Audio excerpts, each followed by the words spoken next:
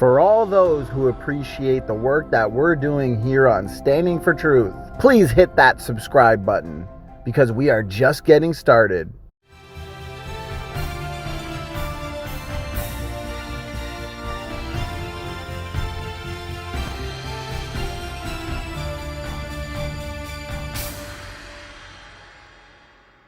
For all those who appreciate the work that we're doing here on Standing for Truth, please hit that subscribe button because we are just getting started. Hello friends, stoked to have you here for this epic debate. This is one that I was like long ago, this is like an idea that crossed my mind. I was like, that would be a really cool matchup to see Kent Hovind and Godless Engineer, as those are both popular gentlemen on YouTube.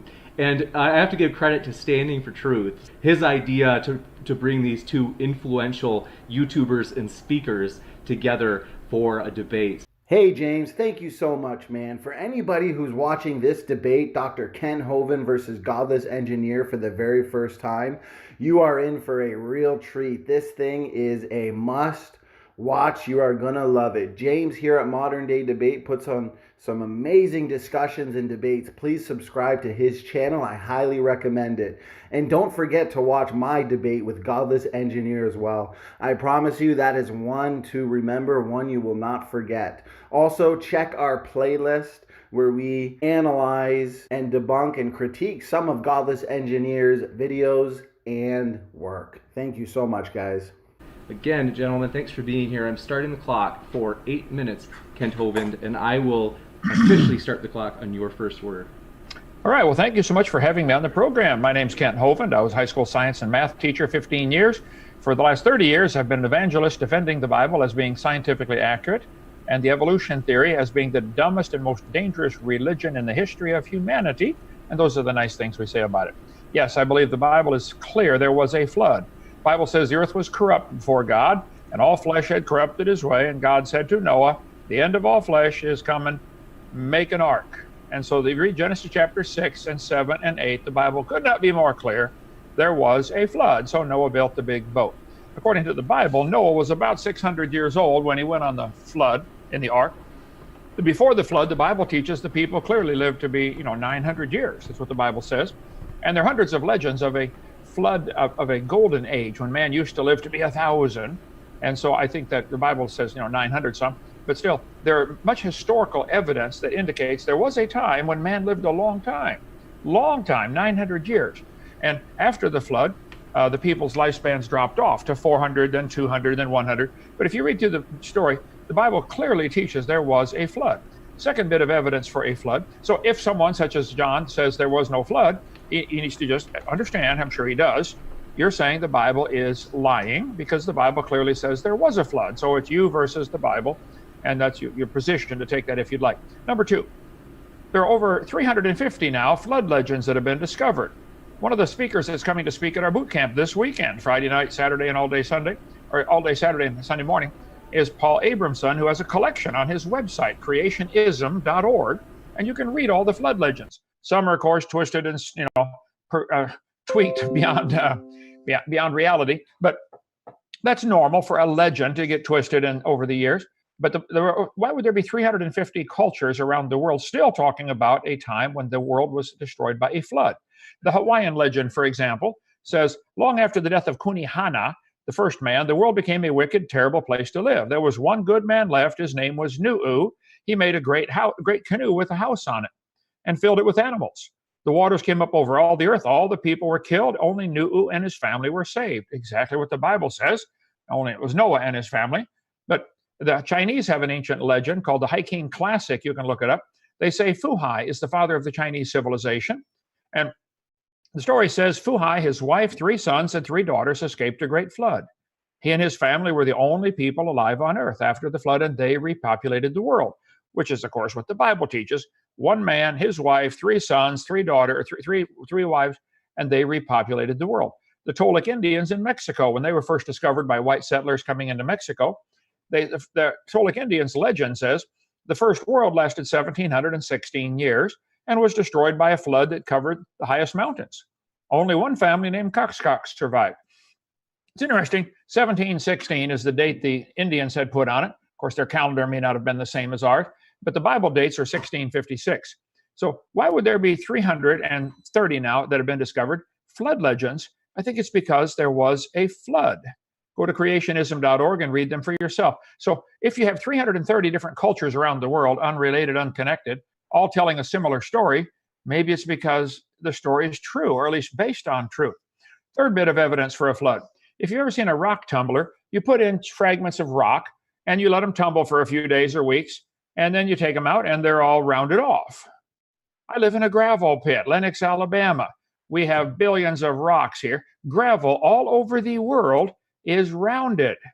Why would the gravel be rounded? There are layer after layer after layer of rounded gravel right here. We're sitting on top of it. For 50 years, they dug gravel out of this pit to make county roads. I can go to any town, USA, and you can go to any place in the world and find gravel, and it's rounded off.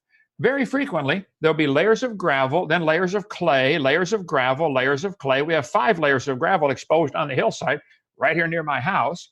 I take part of the tour I'll show you, John, when you come down. Between the layers of gravel is a layer of clay.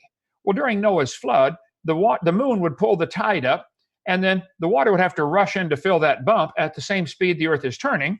I've got a globe here somewhere. Can you find that? The globe. Oh, right behind me. Okay. Thank you. The world is turning at this latitude, 31.3366 degrees north latitude, turning the other way, at nearly 900 miles an hour. If the moon is holding a bump of water up, the high tide, and there's no continents to interrupt it during Noah's flood, the tide would become harmonic. And instead of 6 or 7 foot tidal change, you'd get a 200-foot tidal change every 6.5 hours, which the water rushing sideways to fill that bump is going to cause rocks to be rolled all over each other at 900 miles an hour. And this would cause them to be rounded off like a big rock tumbler. During high tide, when it sits still for a half hour or an hour, the small fine particles settle out and you get a layer of clay. Clay is just rock particles much smaller than sand. And then you get another layer of gravel as the water rushes the other way. So we have layers of gravel, clay, gravel, clay. It's found all over the world. Just Google gravel layers and you'll see thousands of pictures on Google. And in between are layers of clay. This is an indication the water is moving sideways, not depositing from the stars or the sky. They're going to tell the kids in school the geologic column has different layers of different ages. I say, guys, where's this new material coming from? Outer space? You're building up younger layers on top of older layers? No, this is all lateral movement of the water. Had to form these layers very quickly. Oh, I'm going to run out of time here. 2 minutes. If you look at the country of Turkey, on the far eastern side over there is a little town called Noah Ungumshi, which means Noah's big boat.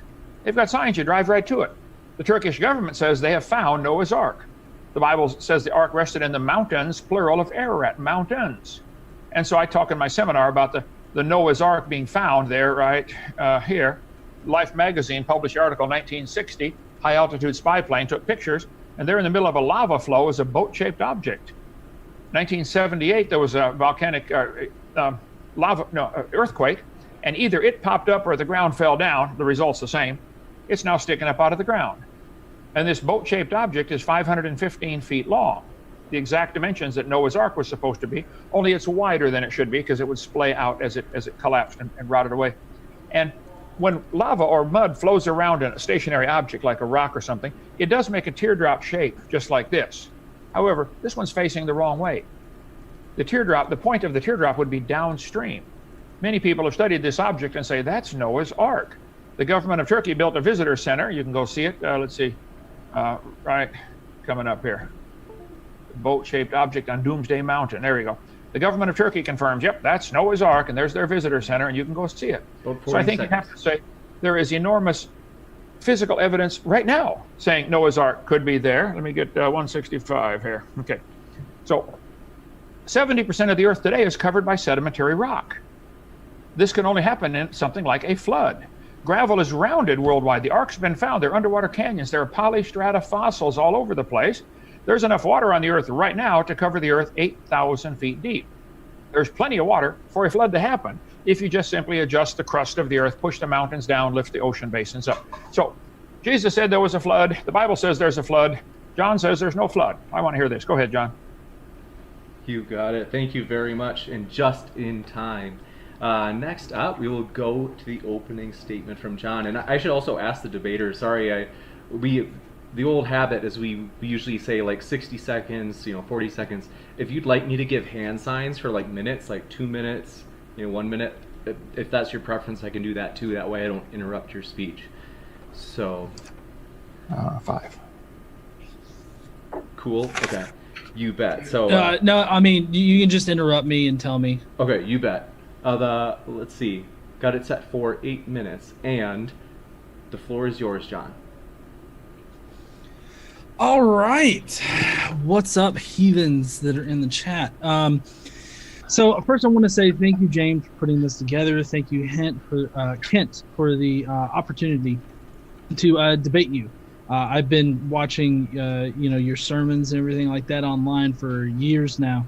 And, how wrong you've been has actually taught me a lot about science. So I appreciate that. Now, this debate is ultimately about basic geology versus the Bible. Or you could think of it as uniformitarianism versus catastrophism. Now, prior to modern geology and the concept of uniformitarianism, we had catastrophism. And basically what catastrophism says is that the Earth was formed in the way that it is now through successive catastrophes that happened, with the most recent one being the flood. And catastrophism has been disproven since the early 19th century. It's a largely dead debate, but it's only coming around because of the creationist crowd. So just to give you a little bit of history on this, James Hutton was the first to propose the idea of uniformitarianism. He didn't call it that, but it was that idea. He did this in the 1790s. He proposed that the Earth was formed over long periods of time by uniform processes of nature.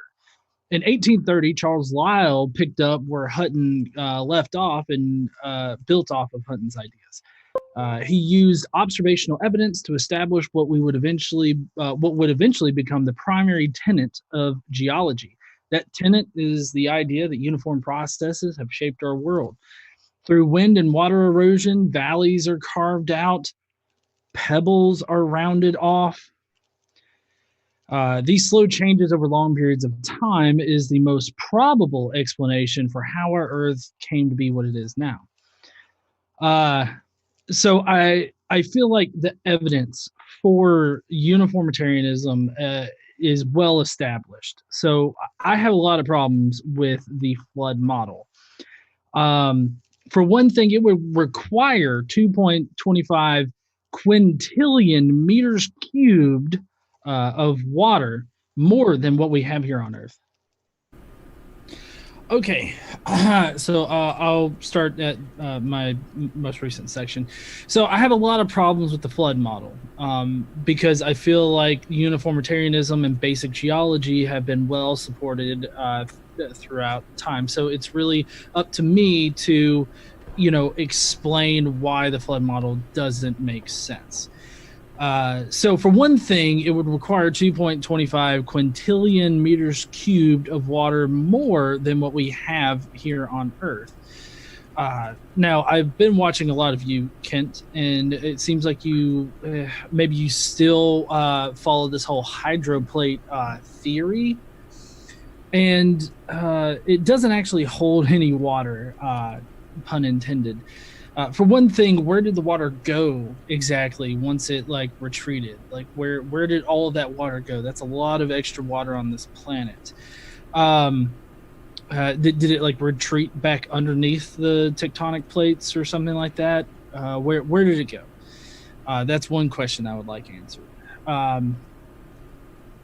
The inability of the flood model to answer this basic question, which I know I haven't given Kent the chance to answer yet, but hopefully he'll try to come up with an answer. But I feel like the flood model doesn't have the ability to answer questions like this. And it's because of that, these things just don't make sense. Like the things that are in the flood model do not make actual sense in observed reality. For one thing, Kent says that this water underneath the tectonic plates were under great pressure, and when the Earth's crust cracked, when God made them crack magically, apparently that pressure was so great that it caused the water to explode out of these fault lines. And I just want to know where this pressure was coming from. Like, I get that you say that the crust was sort of floating on top of this, but even so, you would need a pressure from like inside, the Earth, like from the inner core, pushing out on it in order to get the directional vector that would be spurting out of the crust. So, was the inner Earth expanding? What was causing that pressure from the center of the Earth to cause the fountains of the deep to erupt? And if so, what happened? Did just the Earth get bigger? Like the mass of the Earth would get bigger because obviously rock and everything that the inner core and outer core is made out of is much denser than water.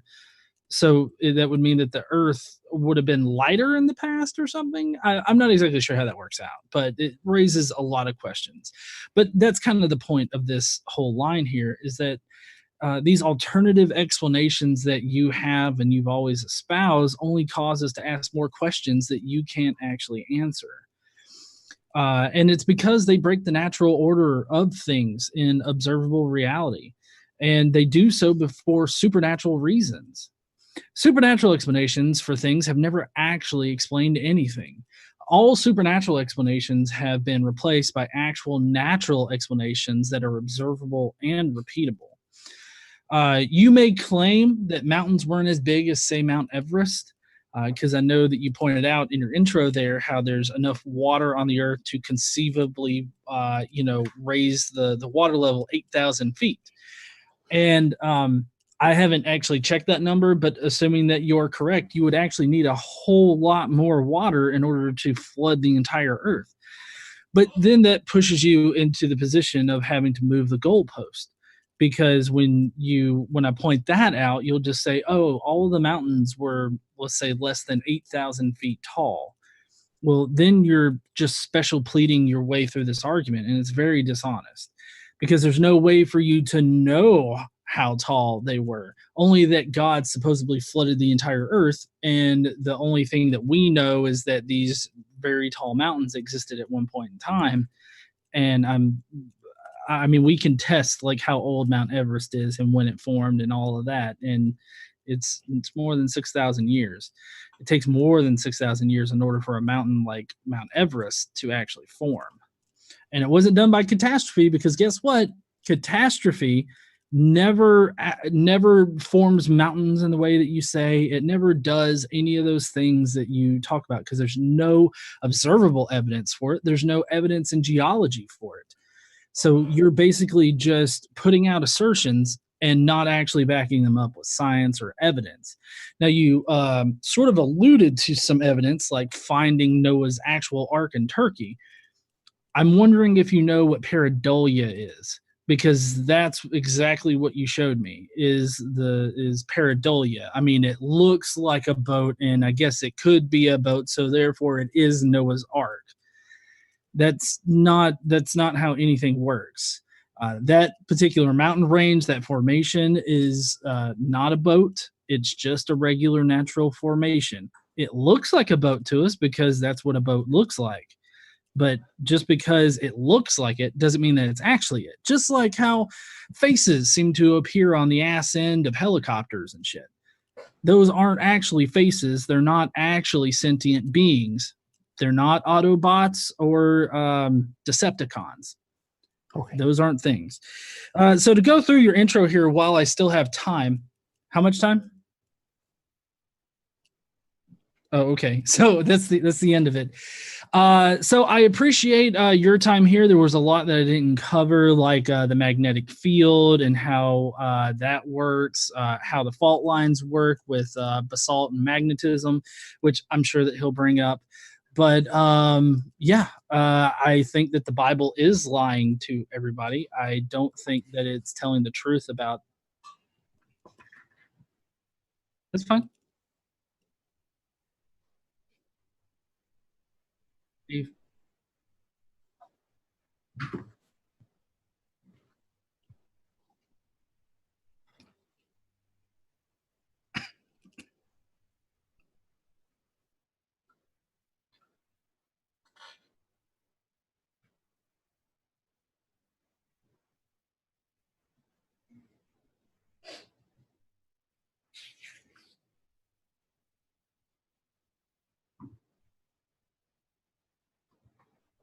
I was on silent again for the audience. We are now moving to the rebuttal phase.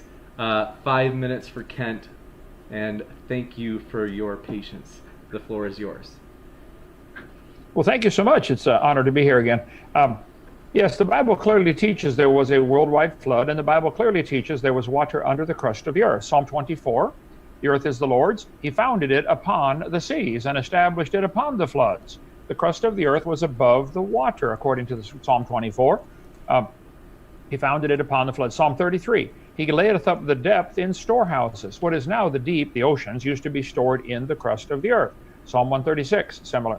What he referred to, the hydroplate theory, I do strongly believe all the scientific evidence points to this being literally true and scientifically accurate and plausible. There was a layer of water under the crust of the earth. There is still enormous amounts of water in the crust of the earth. They have underwater vents. When they got down to the bottom of the ocean in 1977, Jacques Cousteau discovered tens of thousands of underwater hot water vents shooting water up into the bottom of the ocean. Well, duh, it has to be coming from lower than that, or it can't be shooting up into the bottom of the ocean. There are tens of millions of hot water vents. So the Bible clearly teaches there was water in the crust of the earth. The scientific evidence shows us there is still water in the crust of the earth. And the Bible says the fountains of the great deep broke open. You asked, John, where did this pressure come from? Well, this is, I know you're an engineer, but you're a different kind of engineer. It's called gravity, okay? The fountains of the deep broke open. Rock on top of water would exert pressure just by simple gravity. And if it can ever find a place to get out, it'll come squirting to the surface.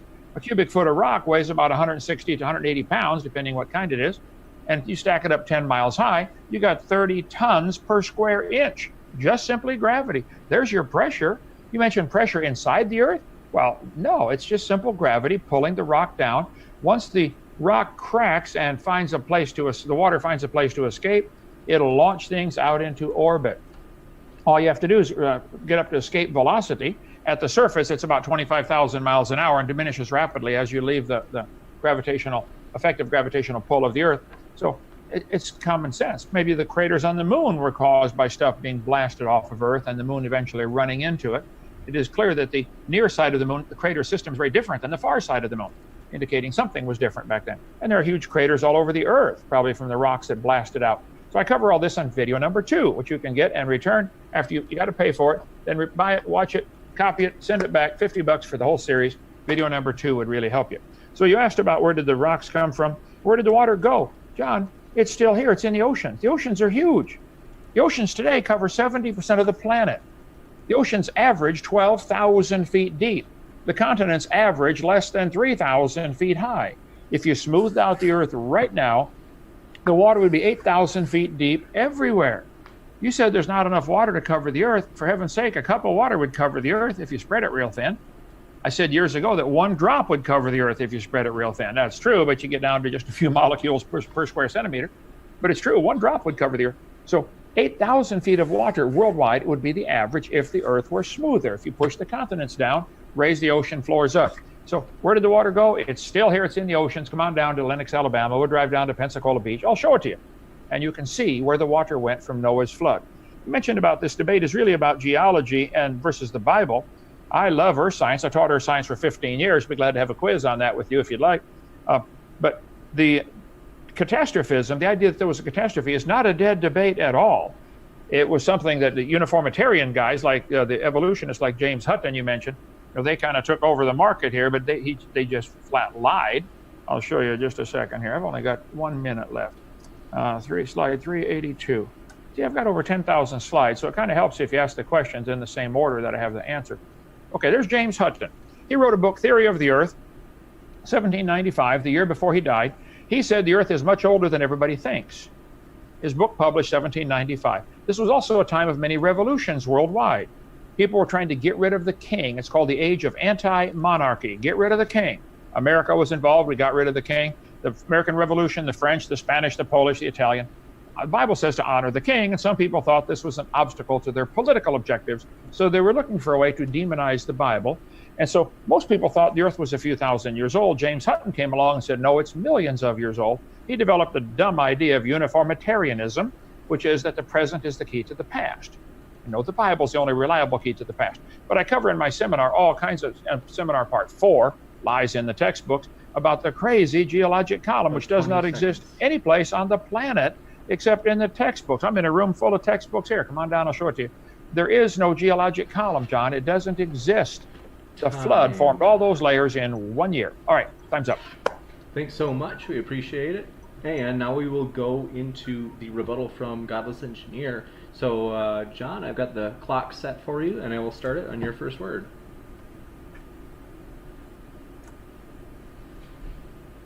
I think we might have you on mute yet. I'll reset the timer. Go ahead. All right, so that was painful. So now, starting from back when Kent first started in his opening there, Kent starts out with his entire basis for why he thinks the Earth is 6,000 years old and why a flood actually happened. That would be because the Bible says. And that's ultimately what Kent leans on here to justify his idea that an actual flood existed. And then he moves on from that position to find evidence in reality that seems to support his position, even if he has to distort that. Like, for instance, saying the rock cycle isn't a real thing. I don't know what that was about, but that's just ridiculous. He also stated how people used to live to about 1,000 years old or something like that. That's actually not supported by anything that we have, like in either biology or history in general. It's not supported anywhere other than in the Bible, because the Bible says. Then he said the thing about whether or not you think that the Bible is lying. Of course, I think the Bible's not necessarily lying. Sorry, maybe that was a little bit of a gotcha kind of statement, because I don't think that the Bible was meant to record history. I think that it was meant to teach theology. And when you're looking to teach theology instead of history, you don't get history. But a lot of people want to read history into theology. So... and then he talks about the 350 flood legends. Just because there's a lot of flood legends out there doesn't mean that the flood actually happened or that the Bible is correct. I'm sure floods have happened like all over the earth. People have come up with floods or have experienced floods in probably just about every continent. He talked about the rounded gravel. That's got a very easy explanation of water erosion. And then he talked about the earth spinning at 900 miles per hour at a certain thing as a way that these rocks would have become rounded off. And I don't know why you think that whatsoever. For one thing, the reference frame of the earth would have the rocks moving at the exact same speed, so it wouldn't feel any kind of change in velocity or whatnot other than whatever forces are acting on it because it's moving along with the earth.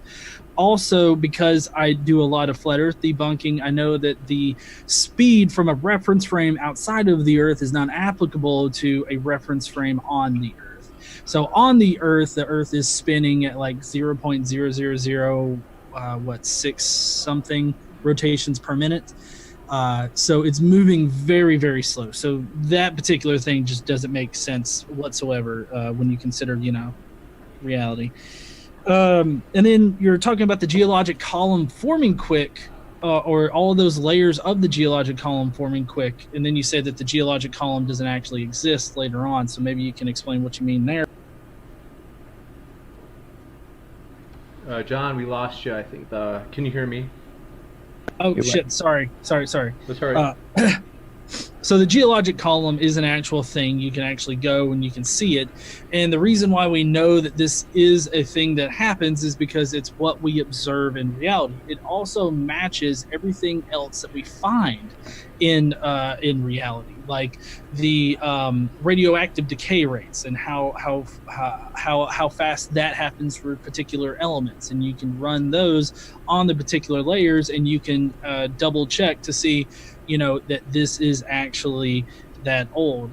Now you do get a date range because of how imperfect the dating is, but you do get a pretty good range, and it is not in the thousands of years. It's actually in the millions of years old.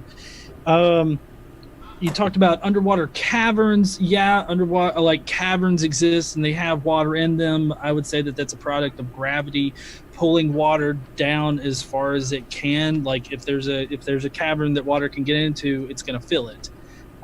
So I don't know what that was supposed to prove. Again, with the 8,000 feet of water being able to cover the earth, you talked about how a drop of water could cover the entire earth. While true, that doesn't mean that the entire earth was flooded. Also, my calculations for how much extra water would be needed, like the volume of extra water was needed, includes the current diameter of the earth, which would include sea level. So it would already include how much water is on the earth. I'm saying you need, on top of the water that's already here, you would need that much. So that's the explanation for that. Now, in your little diagram of the water, it's actually a time. So. Oh, sorry, I didn't know. No, it's all right. I just realized it myself. I'm trying to keep up with the questions coming in. With that, we will go to the open discussion. So anybody, if you have your questions, feel free to put them in the live chat, and I will try my very hardest to get to all of them. We have kind of doing a short and sweet spiel today, so we really won't get to all of them, but we're going to try to go as fast as we can. So for the open discussion, we have got about 20 minutes, and starting the timer now. Gentlemen, the floor is yours. The floor is whose? His or mine? And are we discussing the questions, or what he just said is another rebuttal? I don't know. This is just open discussion. Yeah, it's an open discussion. I just used a lot of time, so if you want to ask me a question or explain something to me, as long as it doesn't go too long, I mean, sure. I would say go ahead and ask. You made quite a few, I would say, false statements about me. You accused me of distorting things and being dishonest. I resent that greatly, and I think that's slander on your part. You said my only basis for believing this is because the Bible says, and I clearly showed you that is not correct. I do believe the Bible is true, but that is only one. All the scientific evidence also points to there being a worldwide flood. All the historical evidence points to there being a flood. So don't say I only use the Bible for this. That's a way for you to cop out of giving an honest answer. I gave you nine. No. I'm not trying to cop out of giving an honest answer. Can I address this real quick? Sure. I gave 9 reasons why. One of them was the Bible. Okay. No, if you actually listen to what I said that the basis of your belief is the Bible. Now, I'm kind of curious, if you found evidence in reality that the Bible was wrong in some kind of way in this context, would you say that the Bible is always correct, or would you say that the Bible is wrong in that instance? If you can find evidence that shows the Bible is wrong, I will admit it was wrong. If I can show you evidence the Bible is right, or that evolution is wrong, or that the geologic column is wrong, will you change, John? If you could actually prove it, yeah, sure. But the problem is that you can't. None of your evidence actually proves that that the Bible's correct and that evolution's wrong. Okay. So you mentioned the 1,000 years not supported anywhere. I told you clearly the Bible says people live to be 900, and clearly there are hundreds of legends of a golden age. So I gave, again, historical evidence for a time when people lived to be nearly 1,000. Why would there be legends of a golden age when people lived to be 1,000 and died peacefully in their sleep? I didn't make people that never heard of the Bible have these legends. So I didn't just give biblical evidence, I gave historical evidence, John. Kent, there are legends of a dragon that enters the upper atmosphere and swallows the sun. Is that correct? Well, this is called a red herring. You're diverting the point. No. You brought up legends. Hold on. You're saying it's a red herring. It's not, because you brought up how legends prove your point, and I'm saying that there are legends out there that are obviously wrong. So why do you think that these legends are correct? Well, I'm pointing out that it is supported. It supports what the Scripture also clearly teaches. There's certainly historical evidence that this happened. There are legends that an amoeba turned into a whale. The stupid legend of evolution teaches that. Why do you believe such a thing? That's a legend. Wait, hold on. Say that again. A single-celled creature like an amoeba turned into a whale. Do you believe whales and humans and mosquitoes have a common ancestor? Okay. Well, I'll address this, but sure. I want to say that this is not actually the debate that's being had. Well, okay. You say you debunk the Bible. Okay, go ahead. Huh?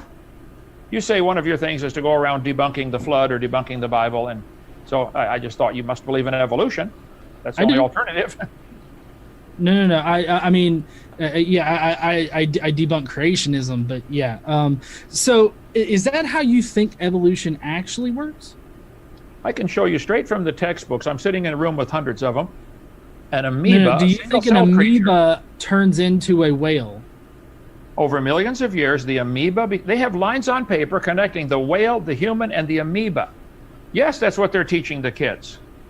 No, they're teaching the kids that single-celled life started out, and then many different organisms occurred, and we can trace those through the fossil record, and we can figure out how a land quadruped eventually turned into like whales and dolphins. And we know that this happened. One of the main reasons is because they have vestigial hind legs that don't work and actually sometimes protrude from their bodies when they're caught.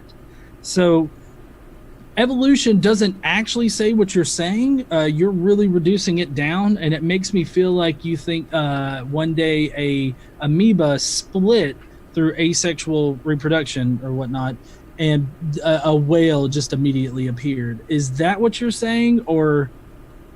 No, I think you're trying to hide the stupidity of the religion of evolution, because your religion does teach that whales and amoeba came from an amoeba over millions of years, and your idea that the whale has vestigial hind legs is showing your gross inadequacy in biology. The whale has bones in their abdomen that are used for mating. The whales have a 15-foot penis. They have to mate underwater in the dark with no arms, and they can't talk and say scoot over. They got special muscles that have to move this thing around in the dark at 3,000 feet below sea level. Yes, that whale that's not a vestigial pelvis. They never had a leg. It's part of their mating system. Study some anatomy. I've got one of the bones here. Wait, yeah, I'm sorry, Ken. You cut out there. They have a 15 what? 15? I didn't cut out. You heard me. Google it yourself. Whales have to mate underwater in the dark they can't talk, and they have no arms. This is part of the reproductive system, John. You need to study your whale anatomy before you claim that's a vestigial hind leg sticking out of their body. You are mistaken. Will you admit you are wrong? Will you admit you are wrong on that? Whales are not evidence for evolution. They don't have a whale, and even if they did, that would be losing something, not gaining something. The only example no, actually, it's proof of change. They didn't necessarily lose something. They just changed with the environment that they're in, which is still part of evolution. So they didn't lose anything. They just changed to suit their environment, and it happened over millions of years. So There's a picture of the bones right here you're referring to. The textbook says many organisms retain traces of their evolutionary history. For example, the whale retains pelvic and leg bones as useless vestiges. And your books do show all of the creatures going back to a common ancestor, the whales, the fish, the humans, the starfish, the mosquitoes, the clams, all having a common ancestor, which was single cell. That's what they're teaching in the biology books. That's because that's actual science. And I love how you pulled up an actual thing that talks about how there's a leg bone in a whale. They're calling it a leg bone, and it's not a leg bone. This is a biology textbook. There's the reference for it. The book's right on the shelf. I'm pointing out the books are lying. It's not a leg bone. It's part of their reproductive system. This textbook says, just imagine whale. Here they are right here in the Los Angeles Museum. There's the bones. That's not a remnants of a leg bone. If it was losing a leg, that would be an example of losing, not gaining. Can I ask something? You think that those little bones right there can control a 15-foot penis? those bones do control the whale's mating system. They're different in the male and female. You've got a number. Do some whale anatomy. Got a but if number- that's the best you've got for evidence for evolution, that's an example of losing, not gaining. Dolphins have similar bones in their abdomen. It's not a vestigial leg. You guys are lying when you teach that. One sec. It's not a vestigial leg. Hold on one sec. I just National want Pornographic says it. Got people in the live chat asking if we could go back to the flood of Noah, and I think that's There's just the because bone right there. Yeah, so I'm sorry that I went down this particular track. My bad. I shouldn't have indulged myself. Okay, so let me ask you this. You said that James Hutton was an evolutionist? Oh, I didn't say he's an evolutionist. He's one of the first ones to teach the Earth is millions of years old. He began my bad. I misheard current then. revolution. I don't know what he believed on evolution. His theory of the Earth being millions of years old started all this. See, without millions of years, the evolution theory looks real stupid. I think it looks stupid with millions of years, but without the millions, gee, now it's a frog turning to a prince with a kiss. But somehow in your mind, if the frog takes millions of years, it'll turn to a prince. Oh, that's science. It's still a fairy tale. So James Hutton just supplied the magic ingredient of millions of years in the imagination of the evolutionists. There you go. There's the whale's bones right there, and that's what it controls. Do some whale anatomy study, and you will see, wow. Wait, what does it control? Hmm? What does it control? You get all excited about that topic, don't you, John? Are you a pervert or something? Okay. God created reproduction. It's perfectly fine. And the whales have to do that to make baby whales. And those are not a vestigial leg bone. I'm pointing out you're mistaken or you're lying. It's not a vestigial pelvis. It's part of their reproductive system. It's in all the books because that's the best evidence you guys have. One sec. So sorry. It's stuff like this. Look, we're still on evolution, and we need to get back to the flood. I tried to change that, but I brought up. I'm sorry. I brought up the whole evolutionist thing. My bad. I'm sorry about that. Not a problem. So what other questions do you have for me, Kent, about the flood? Well, you mentioned that gravel is formed from simple erosion. Would you show me where this happens in layers that are thousands of square miles of rounded gravel? And you mentioned that the Earth is turning, the rocks are turning with the Earth. I understand that. I taught physics. I can explain it to you carefully. I said, if you'll listen to the tape, when the moon pulls the water up, the water has to rush sideways. It's true the Earth is turning, but if there's a high tide here and a low tide here, all that water had to come from sideways. It is sideways movement of water during the tidal change. I didn't say that rocks aren't moving with the Earth. Of course they are. That's common sense 101. But when you get the water being lifted up or pulled up by the moon like a magnet or gravity, the water has to rush to fill that bump. That's what's going to cause the erosion, underwater erosion, and the rounding of the gravel.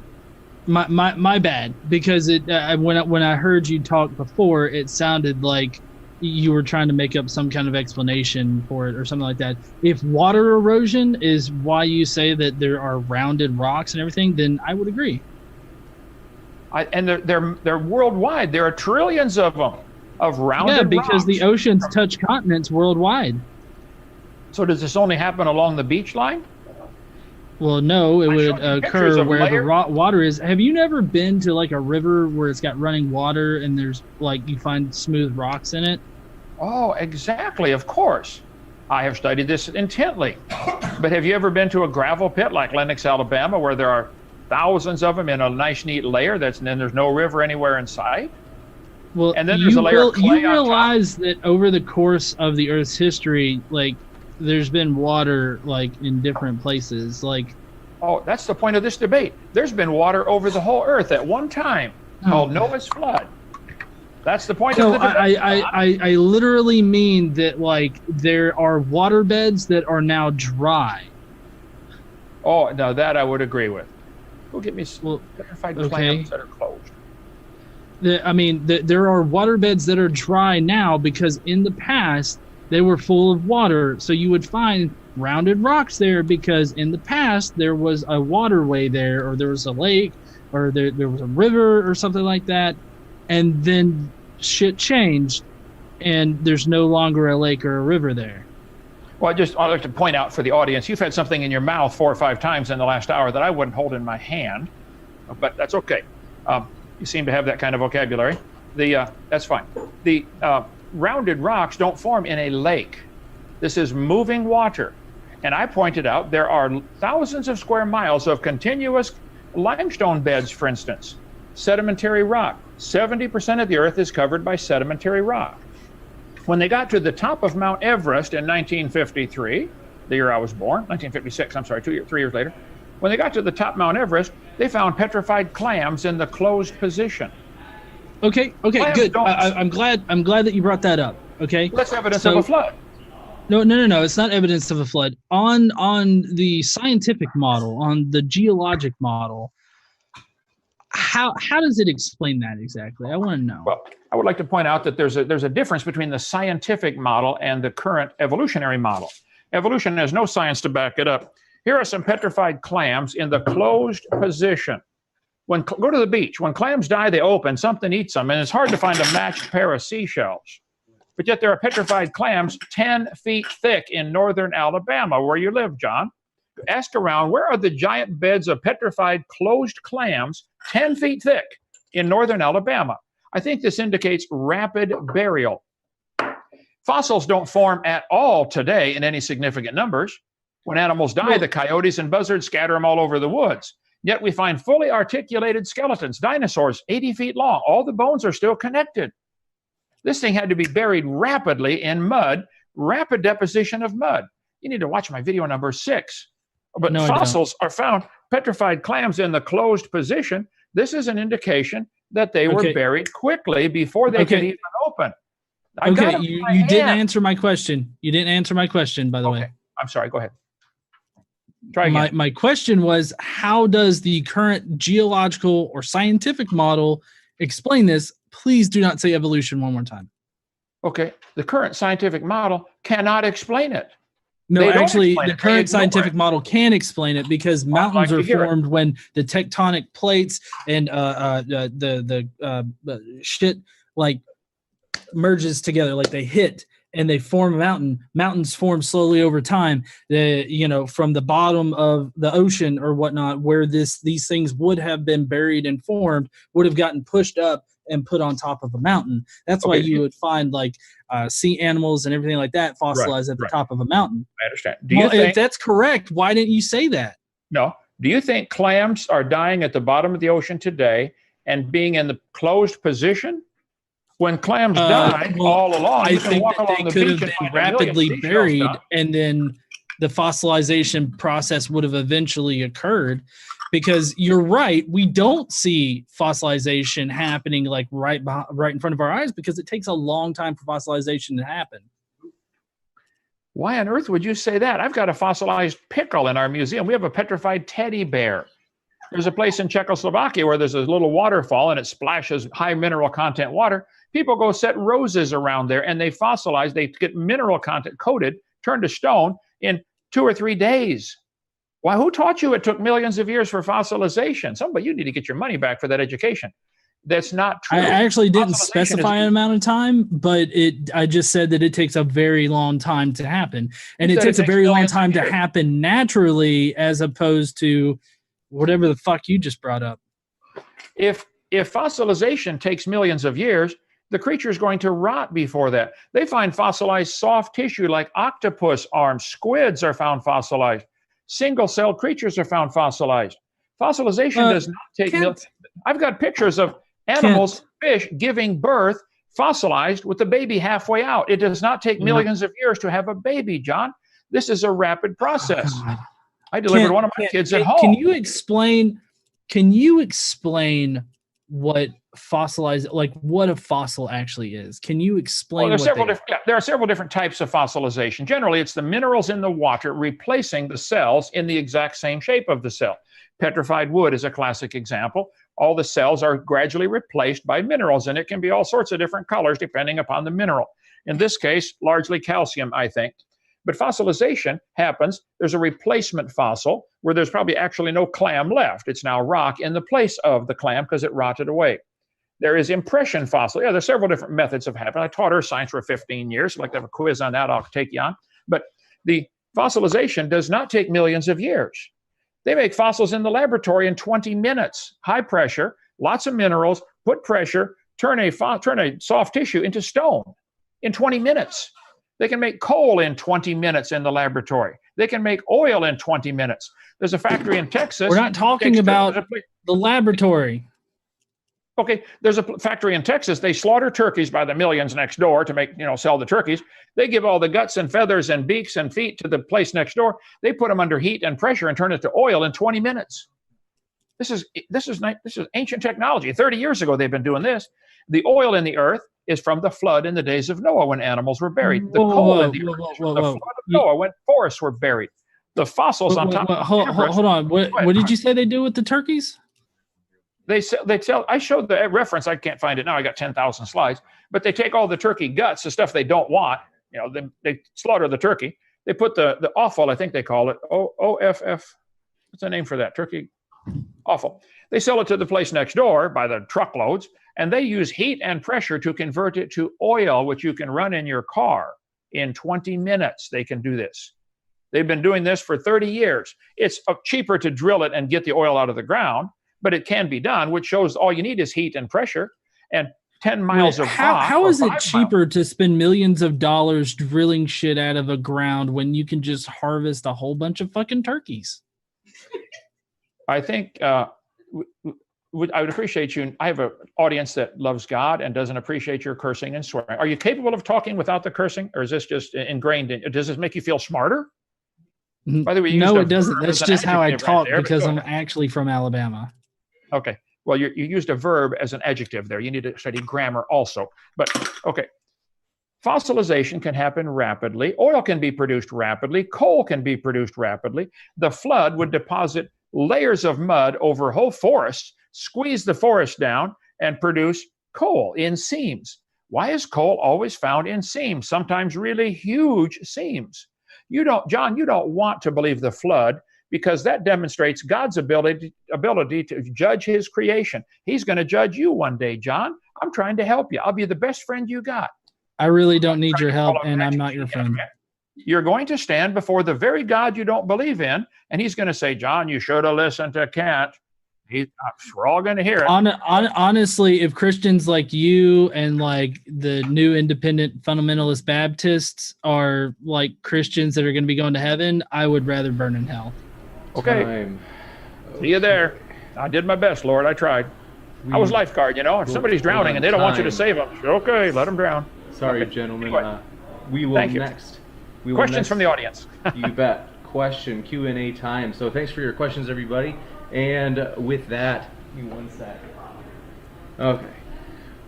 So first up, thanks for your super chat, Brian Stevens. By the way, everybody, if you could do me a favor, I know that Kent had requested if the questions could pertain to today's debate topic, and then Godless Engineer, that's up to you if you're willing to field questions outside of the topic, if you'd like the questions for you to stick to the topic. Any questions? Fair game with me. I'm fine with all the questions. Okay.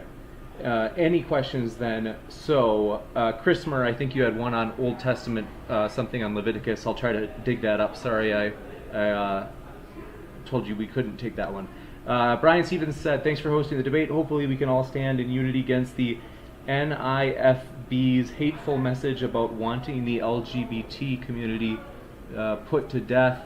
Death threats to anyone in capital letters are not acceptable. I don't know exactly what the NIFB is, but we hope that if you happen to identify as LGBT, we welcome you here. We love you. We think God loves you, and not everybody's going to agree with you here, whether it be people in the live chat or moderators all the time, but we do love you and we welcome you here. So Ronald Madonka, thanks for your super chat as well. If you guys, either of you want to respond to that super chat, you can. I don't know. I wasn't sure if it was toward the channel or toward you guys, but. Well, I would like to say that today is actually the anniversary of the Pulse nightclub shooting, where 49 people were senselessly murdered for being part of the LGBT community, and I think that it's a horrible thing that happened, and I think that the people that are part of this new independent fundamentalist Baptist that you often see in the news for calling for the systematic killing of the LGBT crowd, even so far as to praise like the shooter of the Pulse nightclub. I think that those people are disgusting, and they're basically a cult. Gotcha. Okay, I am not in that crowd that calls for the killing of them. God's mercy extends to everybody. I think it's pretty obvious these people don't reproduce babies, and that's the purpose of, well, we can get into another topic there. I taught biology. I'd give you a long lesson on that if you'd like. But I think it's tragic. Nobody should have gone into the nightclub and shot anybody. It's not our job to take the law into our hands. However, John, 3,500 babies were killed today by abortion. Are you against that too? If it's not I against like how you what kind of being is it? biology, but then you call fetuses children. So you don't think an unborn child is a child? Scott Peterson. I think that a fetus is a an fetus. unborn It's child. not a child. Okay, so it becomes a child at birth. So would it be okay to kill a baby 5 minutes before it's born, John? Forgive me, guys, just to get to as many questions as possible. Okay. John, I know that you probably want to answer, John. I'm sorry if it's okay if I. No, that's butt in. fine. With that, yeah. So, Ronald Madanka, thanks for your question. He said, "Is it possible that the flood story is a parable, just like the story of the prodigal son and many other stories in the Bible?" I assume that question's to me. There are no examples in parables in the Bible where names are given, proper names. And it's oftentimes real clear this is a story of parable. No, the Bible story, the story in the Bible about the flood gives all the names, gives all the details, tells where the ark landed on mountains of Ararat. It is not a parable in the biblical sense. I believe it's literally true and demonstrably correct historically and logically. But anyway, so no, my answer is definitely not a parable. Okay. You bet. And thanks so much. Oh, sorry. Can I say one thing real quick? If it's, I hate to say no, just to get to as many questions as possible. Unless Okay. you feel like you just like have to say it, I can let it fly. No, it's fine. Okay, thanks for your patience.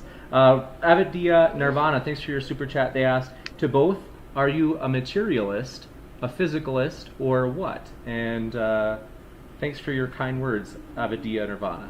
So, are you guys physicalists or materialists, or non-materialists of some type?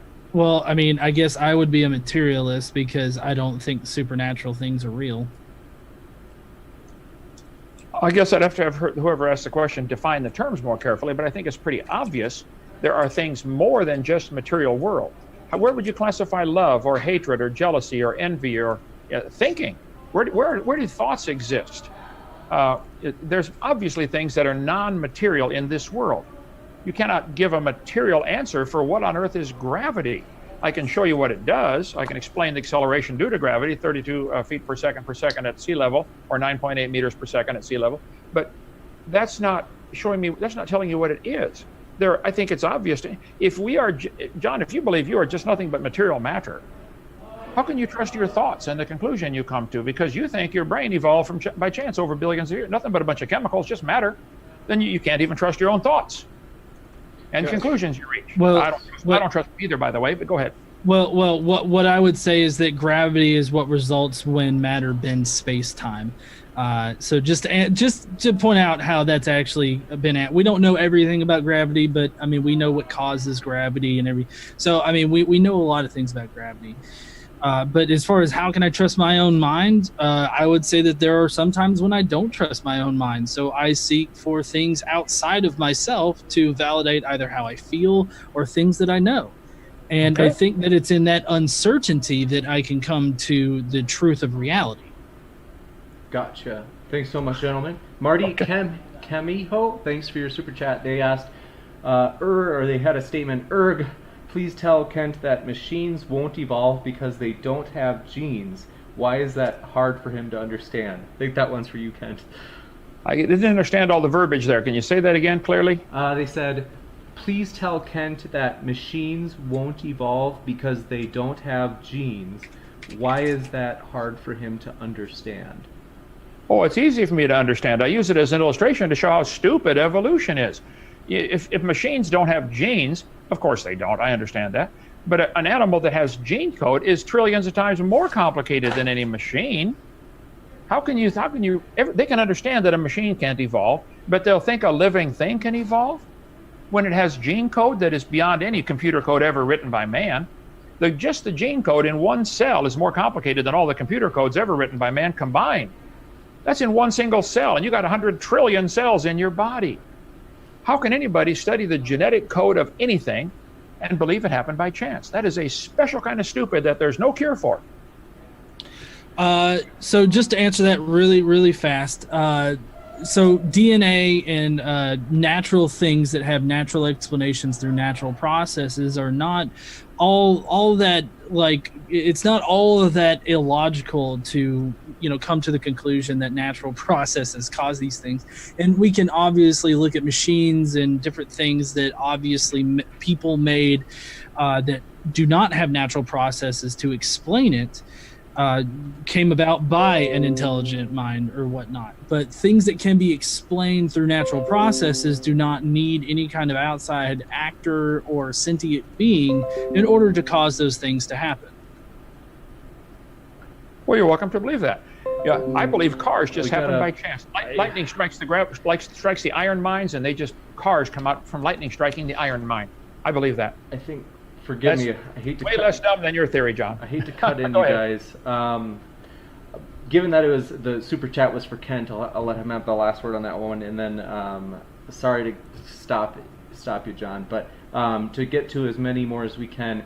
Avadia Nirvana asked, what do each of you think about Alabama's awesome new castration law? Castration. Oh, castration. Okay, it applies to rapists and pedos. I don't know what it is. I'm like totally behind on apparently everything. What is there, like some Alabama law about castrating people? Yes. So recently, Alabama just signed into law a chemical castration law for rapists and pedophiles. Basically, if you are convicted of these crimes, you will be chemically castrated. Oh, for people under 13. Sorry, it's only It's only for people that assault children under 13. Wow. Okay. This is the first time I've heard of that, but I like what I'm hearing so far. If somebody breaks into your house, John, and rapes your daughter, would you like something bad to happen to that person? Most likely, if that were to happen, I would probably be the bad thing to happen to him. There you go. Wonderful. We're on the same page on that one. Protect your daughter. Well, no, actually, I did not agree that they should be chemically castrated or anything like that. I don't know a lot about it, so I'm going to abstain from actually giving my opinion because I haven't had enough time to actually consider it. So it's not that I think that rapists or pedophiles shouldn't be punished or anything like that. I'm just saying that in that particular law, I don't know exactly what's in it. I don't know what it calls for. I don't know what it can be used for. So I can't really espouse my position on it. I've never heard of it until just now. I just said what I've heard so far I like. But I think chemical castration or physical castration or execution for certain crimes is logical in any culture, any place. And if someone wants to, a rapist or a pedophile, that seems to be the only language they speak. Explain it to them in a language they understand. Like, Louisville Slugger. Most people speak that one. If somebody comes into your house to rape your daughter, get a Louisville Slugger and explain it to them. Don't do that. Okay? Gotcha. Thank you very much, gentlemen. Next up, we have Wikey9. Thanks for your question. And they said for comment for Kent, if mainstream geological models are bust, why do they meet with success in the free market when utilized by oil companies to make money? I don't think geologic models have anything to do with drilling for oil. They know there's certain strata they're going to encounter that's because of a worldwide flood. You're going to go through layers of limestone and sandstone and shale and stuff like that. But I think if you went to North Korea, you would find all the textbooks are teaching communism works and capitalism's evil. And so all the kids are taught this all their life, and so they begin to believe it. And somebody comes along with evidence like, no, I don't think it doesn't work. Well, they put them out and, they execute them. And so I think America's gotten to the point in our education system where those who dare to stand up against the dumb evolution religion are ostracized. I don't think you can show me any evidence where the evolution theory has helped in the discovery of oil or the discovery of anything. It's not only a useless theory, it's dumb to believe that an amoeba can turn to a whale and a whale has a vestigial pelvis. That's not common sense. I'm sorry. But that is what our schools teach. And I can understand if John goes to school for years and years and learns all this stuff, he's probably going to believe it because that's what he's heard. A kid going to school in Korea for 30 years is going to believe communism works. A kid going to school in a Buddhist country is going to believe Buddhism works. It's a matter of brainwashing. It happens in every country and every culture. And so that's the only reason evolution is popular today, because of the intensive brainwashing for the last 100 years. Kent, would you say that a Christian kid that was brought up in a Christian country that was taught nothing but creationism would, of course, believe that the Bible's true? Absolutely correct. Now, but it's the same thing with evolution, though. Do you believe a kid ought to be able to see all sides and make a decision for himself? Should I be allowed to go speak in the public schools so they can make fun of me, John, like you do? No. Creationism should not be taught in public schools. The topic of religion and theology is obviously not a subject that should be discussed with young children. So, but it's okay to teach young children evolution, even though there's no evidence of any. Yes, because evolution is a scientific concept that's been proven time and time again through lab experiments, as well as the fossil record, as well as various different things that you can point to in reality. Well, I know you keep saying the phrase fossil record. John, there is no such thing as a fossil record. There are fossils, built trillions of them. I have thousands in my museum. There are fossils. That's not a question. It's not a record. These don't talk. They don't have a date on them. No date at all, anywhere. Are you seriously using an equivocation fallacy to make fun of the fossil record? I enjoy making fun of evolution in general. I have a blast. I have a medical record. It is not a fucking vinyl. Sorry, I know, my bad. It is not a vinyl, like, Beatles album. Okay? You're comparing your medical record to a fossil record. What a misuse. You're comparing the fossil record to a Beatles album. There is no fossil record, John. There are fossils. Trillions of them. There is no record. Okay, next question. It's your interpretation you're putting on it. I think we will jump to the next question. Sorry, guys. Just try to keep moving through as many as possible. Canderman. Another drink of beer. That'll help. Okay. Canderman giving a little Joshin to Kent says, "Why do you say water so strangely?" So, just teasing. I don't know if you want to respond to that, Kent. You can. Is that the accent? Is it a southern accent or not? No, I cannot explain to you how much fun I have making fun of those who believe they came from a rock 4.6 billion years ago. I really enjoy my job. Come down and see Dinosaur Adventureland. You got it. It's fun. You know, I cannot get enough making fun of people that think that God farted the universe out and then sneezed on dirt and created a human. We've got to go to the. Who on earth believes that? I sure don't. We got to go to the next. Got to go to the next question. Avadia Nirvana, thanks for your super chat. They said, "Don't forget to hit the like button." We appreciate that. If a couple of things to announce. One is that we will be doing, hopefully, we're shooting for this coming Sunday. We'll do a charity drive in which all super chat donations will be donated to. We think it's going to be the Diabetes Research Foundation, and so just wanted to mention that as we think we're going to have an argument on the contingency argument for God's existence. And if another way you can help the channel, though, as Avadia Nirvana said, if you're not able to give the super chat, like, no problem, we're thrilled just to have you here. Just by watching, you're supporting the channel. And another thing is, indeed, hitting the like button actually does help. That basically gives YouTube feedback. Basically, user engagement shows that people are enjoying the video. So please do hit like if you enjoyed it. Sentinel Apologetics, thanks for your question. They said, Kent, in Psalm 104:9, David writes that once dry land appears in creation day 3, the ocean, quote unquote, will never again cover the earth. Noah's flood occurs after creation. If it's global, it contradicts David.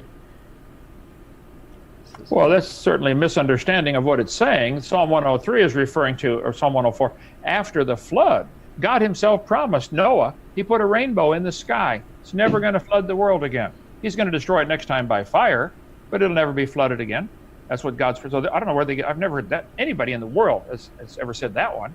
And I get critics from all over come after our channel, Kent Hovind official. So no, that's not at all what that verse says. That God didn't promise the world would never be flooded at creation. He promised that to Noah after the flood, about 1,600 years later, when God flooded the world, got off. That's why we have a rainbow. It's probably not possible to have a rainbow under high pressure, because you have to have clouds to get a rainbow. And if the earth had a canopy of water above, like I believe it clearly teaches in Genesis 1, 6, and 7, high pressure worldwide would be clear skies and extra air pressure, extra oxygen to breathe. You'd live a long time and feel wonderful most of the time. So watch my video number 2. So Gotcha. The rainbow indicate that was part of the promise of never going to flood again. Next. Not. Next Go up, ahead. sorry to rush you. Let's see. So Ronald Madanka, thanks for your super chat. He said, keeping with my last question, what method do you use to discern between a parable and history in the Bible? I think that's for Kent. Well, the parables, as I said, do not have any proper names in any of them I'm aware of. There are many parables in the Bible. People use Aesop's fables. This is a common teaching method all through history to teach. I do it around here. I show people a fallen tree and say, why did this fall? It didn't have any deep roots. It had shallow roots. The wind blew it over. And so I use dozens or maybe even 100 of them here in the tour. It's a common teaching method to use an illustration or a parable or a story. Aesop's fables is an example. The Bible has many of them, but if there's a proper name involved in it, I know of no cases where that's a parable. You got it? Thanks Like so much. Jesus told about the rich man and Lazarus, who rich man went to hell and could lift up his eyes and see Lazarus and talk to him and hear him and have a conversation. That's not a parable. It's a real place. John, I don't want you to go there. But if you want to go ahead. Okay. We got, what I would say, just to piggyback on that, is that if you look up John Dominic Crossan's Power of Parable, he lays out a very good case for the entire New Testament, especially the Gospels, being a mega parable. And he lays out how it actually matches parable mechanics and everything like that. That is a very good book to read up on if you're interested in parables and the Bible. Next up, thanks so much. We have Jonathan Brown asks, Kent, what do you do with the Old Testament flat earth verses? I don't know of any Old Testament flat earth verses. I'd like to see those. I've read the Bible many times, been a Christian 50 years. I think the flat earth theory is not the dumbest. Evolution is definitely dumber, but flat earth is pretty dumb, right up there, getting close to it. The earth is not flat. It's round. It's a ball. It's about 8,000 miles in diameter. Okay. Well, if I could bring it up, I don't know the exact verse, but there's at one point Jesus is brought up to a point that's high enough to where he can see all 4 corners of the earth. So, what's your explanation for that one? I can get on my computer and see things happening in China and Japan right now. I can see every but part of that's the globe not- that there's internet access right now from sitting here in Lenox, Alabama. So if Satan could take Jesus up on a high mountain and show him all the kingdoms of the world, that doesn't prove the earth is flat. I can see all the kingdoms of the world sitting in Lenox, Alabama. Can I, let me ask one last question, then we'll move on to the next one. Did questions, Satan fair? have like that AOL with the CD in it, or what kind of internet did Satan have at that time? I'm not sure if I don't know what kind of laptop he had either. It might have been a Mac or an IBM. I'm not sure. But yeah, That's probably a Mac. Mac. He seems like a when he seems you like go a to guy hell, that- you can ask him, John. Okay. Next up, we've got another one from Avadia Nirvana. Thanks for your super chat. And they said, to Kent, is quote-unquote beer a bad word? Deer, as in like the deer that run around the woods? Beer as beer in as in like alcohol. alcohol. Is beer a bad word? No, it's a word to describe alcohol. I mean, there's depending on the alcoholic content. I've never tasted any. I've seen it wreck a lot of lives, though. Gee whiz. No, I've never tasted Beer it. is awesome, especially in these situations. Especially in these situations. John, are you getting nervous? Come on now. Is your religion being attacked? No, because I don't have a religion, so it's not. You can't attack something that's not. It'd be like me slapping a leprechaun. Okay. We've got Avadia Nirvana. Thanks for your other question. They said, to Kent, have you heard of Jesse Lee Peterson? If so, what do you think of Jesse Lee Peterson? Never heard of Jesse Lee Peterson. Don't know anything about him. Who is it? He's a controversial pastor online. We've requested to have him on, but we haven't heard back. But he's a character, so I don't know what else to say. So Sorry. Never heard of him. Don't know anything about him. thanks for that question. And then Anon Y Mouse, thanks for your question and super chat. He said, does Kent understand the difference between petrification and permineralization? Fossilization is the latter, not the former, as defined by the scientific literature, and that takes more than a few days to weeks in nature. I think I clearly understand the difference. As I mentioned when you asked the question, I think there are several different types of the way fossils can be formed. There's replacement fossils, there's mineralization, permineralization, there's, I got to go back and look up all the different kinds, but sure, it happens different ways, but it can happen rapidly. The fact that you have fossilized soft tissue indicates it did not take millions of years. It couldn't take more than a few hours or days in some cases. Fossilization can happen rapidly. That's my point. I show examples in my seminar number 6. Watch the Hovind theory, and I cover that on there.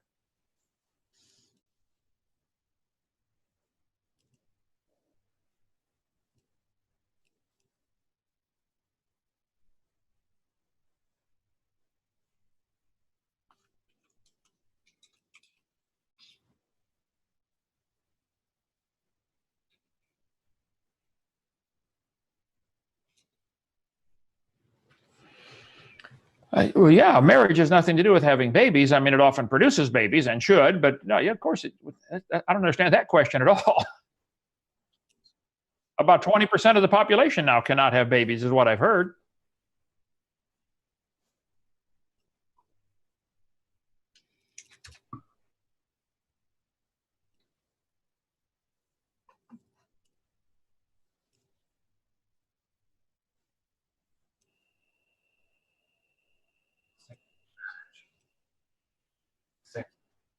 Oh, well, I guess it depends on how you define marriage. I think all through history in every country in the world, it's been defined as a man and a woman. And if you want to be like, who's the guy who says there's 57 genders? He needs to have a long talk with his mama. I think, from my knowledge, there's only 2 that I've ever seen. So, okay.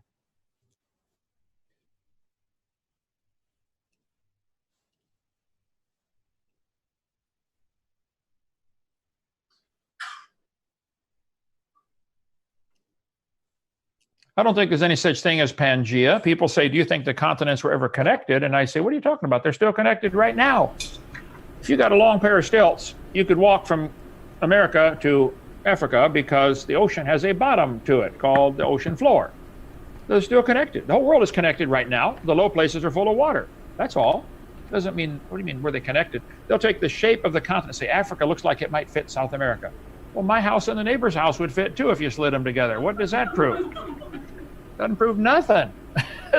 I think that Pangea is a really extremely stupid theory. Okay, but go ahead. I do think the continents are sliding around and moving a little bit.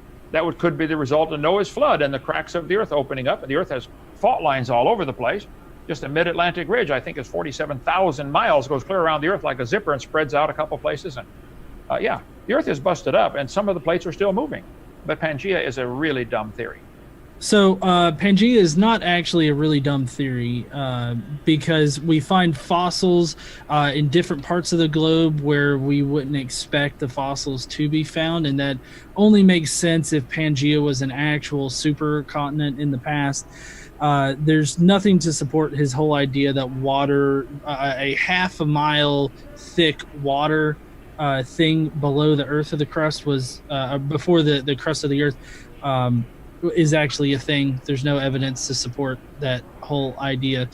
And so I will touch on the whole the squid fossil thing. I actually just looked it up, and it's not actually the soft tissue that's fossilized. It's the harder parts of the cephalopod that would have been fossilized, like the shells that they often inhabited, and they would be squid-like creatures. So you're not actually correct in the fact that a squid fossil of soft tissue was found.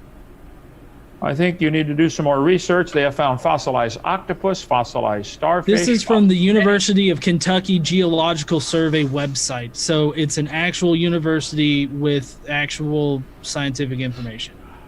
Got to be true if it comes from Kentucky. Next up, we thank you for your patience, everybody.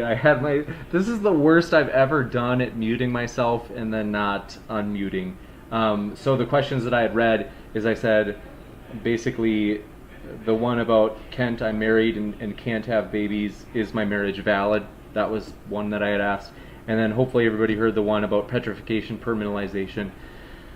Oh gosh, I'm sorry. It's been a long day. Sigifredo Sarabia, thanks for your question. And we got to question intake is closed. I'm really sorry. We got to try to wrap up. Basically, they had said, I asked the question about Pangea, right? Yep. Okay, thank you. Yes. Brian Stevens asked, has Kent ever seen a genetic algorithm which is based on biological evolution? It shows how randomness can achieve a goal-based fitness. Have I ever seen a genetic algorithm based on evolution? I guess I don't understand the question completely.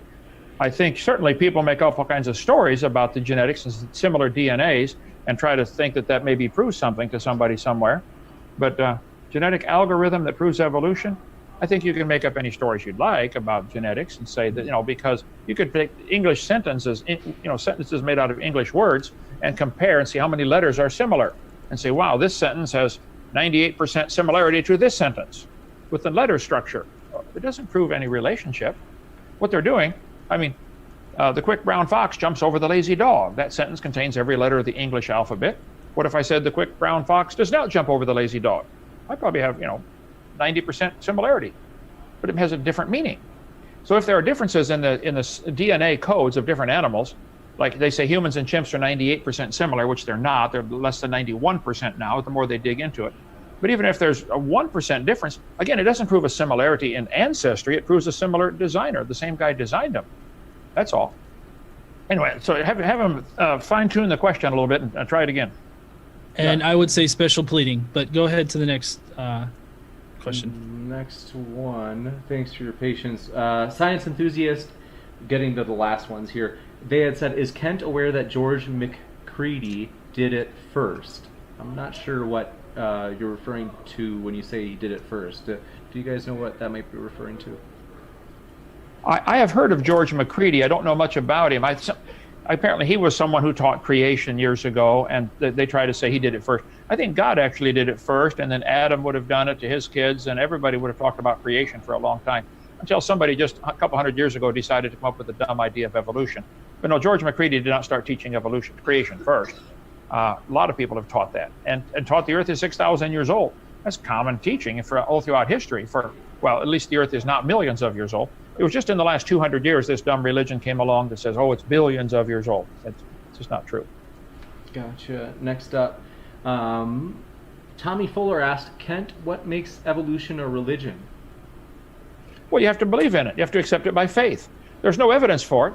No farmer in the history of the world has ever seen a dog produce a non-dog or a cow produce a non-cow. They believe it happened. They've got lines on paper connecting them, but there's zero scientific evidence that it even can happen. Certainly there's no evidence it has happened. Ask any farmer of anything, whether it's plants or animals, corn or cows. Cows produce cows without exception. Dogs produce dogs without exception. There is zero evidence of this evolution theory that they're teaching our kids. It is a religion you have to believe in. They believe in it completely without scientific evidence. There is no scientific evidence. No fossil could possibly count as evidence of it in a court of law. You find a bone in the dirt, all you know is it died. You can't prove it had any kids, and you sure can't prove it had different kids. And why don't animals today produce different kids? If that one in the past could do it, well, why can't they do it today? How come cows always make cows today and dogs always make dogs? There are no exceptions. You may believe in it. You may believe in it very strongly. I'm sure the Buddhists believe very strongly in their religion, and the Catholics believe very strongly, and the communists believe very strongly. It doesn't make it true. And they might even find a lot of people who believe in it. Majority opinion doesn't matter. Even if everybody believes something, that doesn't make it true. There's 1.3 million or billion Muslims who believe that Muhammad was a prophet and he split the moon in half. Gotcha. That doesn't make it true. What I'll say is that while dogs do not produce non-dogs because of I can't remember the technical, the scientific term right now. Dogs, of course, will always produce dogs, but they exist within the same species. So, it will produce a different kind of canine eventually. Like eventually down the line, it'll change and it'll be unrecognizable as a dog given whatever environment that it's in. So I just feel like this entire rant that you just went on shows exactly how you don't understand what evolution actually is. Oh, I think I think I clearly understand it, and you see that I understand it, and you call it a rant because you're getting embarrassed because your religion's being exposed. That's okay, though. Dogs produce dogs. Now, John, hold on one thing. You said dogs will always produce dogs. Did a dog come from something that was non-dog billions of years ago? Is an amoeba a dog? Is a single-celled creature a dog? Do you know what a dog is? Tell me what the species of a dog is, like domesticated dog. Well, there's Canis lupus, Canis domesticus, Canis coyotes. There's 4 or 5 different ones we put in the same family. Yes, in the animals. The Cladus canine, right? Sure. Okay. Is an amoeba a dog? No, because an amoeba exists separate than that particular clade. Look, you don't know what evolution is. Can we please move on to the next?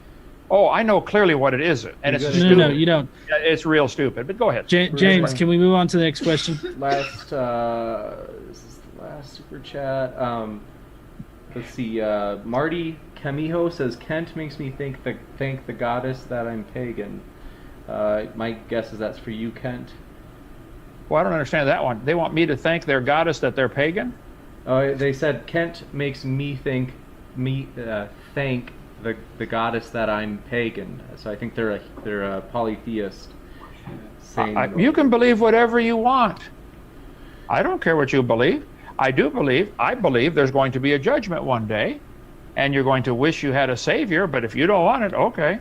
The Bible says in the last days the scoffers will be willingly ignorant of the creation, the flood, and the coming judgment.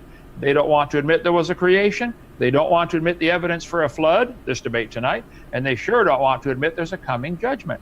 Okay, I'll see you at the throne. You'll be there. And every knee shall bow, and every tongue shall confess that Jesus Christ is Lord, to the glory of God the Father. Coming soon to a city near you, John. Go ahead. Next up, Sentinel Apologetics.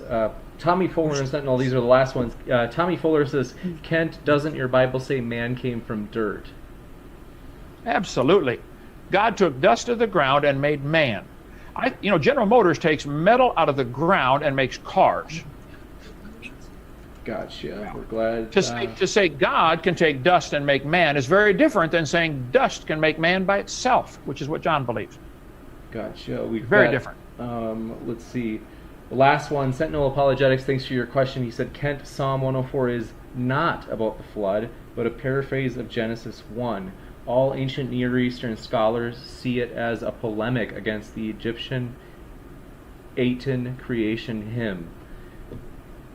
Tell them to give me a call. I'll straighten them out. Gotcha. We appreciate everybody being here. So we want to say we can't take any more questions. I'm really sorry about that. We went overtime. But with that, I want to say thanks for being here. We appreciate everybody. Both of the speakers have their links in the description below. And I know that one thing is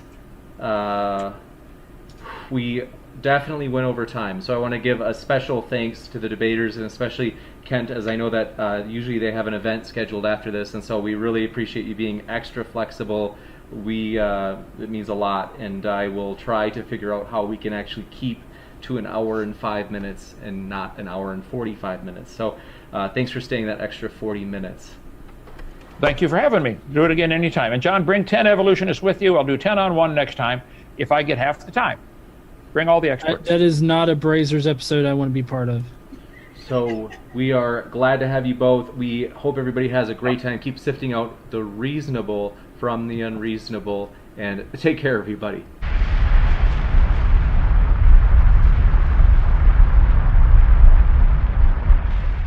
Wrong. So why do you think that these legends are correct? Well, I'm pointing out that it is supported. It supports what the scripture also clearly teaches. There's certainly historical evidence that this happened. There are legends that an amoeba turned into a whale. The stupid legend of evolution teaches that. Why do you believe such a thing? That's a legend. Wait. Wait, hold on. Say that again? A single-celled creature like an amoeba turned into a whale. Do you believe whales and humans and mosquitoes have a common ancestor? Okay. Well, I'll address this, but sure. I want to say that this is not actually the debate that's being had. Well, sure. You say you debunk the Bible. Okay, go ahead. Huh? You say one of your things is to go around debunking the flood or debunking the Bible, and so I just thought you must believe in evolution. That's the only alternative. No. I mean, yeah, I debunk creationism, but yeah. So is that how you think evolution actually works? I can show you straight from the textbooks. I'm sitting in a room with hundreds of them. An amoeba, Do you think an amoeba turns into a whale? Over millions of years, the amoeba, they have lines on paper connecting the whale, the human, and the amoeba. Yes, that's what they're teaching the kids. No, they're teaching the kids that single-celled life started out, and then many different organisms occurred, and we can trace those through the fossils, the fossil record, and we can figure out how a land quadruped eventually turned into like whales and dolphins. And we know that this happened. One of the main reasons is because they have vestigial hind legs that don't work and actually sometimes protrude from their body. No, I think you're trying to hide the stupidity of the religion of evolution, because your religion does teach that whales and amoeba came from an amoeba over millions of years, and your idea that the whale has vestigial hind legs is showing your gross inadequacy in biology. The whale has bones in their abdomen that are used for mating. The whales have a 15-foot penis. They have to mate underwater in the dark with no arms, and they can't talk and say scoot over. They got special muscles that have to move this thing around in the dark at 3,000 feet below sea level. Yes, that whale that's not a vestigial pelvis. They never had a leg. It's part of their mating system. Study some anatomy. I've got one of the bones here. Wait, yeah, I'm sorry, Ken. You cut out there. They have a 15 what? 15? I didn't cut out. You heard me. Google it yourself. Whales have to mate underwater in the dark they can't talk, and they have no arms. This is part of the reproductive system, John. You need to study your whale anatomy before you claim that's a vestigial hind leg sticking out of their body. You are mistaken. Will you admit you are wrong? Will you admit you are wrong on that? Whales are not evidence for evolution. They don't have a leg. And even if they did, that would be losing something, not gaining something. The only example no, actually, it's proof of change. They didn't necessarily lose something. They just changed with the environment that they're in, which is still part of evolution. So they didn't lose anything. They just changed to suit their environment, and it happened over millions of years. So that's not. There's a picture of the bones right here you're referring to. The textbook says many organisms retain traces of their evolutionary history. For example, the whale retains pelvic and leg bones as useless vestiges.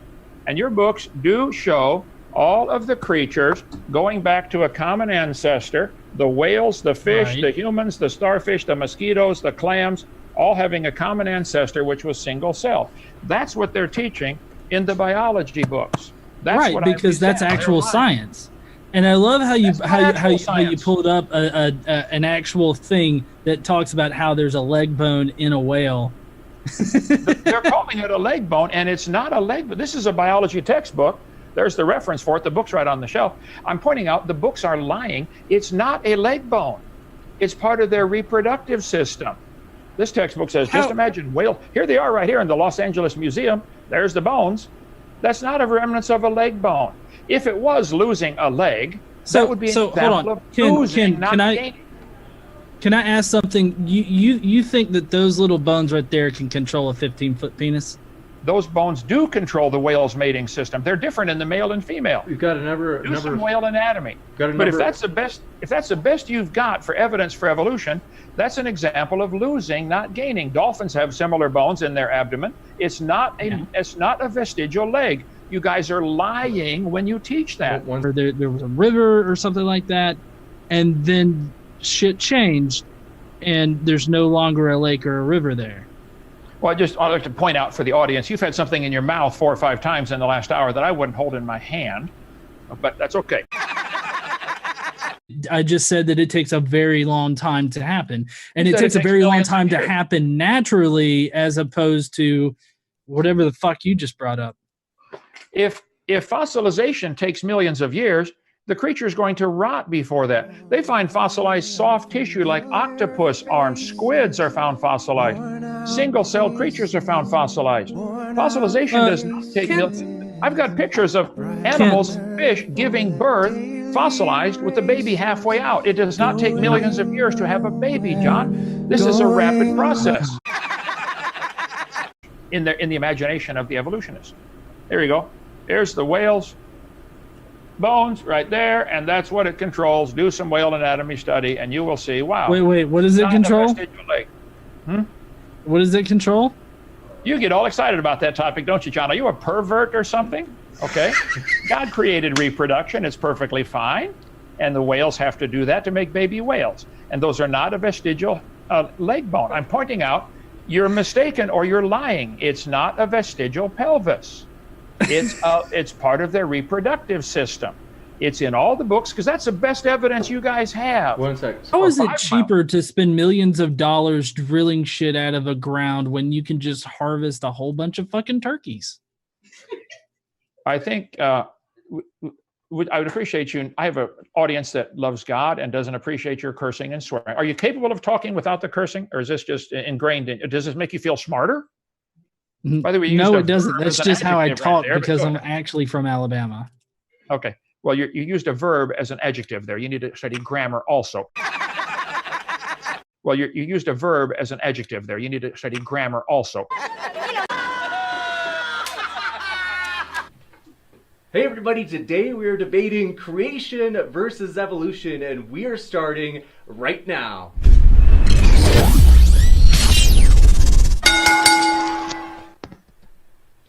Hey everybody, stoked to have you here for this special debate. This is going to be a great time. Whew, I'm excited. My heart is beating right now because I'm so pumped up. My goal in this whole channel of the goal of the channel is I was just telling Godless Engineer, we want people to feel welcome. So if you are a Christian, atheist, Muslim, postmodernist, whatever you are, we're glad you're here, and we'd love to get to see you again. If you enjoy this content, feel free to consider hitting that subscribe button. We're excited you just saw a trailer for a debate with Dr. Michael Brown and Digital Hammurabi coming up. So very excited for that. But am I as excited as I am right now for this debate right now? What could beat it? So I want to let you guys know the links are down in the description. If you're like, man, this is really interesting. I've never thought of that before. I want to check his stuff out. Well, it's conveniently right down there in the description box, so you can click on their link and see their channel. Or maybe you're like, oh, that's standing for truth, I can't take it. Well, you can go click on that link, troll him all you want at his channel. So with that, just want to give the speakers a chance to kind of share what they've been up to at their channel. Just give you a little taste, so like maybe just a couple sentences about things that they're excited about at their channel. And then we will jump right into the format I'll explain for the debate, and then we'll get right into the discussion. So with that, Godless Engineer, first time here, thanks so much for coming on. We appreciate you spending your time with us. If you want to share what you've been up to at your channel, we're all ears. Yeah, so, over on my channel, I do atheist-related content as well as science-related content. A lot of that's kind of based on the flat Earth discussion and responding to those. But we also do like evolution kind of content and just atheist related, like the religion topic sort of content where I do response videos. And we even have a Bible podcast where we're reading through the Bible front to back right now. So we do all that. We also have like memberships over there. We got the Skeptic Mafia and everything. So it's a really great time over there on the GE channel. You bet.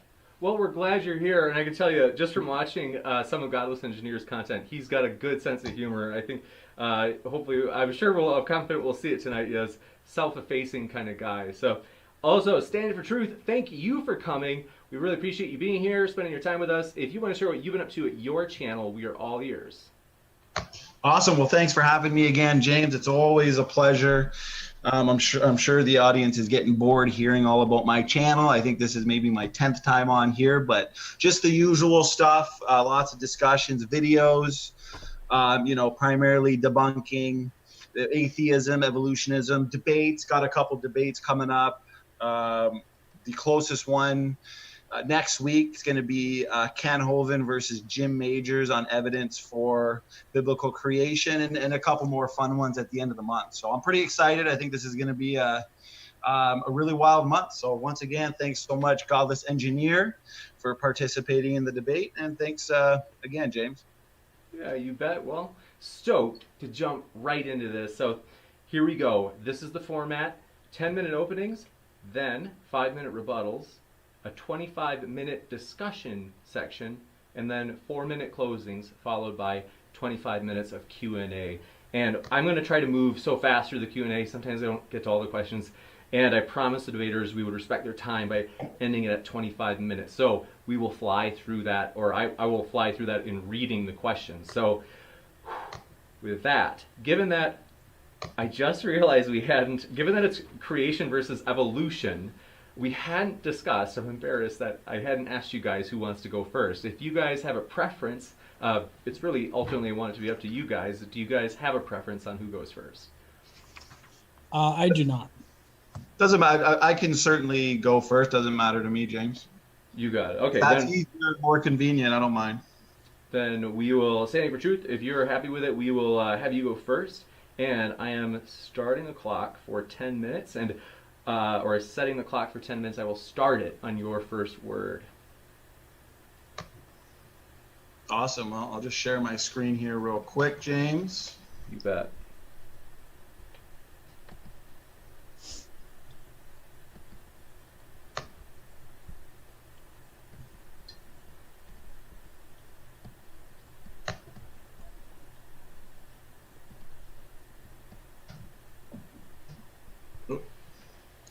Let's get these out of the way and we should be good.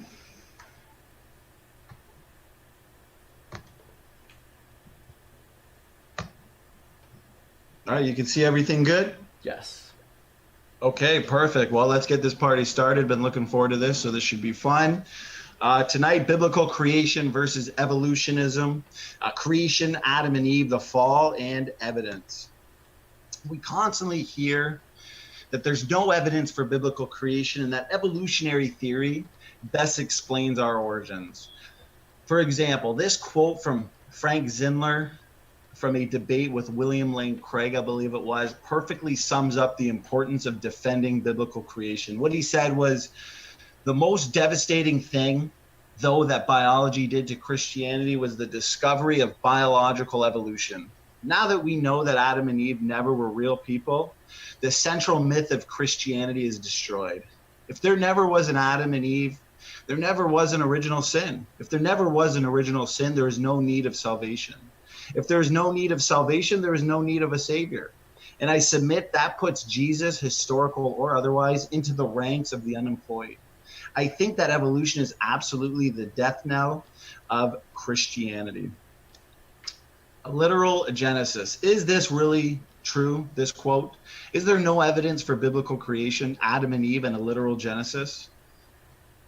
Genetic evidences for Genesis. There are 3 main events in Scripture, in Genesis to be specific, that we can address with modern genetics. The events are the creation of Adam and Eve, the flood of Noah, and the Tower of Babel. The Bible tells us that it's the history book of the universe. Starting with this as a basic assumption, we can test the Bible to scientific discoveries and see how well this fits. The Bible tells us that Adam is the father of all people. Genesis 2:7 says, and the Lord God formed man of the dust of the ground and breathed into his nostrils the breath of life, and man became a living soul. We see no evolutionary history of mankind here. There is not even a hint at fish to fisherman, bacteria to biologists, evolution in this verse. According to the Bible, we were made perfect and in the image of God. Genesis 2:21-22 says, and the Lord God caused a deep sleep to fall upon Adam. And he slept, and he took one of his ribs and closed up the flesh instead thereof. And the rib which the Lord God had taken from man made he a woman and brought her unto the man. We started with 2 people, 1 man and 1 woman. And these are very significant statements about genetics. Genesis 9:18-19, we read, in the sons of Noah that went forth of the ark were Shem and Ham and Japheth. And Ham is the father of Canaan. These are the 3 sons of Noah, and of them was the whole earth overspread. Like I said, the Bible tells us that it's the history book of the universe. Evidence here that refutes evolutionism and confirms the Bible. All human beings are profoundly similar genetically, and this points directly to Adam and Eve.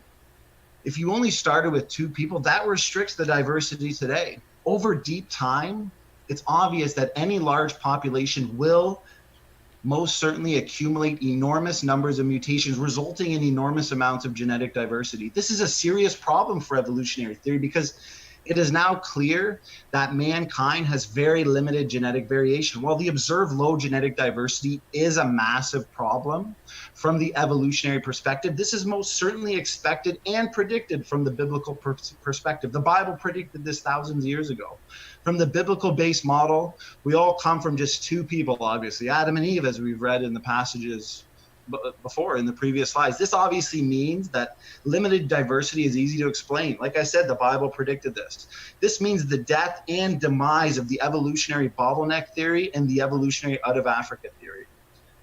It is now clear and evident that there exists a singular female ancestor of all humans, which is referred to as mitochondrial Eve, and her basic DNA sequence is easily discernible and detected in humans alive today. And it is not more similar to a chimpanzee, contrary to what the evolutionists would have you believe. There is also clearly and evidently a singular male ancestor of all humans alive today, referred to and known as Y chromosome Adam. His DNA sequence is largely known, and contrary to what evolutionists believe, it is not at all similar to that of chimpanzees. Look at Noah's flood. What does this tell us? This story tells us that all people should be closely related. It tells us there should only be a few mitochondrial DNA lines as Shem, Ham, and Japheth's wives, and only one Y chromosome since it's only Noah. His 3 sons would have inherited his Y chromosome. And we should have significant evidence of rapid population growth. It turns out that this too is exactly what we find in modern genetics. This all did not have to be true. More predictions. The Tower of Babel account. We have found a single dispersal of all people in a relatively recent past, traveling in small people groups into uninhabited territory through the Middle East. They call it the out of Africa story, but these are all biblical-based predictions. Icing on the cake for biblical creation, more and more evidence. I can go on all day. Humans are fundamentally different from all other forms of life when we consider genomics and functionality. We see that genetic change is actually down and not up. We are therefore devolving due to mutation accumulation. Information in our genomes cannot arise via mutation and natural selection, as we now know that there exist multiple overlapping codes in our DNA. All you have to do is picture. Just imagine receiving an email and finding that it has 3 totally different messages, where you get one message when you read it normally, one evident message when read in reverse, and one when reading every other letter.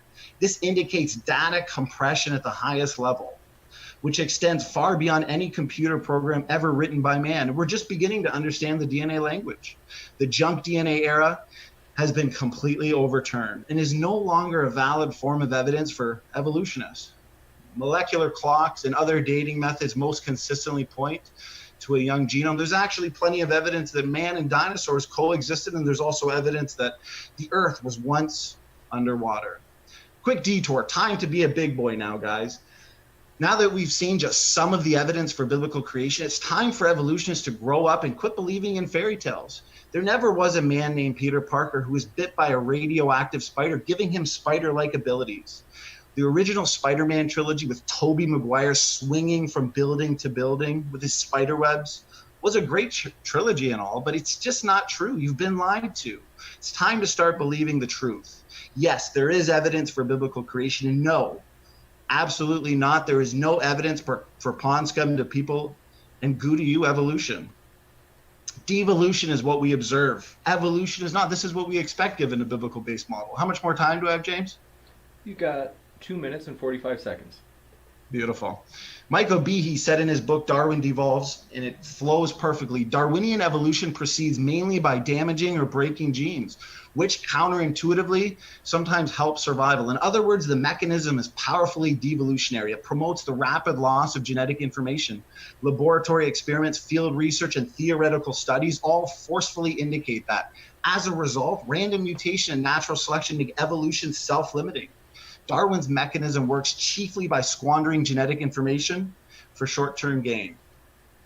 Pond scum to people evolution is pure imagination. It's science to say that dogs produce dogs. It's not science. It's not empirical science to say that dogs, pine trees, bacteria, and whales are related.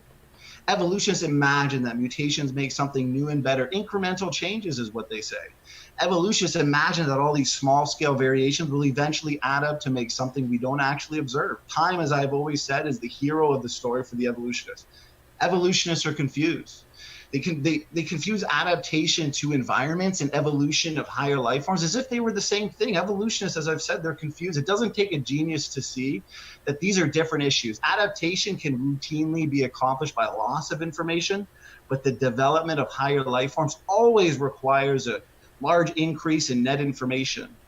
We're all actually mutant. We can see that genomes are devolving and the genome is rusting out like a car. Things are going down and not up. All modern scientific evidence points to the decay and destruction of an originally perfect design and creation.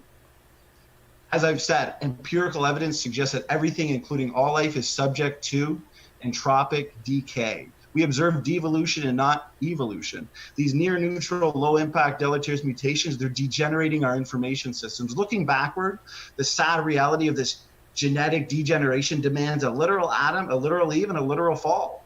Just look at the decline in ages at death.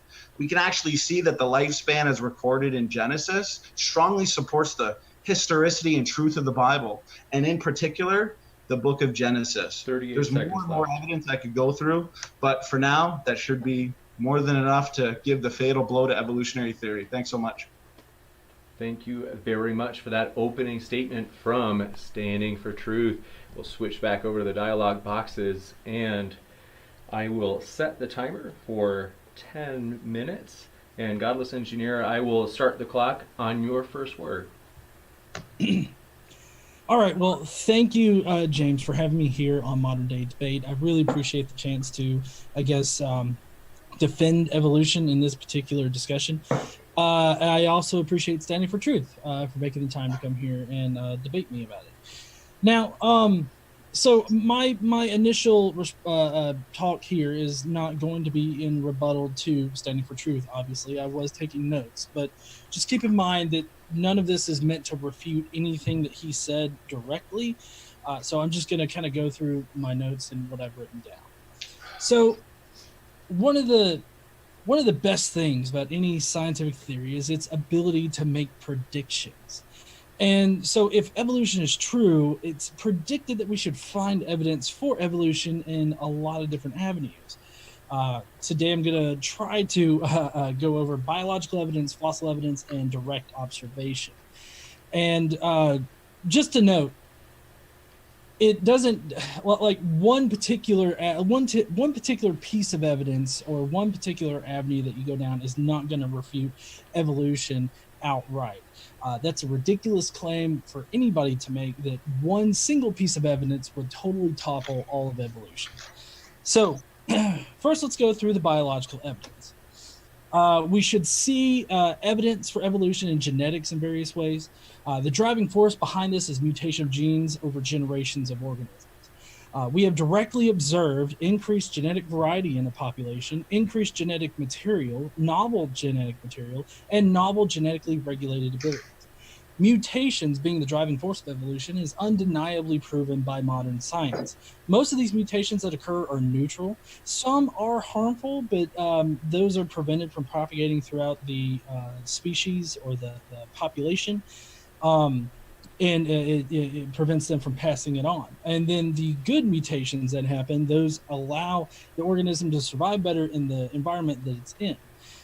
So that's about good mutations, bad and neutral ones. Now, there's also a thing called epigenetics, which plays a big role in evolution. In fact, epigenetics only makes sense with respect to evolution. Epigenetics plays into the adaptation that you see. And we can go over that in a little bit more detail if we want to later on in the discussion. But since it wasn't a primary thing in Standing for Truth's opening, I'll reserve that for later. Now, evolution takes a long time to occur. I know it was brought up in Standing's initial thing that time is very important to evolution, and it is, because all of these changes take place over millions of years, and it takes a long time for one animal or one organism to change into a completely different animal or organism. In order for the flood story to make sense, the animals on the ark would have to produce about 11 new species every single day. I mean, that is literally a cat pooping out a completely different animal and other animals just creating new versions of themselves immediately on first birth, I guess.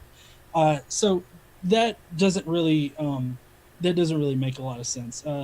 So as far as the biological evidence goes, one big question that I have for Standing for Truth is, what do you mean by like a loss of specificity or a loss of information when it comes to genes? And also, what does genetic degradation actually look like? Because I'm really confused by those concepts, and it seems like you don't really have a very well-defined idea of what that actually means. Now, to go on to fossil evidence, there's a lot of fossil evidence for evolution. Our fossil record clearly shows an indication of different species temporally following each other through time. As mentioned before, we know whales, I mentioned that in my epigenetics talk thing, but whales evolved from quadruped ancestors that were land animals. And we know this because of the vestigial limbs that we find in both whales and dolphins. Now, evolution has also predicted that the fossil record would show different organisms living at different times. The geologic column is a perfect example of this. The geologic column is a product of uniformitarianism. Uniformitarianism means that changes in the Earth's crust during our geological history have resulted from the action of continuous and uniform processes. This is how we actually observe everything to operate in reality for as long as we've been taking notice. But this results in fossils of animals appearing in specific layers of Earth that correlates to the time frame they lived in. And it seems reasonable enough, right? Uniformitarianism is the only viable explanation for why fossils are found where they are found. Considering the other explanation is that during a worldwide flood, multiple different layers of rock were laid down neatly on top of each other, and then each layer only contained certain types of animals, I feel like it's more probable that uniformitarianism and the geologic column being laid down over time is the actual situation. Using evolutionary theory and the geologic column, there have been numerous fossils that were predicted to be found and were subsequently found, like the transitional fossil between teethed and baleen whales. Tiktaalik's fossil was found in the same manner. They predicted where and approximately what layer of the Earth it should appear in, and they were able to find those fossils. Now, we also have direct observation, which evolutionary theory has a lot to predict.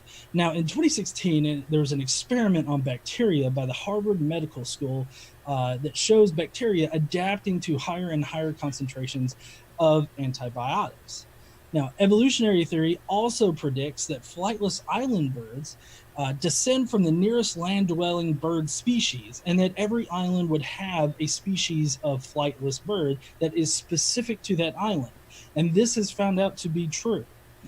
Evolutionary theory has also predicted a number of different transitional fossils that were later found.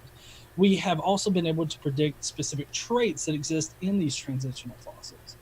And so how much time do I have, James? You got 3 minutes exactly. 3 minutes. So if I can use this last few minutes to kind of go over, my whole point of this intro right here was to prove that evolution provides a predictable model that allows us to actually see things in reality, or to find things, or what to expect, out of reality. And the reality of the situation is that evolution is true, and it does happen. The bacteria experiment proves that. Now, I would like to say that the use of evolutionism to make it some kind of like ism or ideology, I think, is quite disingenuous on Standing for Truth's part. Evolution doesn't ever try to talk about origins, like abiogenesis or anything like that.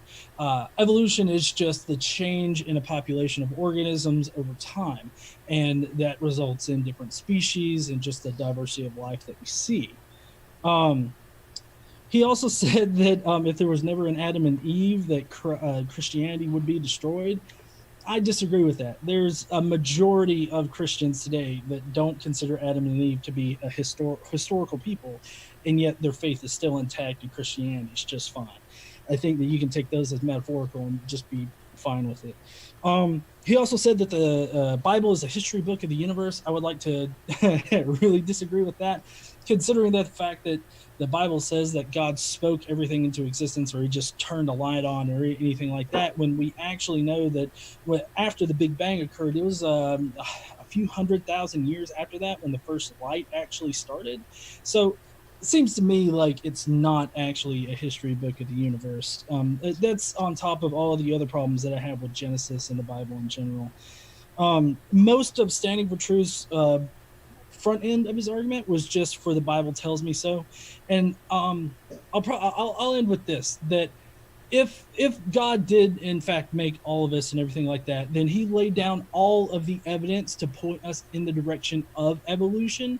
So that would make Standing for Truth's whole position a unfalsifiable narrative, meaning that you can't falsify anything he says because he's always got an excuse for why it's that way, and his excuse is God did it.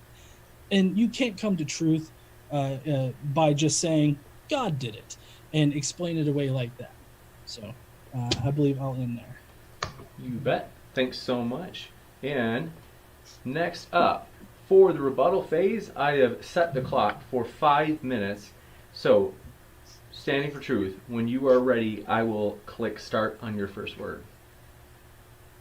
Awesome. Well, thanks so much there for your... Forgive me. I just wanted to mention to the chat, I forgot to mention at the start, if you have a question for the Q&A, if you put @ModernDayDebate in the live chat and then let us know which debater or if it's for both debaters, that helps us, as we will then compile it into a list and ask as many as we can during the question and answer session at the end. And then, super chats.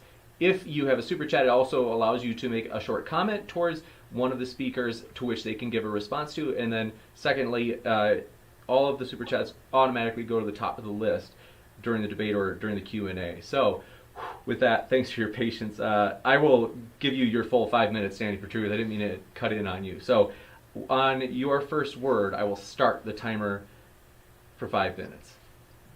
Awesome. Well, thanks so much for that opening there, Godless Engineer. So I'll get right into it. It sounds like deep time is his rescuing device. That's kind of what I gathered from that opening. The more time we give Ponscum to evolution, Ponscum to people evolution to work its wonders, the more organisms become extinct. You know, time is not the hero of the plot for the evolutionists, as they'd like you to believe. It's actually... it's actually the enemy. And he talked about epigenetics, but epigenetics doesn't actually add new novel information in any way, shape, or form. It's just basic adaptation, and that's really it. You know, no new novel and meaningful information is gained. Only a gene is expressed, a pre-existing gene, of course. So I'd have to ask him to name, a single beneficial mutation, say in man, that's not somewhat deleterious, because for the most part, the ones he could point to, they're really just based on an epigenetic tag, and they're not actually beneficial mutations. When it comes to his species argument about 11 species per day, that's actually wrong, because number one, we only started to document these speciation events the last century. And, we can go deep into the created heterozygosity hypothesis and talk about the speciation, what makes more sense of the origin of species, either the creation model or the evolutionary model in our discussion period. But the fact that we've just begun to document these speciation events, we actually don't know the real speciation events. And we've actually made testable predictions based on this model that we can get into, that we actually look to, genome functionality.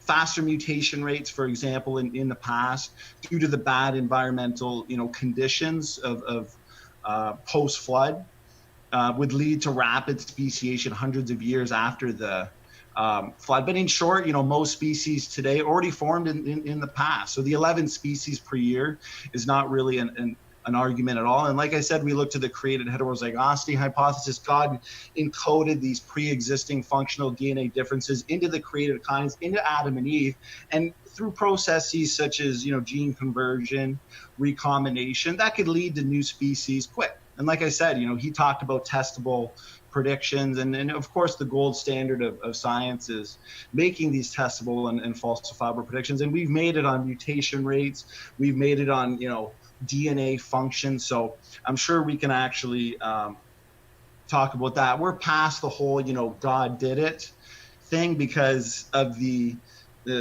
many testable and falsifiable predictions that we've made. For example, the tree that I always show that Dr. Nathaniel Jensen has derived based on mitochondrial DNA that points right back to Noah's 3 daughters-in-law makes testable predictions on the stamp of civilization. So we can also talk about that. Another thing I got written down here was his fossils and Tiktaalik and whales, for example. I mean, fossils are just circumstantial evidence that actually requires a theory to account for it. And when it comes to the information loss, we can look at, shifts from heterozygosity to homozygosity. We can look at the fact that we accumulate 100 new mutations per person per generation. We can look at deletions. There's many different ways that we can actually calculate the information lot in a species. And he talked about how mutations, a lot of them, they're not harmful, they're neutral, but that would misunderstand the entire point of, for one, genetic entropy, and two,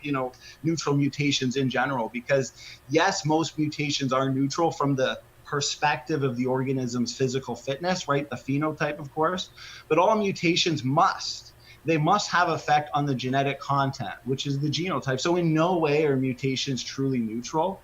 All must have an effect on the genotype. 49 seconds. So 49 seconds. So if you look at Tiktaalik, the claimed tetrapod traits, they're consistent with many living and extinct lobe-finned fish species today. And with the recent discovery of the Poland tetrapod tracks that actually predates Tiktaalik by nearly 20 million years, the evidence couldn't be any more clear. Tiktaalik is a bottom-dwelling lobe-finned fish. It's not actually a missing link to land animals. It's also important that creationists also predict and expect nested hierarchies. They expect mosaic creatures like Tiktaalik, like platypus, for example, and whales, the presumed transitional forms he talks about, Pakicetus, Ambulocetus, Rhodocetus, they're highly questionable. 6 seconds. The claim that these are all whale precursors is actually based more on speculation, storytelling, and wishful thinking. Thanks, James.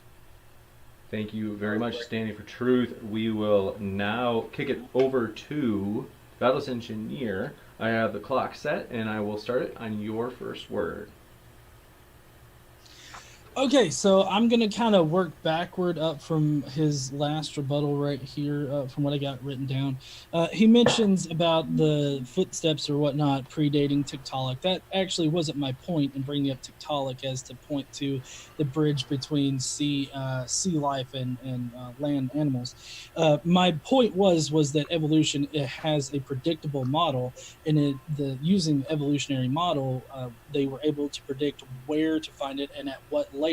So that validates evolution as being a good scientific theory for explaining like the diversity of life, because we are able to predict things using it. So that was the point in that. He said that there's no neutral mutations really, that it's all really deleterious or whatever. That's actually not true. I would say that any mutation that's neutral would be one that has no bearing on the fitness of that particular organism or that particular species. And there are scientific studies that have been done that show these neutral mutations and how they're mostly neutral. All of the mutations, the 100 that he talks about per generation, most of them are neutral. There are some that are bad, but those don't get carried throughout the organism. The good mutations that are shown are carried throughout it. Like, he wants an example of this, and I would say that our vision in general is a good way to know that these good mutations do happen. because most mammals have poor vision. And so us having the color vision that we do and everything like that, that's actually a genetic mutation that happened in our particular lineage. There's a lot of other things like lactose tolerancy, our ability to drink milk and milk products. That was a mutation. Another thing is the color of your eye and, stuff like that. So there are good mutations that have helped us in one way or another. Or just exist. Like, for instance, the color of the eye. I would say that those are probably mostly neutral, especially now, mutations, because those don't actually help us survive or anything like that. Let's see. He claims that fossils are circumstantial evidence. I would highly disagree with this because he also cast doubt on the whole deep time and how that's kind of a sort of a saving grace for evolution. And it's not a saving grace for evolution. It's just part of our reality. I mean, in order to disagree with deep time and fossils in general, representing things in our past, you would have to forego like a lot of different scientific principles, like radioactive decay. Radioactive decay, allows us to actually gauge how long something has been around. And there's multiple different versions of radioactive decay. It's not just the carbon dating that everybody likes to hear about. There's also other ways to date things that are in the millions of years old. And that's how we actually date the fossils. You can either date the actual fossil or the rock that it's contained in, or you can look at the geologic column and see at what level it is in the geologic column and get a good idea of right about the time when that animal died. And those corroborate each other, obviously. He talks about Noah's 3 daughters being like some kind of like mitochondrial ancestor or whatnot. If you actually go to the Wikipedia page for the I forget what they're called. I'm sure Standing can let you guys know. So It's the L, M, and N things. If you actually go there, L was first. That's mitochondrial Eve, if I'm not mistaken. And then if you follow the tree down, M and N come in on the 3rd level, and those are only split off of the middle, like L3 and 4 or something like that, genes. So I mean, it doesn't really make a lot of sense for those 3 women at the exact same time to be representative of all those 3 things. Not to mention the fact that those particular genes date back way farther than 6,000 years. 20 seconds left. Okay. He talks about genomic decay and the loss of information. I still didn't hear a good explanation as to what this information is or how or what it would look like for something's DNA to decay or degrade. I still don't know what that actually means. So if he could enlighten me about that. Thank you very much. Also, DNA is not a code. Thank you very much. And with that, we will move into the 25-minute open discussion. So this is always my favorite part. It's exciting, engaging, and setting the timer for 25 minutes. The floor is yours, gentlemen. Awesome. Well, you know what? I think, I appreciate your rebuttal there. I think a good way to start it, since it's probably going to, consist of a large portion of our discussion, would be because I heard you say that, evolution for the most part, at least biological evolution, would mean, a change in allele frequency or gene frequency in populations over generations. Would you agree with that as a valid definition for biological evolution? Well, yeah, I think that's specific enough, I guess.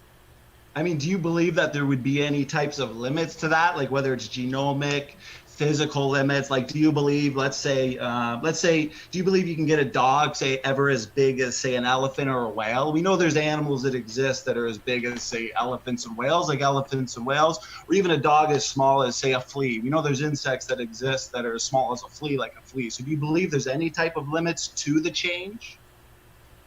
Well, I mean, obviously there's limits because how an organism is actually, I guess built, if you will, it kind of dictates like how big it can get and whatnot. Like you can never have a lizard as big as Godzilla. That's fantasy, obviously, but there's a lot of different limitations to that size. Things would have to work differently. But I also think that just like with the fact that there are elephants and there are whales, if dogs started changing in that direction, they would just develop differently and be able to be that big, and they would no longer be dogs. Right. So let's just say if we look at what's empirically verified, like if we actually see, so I imagine you believe that, dogs, elephants, whales, pine trees and fleas are all related through common ancestry. But if we see, dogs today producing a variety of dogs, like obviously you got dogs that can adapt to heat, dogs that can adapt to the cold, but you're never going to get a dog to grow wings and fly. It's just not in the genetic code. You can believe something like that. Do you seriously think that's what evolution is? Evidence. Go ahead. I mean, do you seriously think that that's what evolutionary theory says? What I want to know, no, I know that it's not going to say that a dog is directly, it's incremental changes over time, of course, because I know you. Okay. Can I, sorry to interrupt, Standing, but I need to know, why then would you characterize it as such a dramatic change if you know that's not what evolution is? That's a straw man fallacy. This is basic logic here. Well, I'm sorry to interrupt you. I don't believe it's a straw man, because at some point you believe there is a single-celled organism that evolved into a multi-celled organism, a fish, an amphibian, a bird, a monkey, a man. These incremental changes would require, because if we're talking about that type of micro-evolutionary variation, where you get that change in the frequency of the expression of different traits, me and you, we're not disputing that. And that type of evolution obviously explains the survival. No. But not the arrival of this. If we see dogs produce dogs, how can you say that a dog today came from something that was non-dog long ago and far away? Like, where's your empirical evidence for it? If you believe there's limits, of course. Okay, so first I'll answer what you were talking about first. So we know this because of fossil evidence that we found. We've found fossils in the past that connect dogs to a proto-dog-like animal, and you can trace all of those all the way back. This is another thing that evolutionary theory predicts, is that we'll find fossil series. And so we know the evolutionary line of dogs and what came to be dogs, what we know dogs to be now. But still, you totally strawmanned evolution, and I can't let that go. Well, I'm not really strawmanning it, because you just admitted that. I'm sorry to interrupt. You just admitted that. Well, obviously you're appealing to fossils. Yeah. One sec, just because I know that I think there were maybe 2 points that you made. I want to give Godless Engineer a chance to respond to each one. I think there's. Yeah, no. As long as you get equal time, and then I can address that as well. Go ahead. All right, I'll let you. Just let me hold on. So, you characterize evolution as a dog producing a dog with wings. I mean, is that not how you characterized it? Well, what I'm saying is obviously based on built-in genetic adaptation. Yes or no questions, dog. Well, you can take every single dog in the world today and throw them into Alaska, and they're going to adapt. You're going to see over time, you're going to see those traits that are emphasized. You're going to have a population of, say, something like a husky, or take those dogs and put it into the deserts of Australia. Over time, you're going to get those traits emphasized through natural selection, not random variation. You're going to see probably populations of dingoes, right? Short legs, skinny legs. But at the end of the day, you're still only going to get dogs producing more dogs. You're the one that's saying dogs and elephants and pine trees are related through common ancestry, and you're looking to the fossil record, which I did say was circumstantial evidence, because if all we see is change that's opposite of what is required for that type of pond scum to people evolution, well, you can believe in it all you want, but I'm just telling you that it's not empirical verified science, because we don't observe. And you can appeal to time, of course, all you want, and you can appeal to the fossil record all you want, but what do we see in the fossil record? We see stasis for the most part. We see something like a coelacanth, which according to evolutionists is millions and millions and millions of years old, and then it just disappears in the fossil record for millions and millions of years, and all of a sudden there they are swimming in the ocean today. So there's a lot of inconsistencies with your claims on the fossil record. That's why I believe you might be able to cherry pick some, proto dogs, quote unquote. But at the end of the day, those proto dogs would still be considered a dog to any 5-year-old today. But you're the one that's saying a dog today actually came from something legitimately non-dog long ago and far away. And I'm here to tell you that that's okay. to believe that, capital B, but clearly there are limits, genomic, physical, you admitted that. You did say, I think, that, a dog today probably could, given enough time, given enough change, become something as big as an elephant, but it's just not observable science. All we see is limits. That's consistent with, what we would believe based on, say, pre-existing heterozygosity, pre-existing genetic built-in adaptation. Just seems okay. Can we stop this Gish Gallop? Yeah, go ahead. I was waiting for you to stop, but you just kept on going. Okay, so all right. Honestly, I can't even recall what you were talking about there, because you just kind of seemed to go off on a diatribe.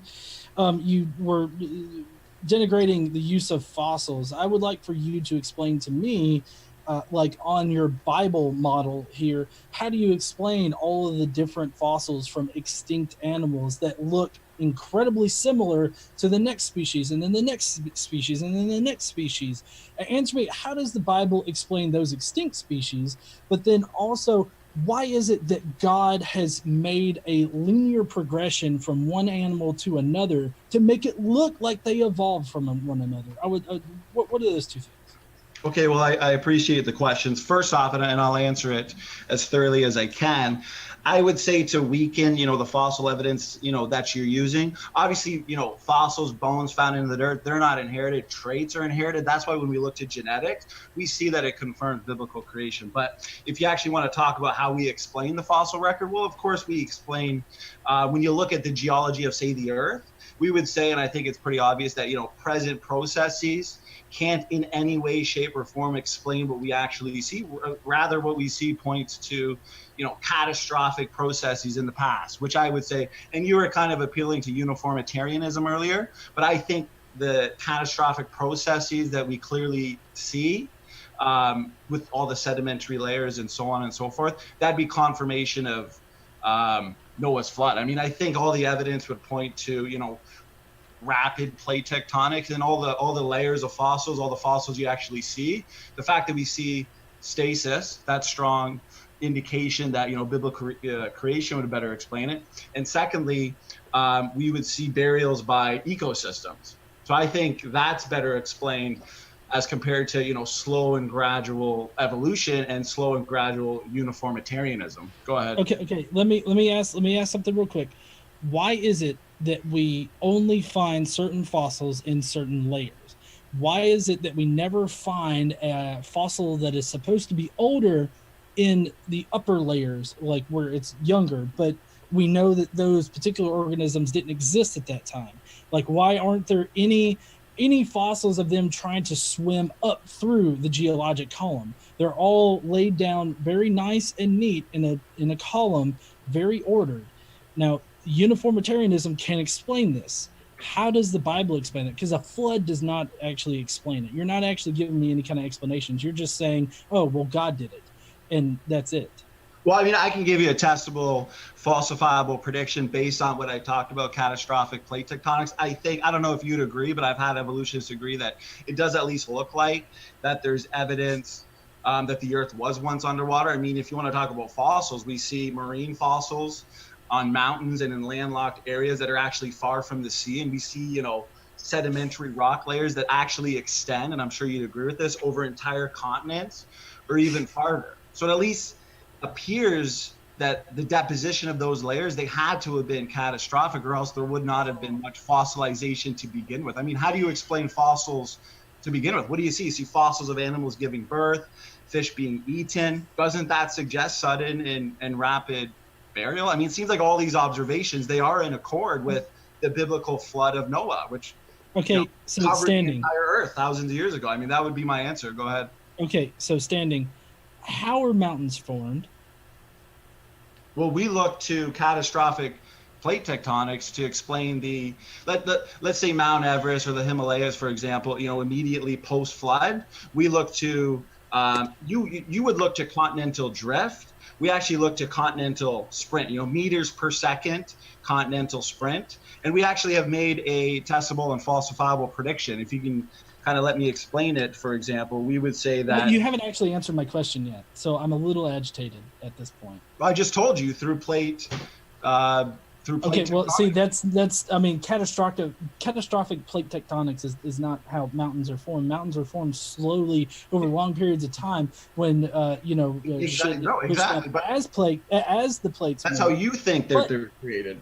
no, this is I'm how saying we looked science. at catastrophic This is how plate science tectonics. has We looked at proven slow that- uniformitarian tectonics. go to- I don't want you to misrepresent me. Sorry, go Just ahead. want to make sure you give him a chance to respond, Standing. Well, I just don't want to be misread. He's saying that mountains are formed from slow uniformitarian processes. I'm saying they're formed from fast uniformitarian. And I've actually made a testable falsifiable prediction. Mountains do not shoot up from the ground, Standing. Mountains formed by the uplifting and collisions of the plates as a result of catastrophic plate tectonics that I'm talking about. I mean, all rock layers have ripple marks, meaning there was a global flood in the past, and the flood sorted animals by ecosystems. Like I said, sea creatures first, then land creatures, as you would expect in a flood. That's exactly what we see. And I've got a testable falsifiable prediction that has been confirmed to give you evidence for everything I'm saying. I mean, I can either give it to you or not, but the evidence seems to correlate perfectly with the flood of Noah. I mean, I've answered your questions. You just don't seem to like it because you still have that uniformitarian assumption. Unfortunately. Oh, you mean the mainstream science explanation of it? Yeah. Well, the thing is, high mountains cannot reach that high unless a catastrophe with meters per second movement, not slow, gradual inches per second per year, like you're talking about. Uniformitarian. What evidence do you have for that statement? That, man. Have you seen a mountain form immediately, like right in front of you or something like that?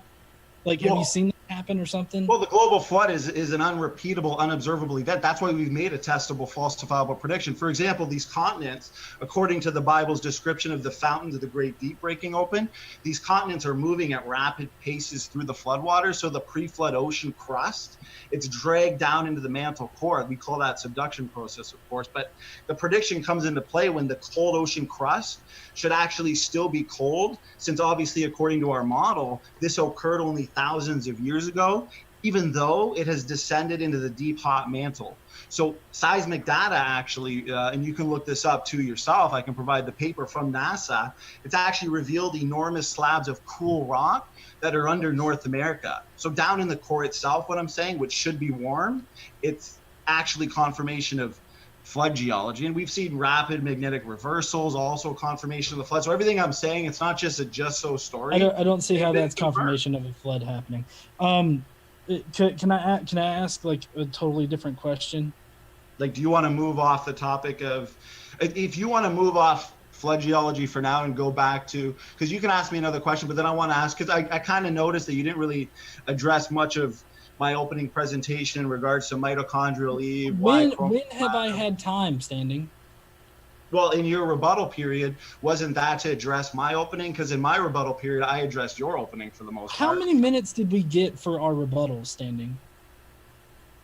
5 minutes? You expect me to go through all of your claims and everything like that in 5 minutes? But I don't have the luxury of just being like, God did it. But the thing is, that was well, for one, I've already shown you that my explanations are not based on God did it, and even the speciation. Actually, that's the only thing that you have said. You have said that, the geologic column, the thing that we said there, how'd that happen? Oh, God did it. And how do you say that? Oh, the flood did it, which God did. And everything else has been because God did it. I've given you testable and falsifiable predictions that actually confirm what I'm saying. How are they falsifiable? Give me one of the things that you have said. Tell me how it's falsifiable. Okay, why don't we go into the pre-existing heterozygosity model, for example? No. Flood. We were talking about flood. You want to stay on flood. Let's do flood. Tell me, how were your statements falsifiable? The statements that I just told you about the global flood being falsifiable in regards to the catastrophic plate tectonics model, if you want me to go into it again, we would predict, based on the fact that the fountains of the Great Deep broke open and that we're looking to catastrophic plate tectonics versus slow and gradual uniformitarian processes. For one, the mountains that I'm talking about that are formed from the uplifting and the collisions of the plates as a result of this, we've made a prediction. So we predicted that the cold ocean crust, if our model is true, it should still be cold, since this occurred only thousands of years ago. So how is that falsifiable? Tell me, how is that falsifiable? It would be falsifiable if we were to test that, okay, as we made the actual prediction about the cold ocean crust being still cold because it's only occurred thousands of years ago. If that wasn't true, it actually was warm or hot like it should be down in the core itself, that would falsify the actual theory. But what we've seen based on seismic data from NASA, it's revealed enormous caps or slabs of cool rock under North America. So that was a confirmation of catastrophic plate tectonics. I mean, it's right in the Bible, found in the Great Deep. How does that prove it? I mean, I'm not really seeing the actual proof here as far as it being distinguished from the scientific model, because we're far off from like the evolutionary model at this point. Okay, this is geology and shit. So now how is that different from the evolutionary model or the scientific model in general? Because on the scientific model, the Earth formed 4.5 billion years ago, and then the Earth's crust cooled sometime later. Obviously there's a lot of storytelling. Hold on. I'm not finished, Standing. I'm not finished. I want to hear what you got to say, but let me finish. And then it cooled, and then like the oceans eventually came about, and continents and everything like that, and then plate tectonics were there, which there are actually still like lava that spews out from the seabed floor on occasion. That's how some islands were even formed. So I'm trying to figure out here how that particular prediction is actually in favor of your model and against the regular scientific model, because I don't really like, I don't see you refuting the current scientific model. I just see you planting your flag saying, oh, this proves God.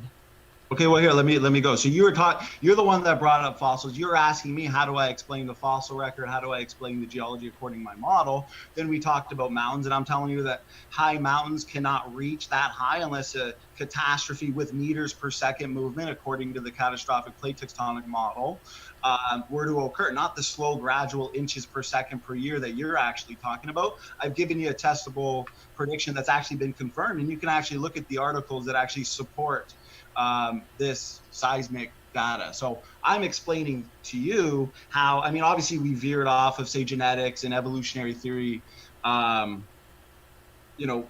towards this, but I've now given you a testable prediction based on the fact that the fountains of the Great Deep break open, the Earth is fractured like an eggshell. We look to this model of catastrophic plate tectonics, and there's your confirmed prediction. So in regards to that would confirm flood geology. If we want to look to genetics, No, if we want it to doesn't. look to...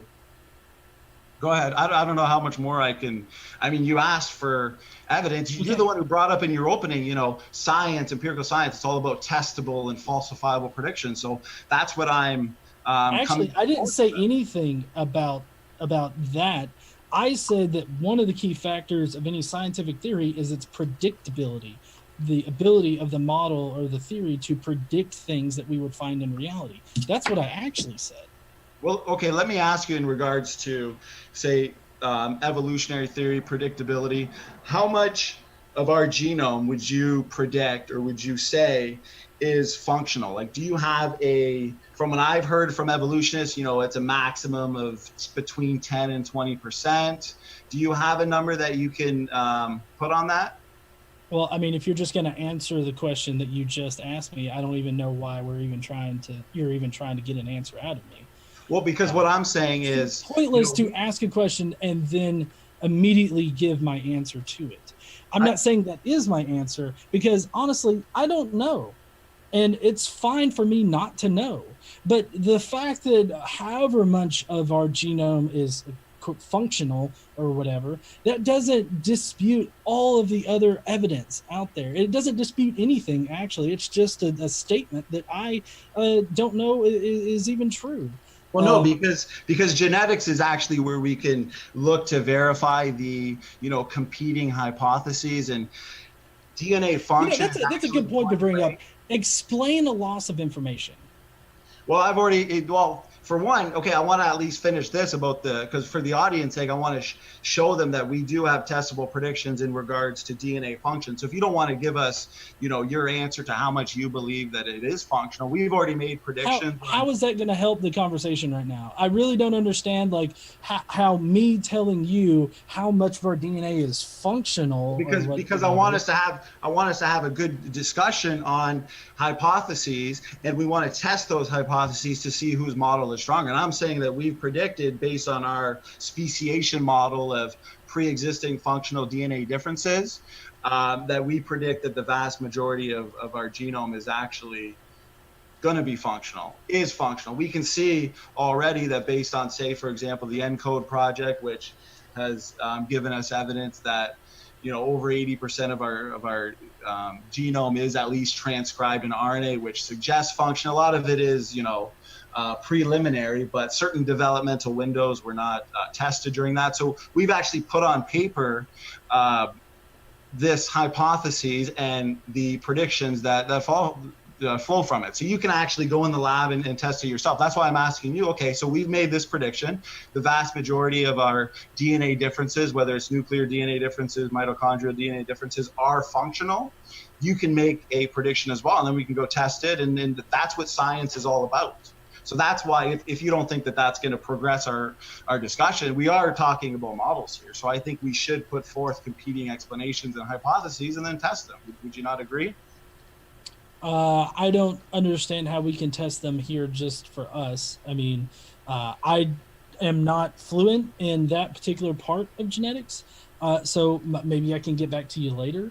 But what I can tell you right now is that whatever point that you're trying to make right here is not actually going to help you in the genetic debate. Because, I mean, can you please, I just really need to know before we're done with this conversation, what exactly is a loss of information concerning DNA, and also what does genetic degradation look like? Okay, so if you want to get into that, I'm just going to add the other portion by saying that, and then I'll answer that question directly. Is the fact that evolutionists predicted a genome of junk, while we predict high levels of function, and now the trajectory is pointing us towards high levels of function. For example, as ENCODE has revealed. So I'm just saying that our model. I disagree with everything that you just said, because I really don't think that is what evolution predicts. Genome of junk. So, well, of course, evolutionary leftovers, genome fossils, of course, that's what they predict. But we can move on if that's what you'd like. So if you're looking at, what was that? Did you say something? If Godless Engineer is finished, then I'll not interrupt you. Otherwise, if there was something you wanted to add, I just want to make sure that he got to have his say back as well. No. How much time do we have in the discussion portion? I just want to make sure we got enough time for this. Minute 15. Okay, then for that exact question, we know it's a fact, and hopefully you agree with it, that, you know, we transmit a small amount of mutations to our children. It's generally known that the mutation rate is now 100 mutations per person per generation. How much of those is near neutral and neutral is debatable, and we could probably talk about that for hours and hours. But we can actually look at certain mutations like duplications, inversion mutations, deletions. We can look at shifts from heterozygous. I've got to forgive me. Just so Godless Engineer gets the last like 45 seconds or so of the live discussion, I just want to interject. Just forgive me. I know that you're trying to give a response. I'm sorry. I just want to make sure that it's like roughly fairly balanced. No problem. So to make it short, to measure, you know, information loss, we can look at shifts from heterozygosity to homozygosity. We can look at deletions in the genome. You know, a deletion in a genome implies that something has been lost. And I know it's an evolutionary tactic to avoid the fact of genetic degeneration by saying, well, what does that mean, loss of information? Well, we know that all mutations are deleterious. We know that beneficial mutations are overwhelmingly rare. I mean, everybody admits to that. So that is what we see as a loss of information. Go ahead. I'll give you the remaining time. Scott, about 45 seconds. Okay, so actually everything that he said there about genes and mutations and everything is completely wrong. I still don't know what loss of information means, because it's a lot like saying, oh, Diet Coke is a loss of information from regular Coke. It's not different. It's not a loss of information. They're just different things. They're different chemicals. And that's basically what it boils down to, is that genes or DNA is a chemical. And differences in that chemical between one chemical and another person's chemical is not a degradation or a loss of information. It's just a change in genes. So I don't know what this degradation actually looks like. I don't know what loss of information looks like. Okay, well, I guess, I mean, if you want to deny the fact that, you know, a deletion of a DNA letter is not a loss of information. Standing, I'm sorry. Just we'll let you respond during your closing. I know that you have a response, and that's why I feel terrible. I know that each of you guys always has a rejoinder in the in the barrel ready to be shot. But I just want to make sure that we keep on going with the format. With that, we do have 4-minute closings, and we had started with Standing for Truth. So, Standing for Truth, if you want to carry your conversation right over into that 4-minute, you're welcome to. I will set the timer for 4 minutes, and the floor is yours. Awesome. Okay. Well, you know what? Evolutionists like Godless Engineer here, they have to avoid the fact of admitting that, there is genetic degeneration, because evolutionists, they assume that mutations, for example, that they're the creator, but we know they're the destroyer. Mutations are not construction, they're destruction. That's what we see. They assume that these mutations have a net neutral effect, which we now know is wrong. And the major problem here, and he gave us some examples of, lactose intolerance and all these things, which can all be explained either through a loss of information, and he wants to know what a loss of information, for example, what that is. But the best beneficial mutations, they're mostly reductive. I'll give them an example. Sickle cell anemia, for example, it has a significant impact, but it's a broken gene, it's a broken protein. In the long run, it's not taking things forward. If he wants to take his fish to fishermen, if he wants to take his particles to people, he's going to have to take things forward. There needs to be a net gain in information, and all we see is a net loss of information. For example, natural selection, no one disagrees with that. Beneficial mutations, of course, are mostly reductive, as I've shown here with sickle cell anemia. If it's a broken gene and a broken protein, that implies a loss of some kind. So it's an evolutionist tactic to avoid the obvious data by asking, questions like, well, what is a loss of information? I mean, that is exactly what we see, is 100 new mutations per person per generation. Beneficial mutations are rare anyway. Sometimes I just say, give them 1 or 2 beneficial mutations, because 1 or 2 rare beneficial mutations are not going to counterbalance the information lost. He did bring up, I'm trying to touch on everything. He did bring up, radioisotope dating, and that's used to date igneous rocks. And these are rocks which, form when hot molten material cools and solidifies. And the radioisotope dating, for example, the clock, it starts when a rock cools. And once the rock cools, there's an assumption there that the more atoms can escape, and any daughter element found in a rock will be the result of radioactive decay. But the dating process then requires measuring how much daughter element is in a rock sample, and then knowing the decay rate. For example, uranium into lead or potassium. But these are all based on assumptions, okay? Obvious, unknowable assumptions. For example, the initial conditions of the rock sample are accurately known, or the amount of parent or daughter elements in a sample has not been altered by processes other than radioactive decay.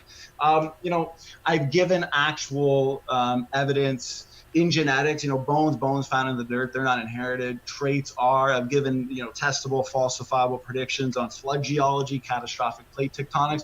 What do the rock layers show? Ocean waters flooded over the continents. Evidence? Well, we see marine fossils in rock layers covering the continents, widespread, rapidly deposited rock layers. More evidence, the rock layers that, can actually be traced all the way across continents and even between continents. And I look to the ENCODE project that 38 seconds.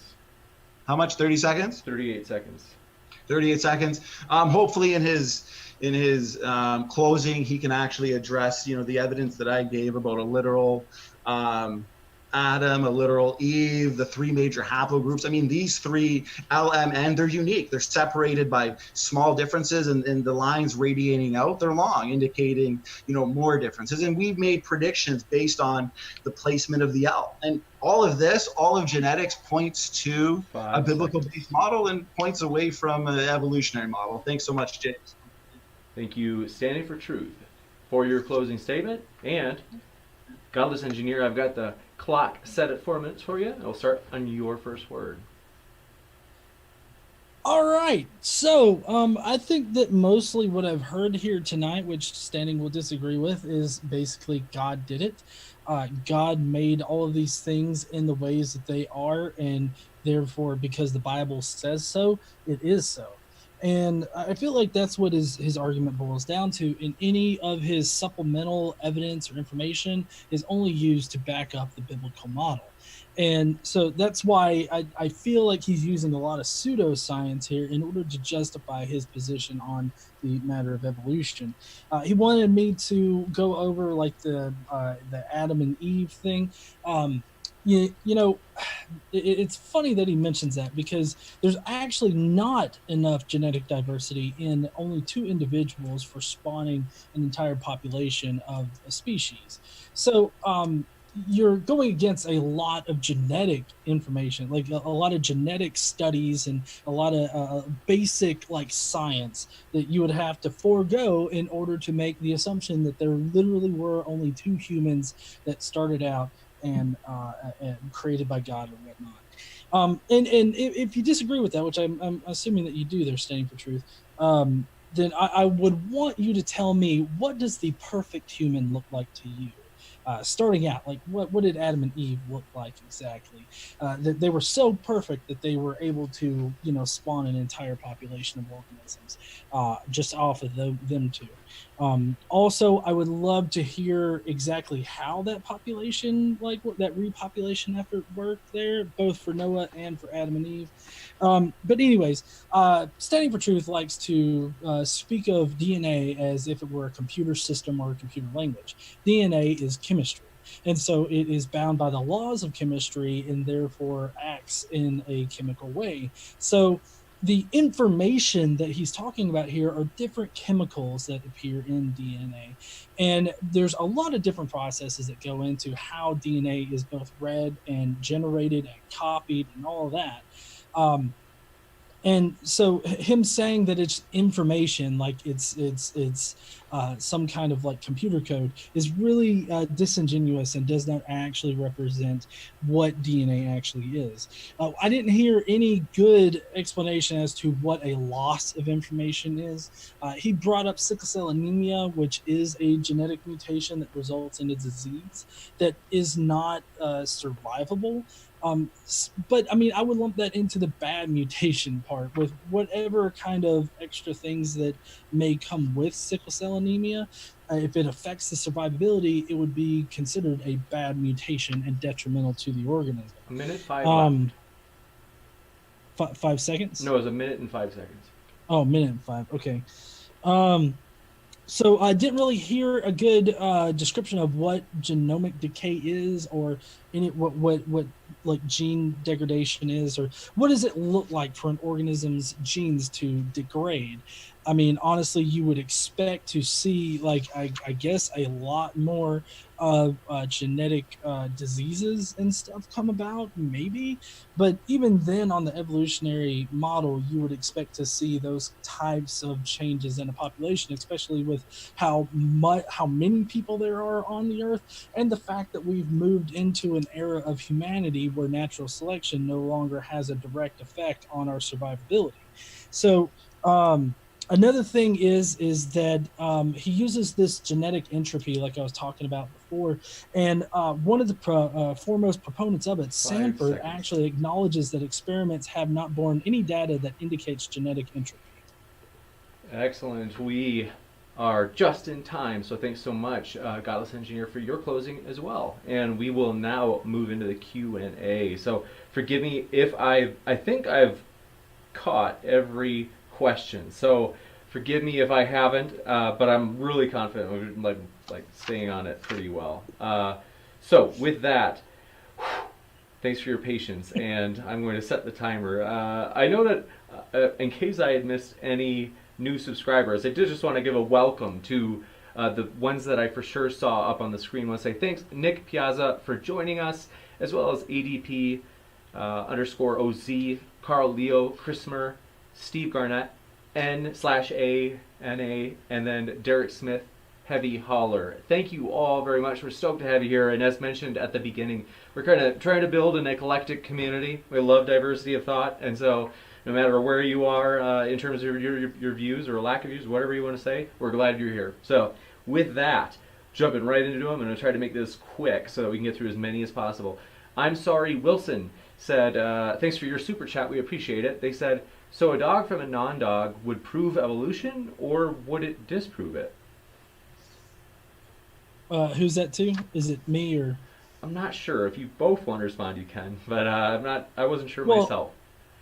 well, I mean, as far as evolutionary theory goes, dog to non-dog would take place over a lot of generations because of the buildup of mutations that occur in an animal. Plus, if the animal changes environment, that can also induce necessary changes in various ways.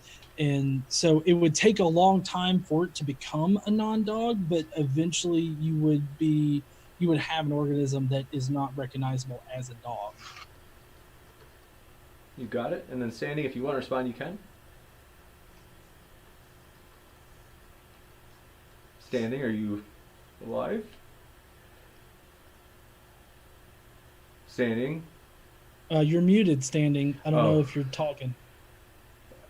Oh, sorry about that, guys. Scared me there. No, Sorry. You're like, where'd he go? Yeah, I would just say, obviously, what does empirical science, tell us? It tells us that, dogs produce dogs. And evolutionists will always say, well, of course, dogs produce dogs. The law of monophily, we can never outgrow our ancestry. A eukaryote will never stop being a eukaryote. A mammal will never stop being a mammal. But at the end of the day, that's why they have to appeal to time. When you ask them, well, then do you believe dogs today ultimately came from something that was non-dog long ago and far away? And of course they have to say yes. And then that's when they appeal to their, SpongeBob fairy tale imagination, land of dogs, elephants, and pine trees being related. So I think that's where you jump from, a simple change in allele frequency and populations over time into something that's just not demonstrable or observable. Can I clarify something real quick, James? Yeah, no problem. Okay, so I did notice that there were some people in the chat saying no, it would still be a dog. And that's why I emphasized that it would take a long time for something like that to happen. But like in the case of whales, you have a quadruped land animal that moved into, a more watery area and kept moving deeper and deeper into the water. And then eventually it lost its hind legs. And, we have fossil evidence for all of this. So, I mean, I'm saying that given the correct situation, the correct environment and whatnot, it could eventually change into something that doesn't look like a dog, because whales and dolphins do not look like the quadruped land animals that we see that were the proto ancestors of them. So that's what I was explaining. I was just trying to explain the evolutionary process, I guess. Well, I think if I could just say one last thing, So because sorry, Standing. Just because you wanted to make a clarification, I know you have. You always have a round in the chamber ready to be fired. I know both of you guys do, but I'm sure we could go on for another 25 minutes. You're right. Let's see. Canderman, thanks for your super chat as well. He asks, question for Godless Engineer: why do you consistently let him not answer your question? So.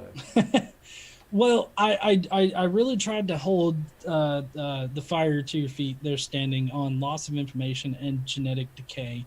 I still don't know what those mean, but I didn't want to get hung up on one particular thing. I didn't want to get hung up on one particular topic or subject, so it's just a circular argument kind of thing. I did want to move past it, and that required some concessions on my part. In general, as I'm sure Standing felt that he had to make some concessions to move on and whatnot on his. Well, yeah, I do appreciate the fact that I think within the 25 minutes, we touched on a number of things: flood geology, genetics, evolutionary theory in general. So I think that was good. I do obviously believe that I did address, your question of a loss of information in regards to just mutations in general, whether you're looking at deletions, inversion mutations, duplications.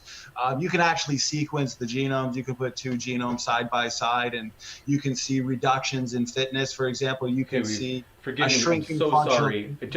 I know that I hate to do this just to get through as many questions as possible. Standing, I hate to do that. I just wanted to force that out. Sorry, James. We're gonna try to jump forward. Brian Stevens, thanks for your super chat. And although also Tech Satan, if I'm pronouncing it right, thanks for subscribing. We're glad to have you here. I saw that. You're right. So Brian Stevens asked. He said, "This is true, and since it's true, it's falsifiable." I wasn't sure what he was referring to. If either of you know, let him. Well, I mean, I would... Okay, go ahead, Godless Engineer. Oh, I was just gonna say, I think that he was simplifying what Standing was saying, being that, oh, I'm saying this is true, therefore it's falsifiable. He was breaking it down to its simplest components. Well, and the thing is, that whole, God did it, or even if you're looking for a cure for cancer and you just say God did it, like, of course that's not going to advance science. And that's why, we've made very precise, very specific testable predictions. I'll use one example: mutation rates on the most divergent of African people groups, the Khoisan peoples. They haven't been measured. We've actually made and put on paper a direct prediction on what their mutation rate will be. And the evolutionists can go do the exact same thing. The evolutionist actually doesn't want to, for many different factors, many different reasons, but we've gone and done that testable prediction. That's not the only one. I mean, we can go on and on and on. The DNA code itself, the functionality versus non-functionality. So now it's not just God did it. We're actually taking, something from the Bible, making a testable prediction and making it falsifiable. So I disagree with the fact that it's just God did it. We've got confirmed predictions and future predictions. So I just don't want to be misrepresented, of course. Gotcha. We just to move forward really quick. Sigifredo Sarabia, thanks for your super chat. They had said, so God made the earth, and God was like, hold up, this thing is boring, it needs more things. I'm going to put dinosaurs on that dirt, dinos on that dirt. Then he was like, why did I put dinosaurs on that earth?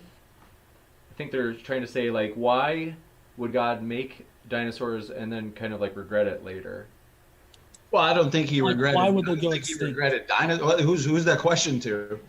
I think it was a super chat. Oh, okay. It's kind of more of a statement. Yeah, if you want to say something, Godless Engineer, go ahead. Oh no, I mean, I feel like the statement is more in the vein of like, why does God allow things to go extinct, or why has 99% of life on Earth actually died or gone extinct? Well, exactly. And that's why, according to the biblical based model of the fall, the fact that the Bible records a time when people had extremely long lives, and we look to mutation, low impact mutation accumulation to explain the lifespan decrease of, say, early biblical characters. So based on the fall, that's why we see this death, degeneration, extinction. That's what we would expect, devolution in regards to a biblical based model. But evolution, predicts and expects the exact opposite of that. So that's why it's contradictory to all known empirical evidence. Dinosaurs, they would have been brought on the ark as well. That's why you see all these, dragon stories, legends of dragons, Alexander the Great, Marco Polo, St. George, story after story, legend after legend. You see hieroglyphics, artwork, pictographs, even in the dictionary, I think hundreds of years ago, next to the word dragon, it said now rare. I mean, how do you explain that? The Leviathan, the Behemoth. Sorry to cut in. I know that you've got a lot to say, but I just want to, just so we can get through as many questions. Did each of you get to respond to that one? Yeah. Okay. Barry Switzer, thanks for your super chat. He said, standing for truth, you aren't making testable, falsifiable predictions. Those are simply ad hoc statements. Well, no, so he obviously doesn't understand the fact that in regards to the LMN haplomap, there have been very specific predictions made on the most divergent peoples, say the Khoisan peoples, their mutation rates. There's been actual predictions made on because if this is a marker of time and this is the history of civilization, the LMN, they're very unique. You look at the map, usually I screen share and show that, but they've all seen the map. They're unique. They're separated by, shorter lines indicating, pre-flood times and post-flood times radiating out. So we should be able to read the map, the history of civilization, the Roman Empire, the Greeks, the Persians, and that's actually being done directly from this map. So that is, for one, there's confirmed predictions there and future predictions. So, I mean, they can just put their fingers in their ears all day and all they want, but it is testable and falsifiable predictions, all flowing from the placement of the L. So sorry, just to keep you I'm sick of the misrepresentations. Just to keep you short and pithy, I've got to try to move to the next one. DePooch, thanks for your super chat. We appreciate it. I saw you didn't write anything, but if you do want to write anything, you can just put it in at Modern Day Debate as like a normal chat, and I can read it for you because we appreciate your super chat. Brian Stevens, thanks so much for your super chat. He said, caustics, namely, so it's Caustix, claims I don't understand logic because it took me a long time to respond to him. He's a genius, and his moral argument, Kalam, has convinced me of God. I'm not exactly sure. I don't think that's a question. That's just a statement. I think that might be for somebody, Caustix Soda in the live chat. I'm not sure. It is. That's I don't know if it's sarcastic or if you guys are buddies or if you're trying to headhunt. I don't know, but we appreciate your super chat, and that's good to know about Caustix. So we appreciate that. Next one, I'm sorry, Wilson. Thanks for your super chat. This person said, Godless engineer, where did the water go? Where did the water go? That's a good question. Because in the flood model, do you know how much water it would have required to cover the entirety of the Earth? Because, I mean, I've calculated it, and it's a crap ton of water. I mean, it's so much water that we don't know where that water went, because it's way too much water that's actually here on the Earth or even in our local group. Well, where do you think the water came from according to Genesis? Just to see if you're straw manning. What does Genesis say the majority of the water came from? Go ahead. Well, I mean, it came from up underneath the ground, but there's not, like I'm saying, all of the water on the Earth in general does not account for. We have empirical evidence that there is water. Like, for example, when it talks about the fountains of the great deep breaking open and the windows of heaven were open, it's not like all this water just came from the heavens. You know, we know that there's subterranean chambers that you can actually see and observe today. And all the water, you can see it in the oceans. I mean, if you just flatten out all the continents, I mean, you're gonna flood the Earth. There's more to that. Trust me, I know about flattening out the globe. See, the scope and scale of the energy produced by the flood is amazing, and I think that evolutionists, for the most part, they have kind of a warped view of what. We got to keep it short and pithy. We've only got 4 minutes left, or not even. This is embarrassing. I forgot to set the timer on the Q&A. That's super embarrassing. Let me find. I'm trying to think of a rough estimate. How long do you think we've been going for Q&A so far? I think you're about right, 20, 21 minutes. Okay, so let's say we have 4 minutes left, and I hate to cut in, but just next one, we appreciate those. And also, Candor Man, question from Candor Man, thanks so much. They asked, ask standing for truth, why deleterious mutations haven't made bacteria die out?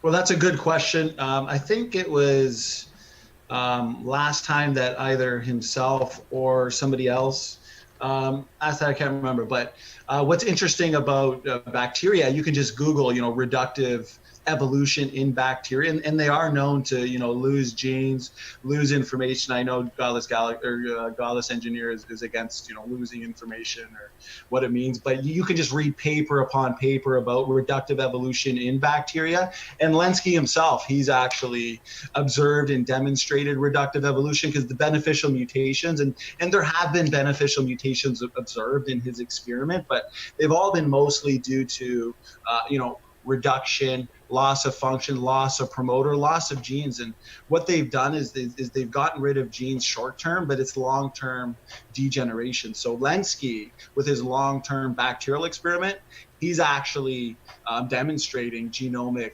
decay. And obviously bacteria, they're going to go through more rounds of natural selection. They have more generations than, say, humans and higher mammals. But even bacteria are being observed to lose information and be susceptible to this genomic degeneration. So it's everywhere. Viruses, bacteria, mammals, everywhere you look, there's genetic entropy.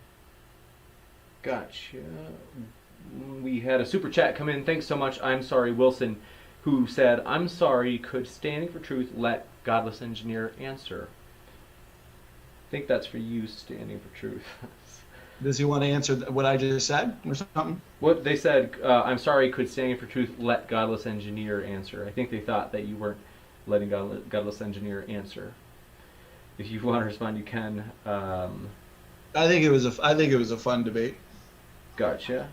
Hold on one sec. I could have sworn the fellow Steven Steen either was trolling me or he had said that he shot a super chat in and I didn't want to miss it. I mean, you can never trust that guy, but give me one sec. I'm going to just quick see if I can find. And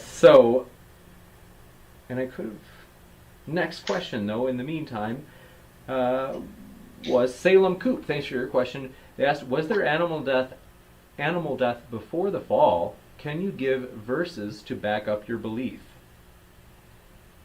No, I don't believe there is animal. The Bible says that death came by one man, sin. So no, I don't believe that there is death before the fall. I think, for example, in regards to genetic entropy, I believe that Adam and Eve and the created kinds were created perfectly.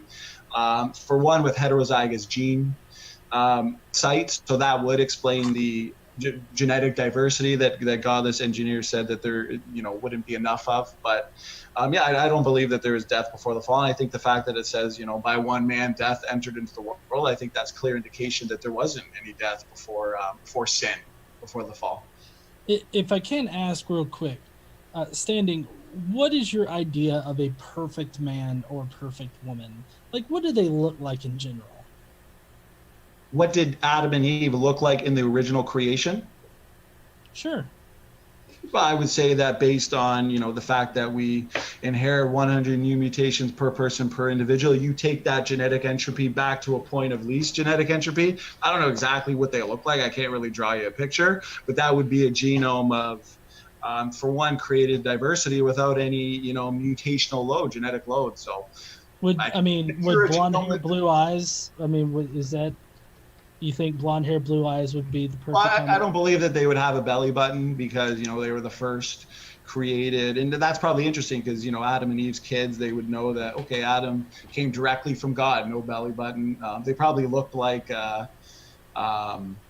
if you were to do, like I always say, if you were to do blood tests and then weight and height, you're going to get evidence for, say, a young person and evidence for an old person. I say that's what we see in the universe as well. If I can just cut in, forgive me, just so sorry, Sin, just to be short. Good question. That's a good question. To keep you short and pithy, we had a super chat.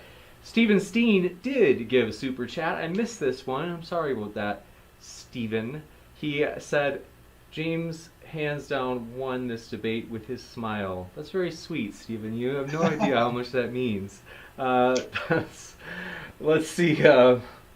Sigifredo, thanks for your super chat, Steven. And also, Tommy Fuller, thanks for your super chat. They said, modern day debate out, Standing for Truth, why do creationists change subjects so often, i.e. biology, geology, cosmological, abiogenesis?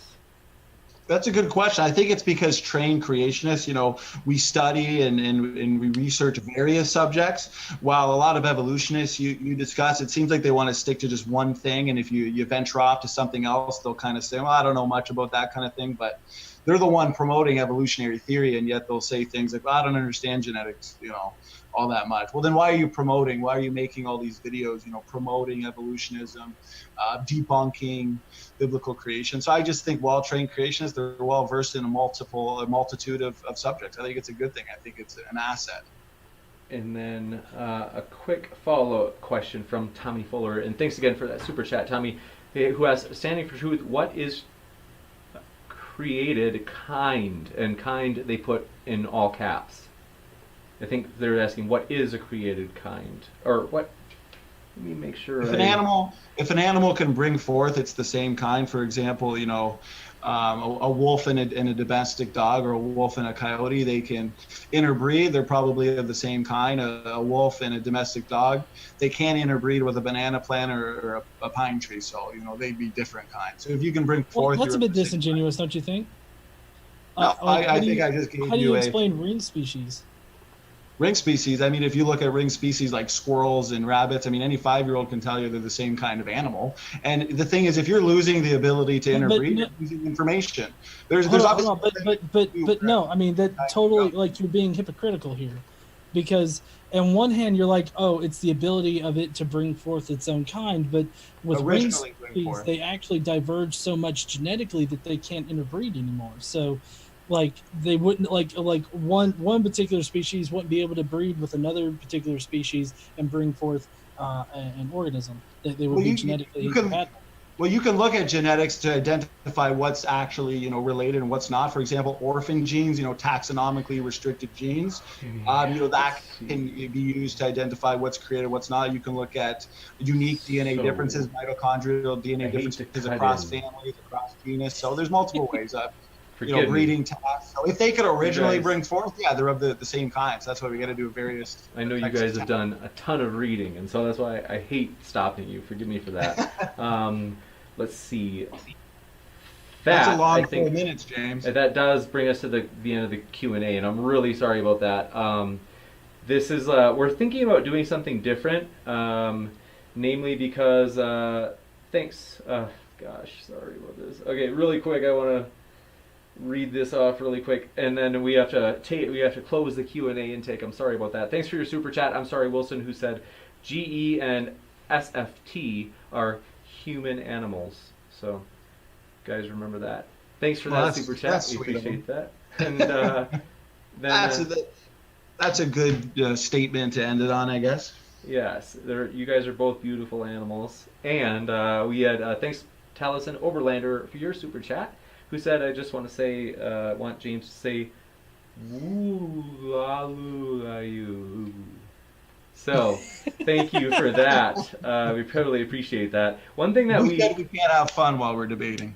Yes, this has been fun. One thing we're contemplating, because I know that we sometimes have a challenge. We have a ton of questions, and they're awesome questions.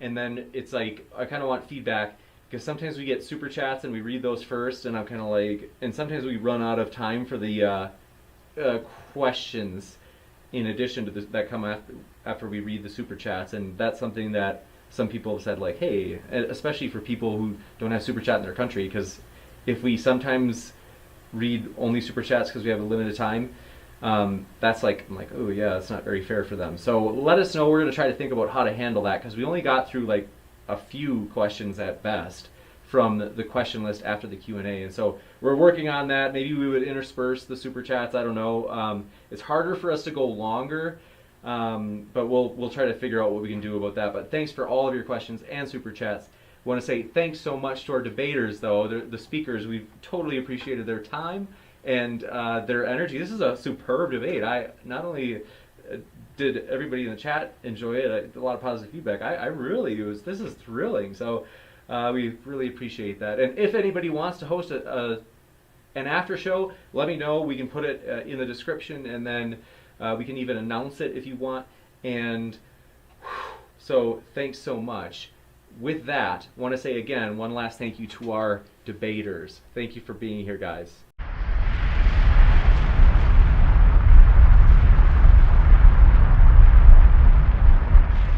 For Truth's whole position a unfalsifiable narrative.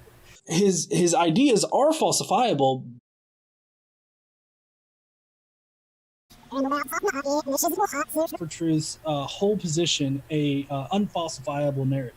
His ideas are falsifiable. Tell me how it's falsifiable, or tell me what would falsify it. He never actually gave me an answer to that. We actually don't know the real speciation events, and we've actually made testable predictions based on this model that we. Of course, the gold standard of science is making these testable and falsifiable predictions, and we've made it on mutation rates.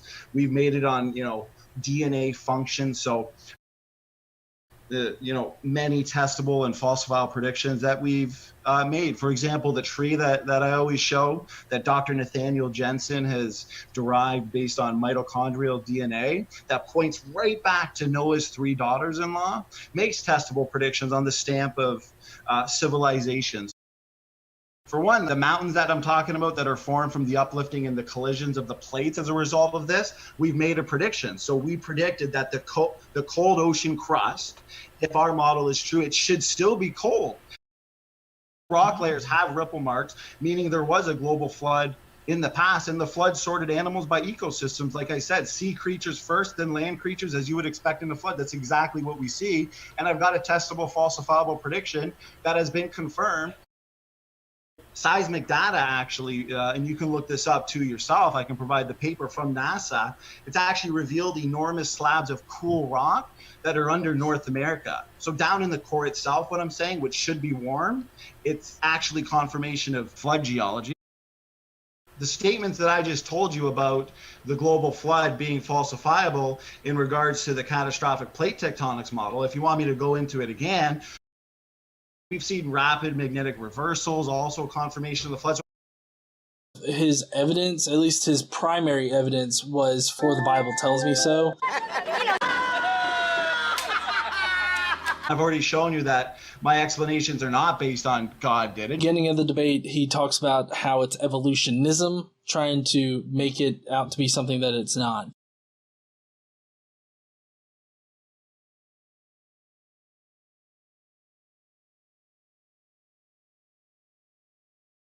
That really bothered me the entire debate. As well as him thinking that evolution says anything about origins or anything like that. Abiogenesis and even Big Bang territory. And I feel like that's pretty disingenuous too. Abiogenesis? I didn't mention anything about abiogenesis. Although chemical evolution is obviously needed to be explained if you're going to have a coherent theory of biological evolution. But that's why I actually asked him in the beginning of the discussion period, what is your definition of biological evolution? And we both agreed that biological evolution means a change in allele frequency or a change in gene pool over generations, in populations, of course. And we agreed on that. I heard you say that, evolution for the most part, at least biological evolution would mean, a change in allele frequency or gene frequency in populations over generations. Would you agree with that as a valid definition for biological evolution? Well, yeah, I think that's specific enough, I guess. I brought up in the debate was the idea that two people could have produced an entire population of a species, and I find that to be very interesting because that's not actually what genetics shows. Genetics shows us. Genetics actually shows us that if there are only two of a certain species, that is actually not enough genetic diversity in order to get an entire population of a single species.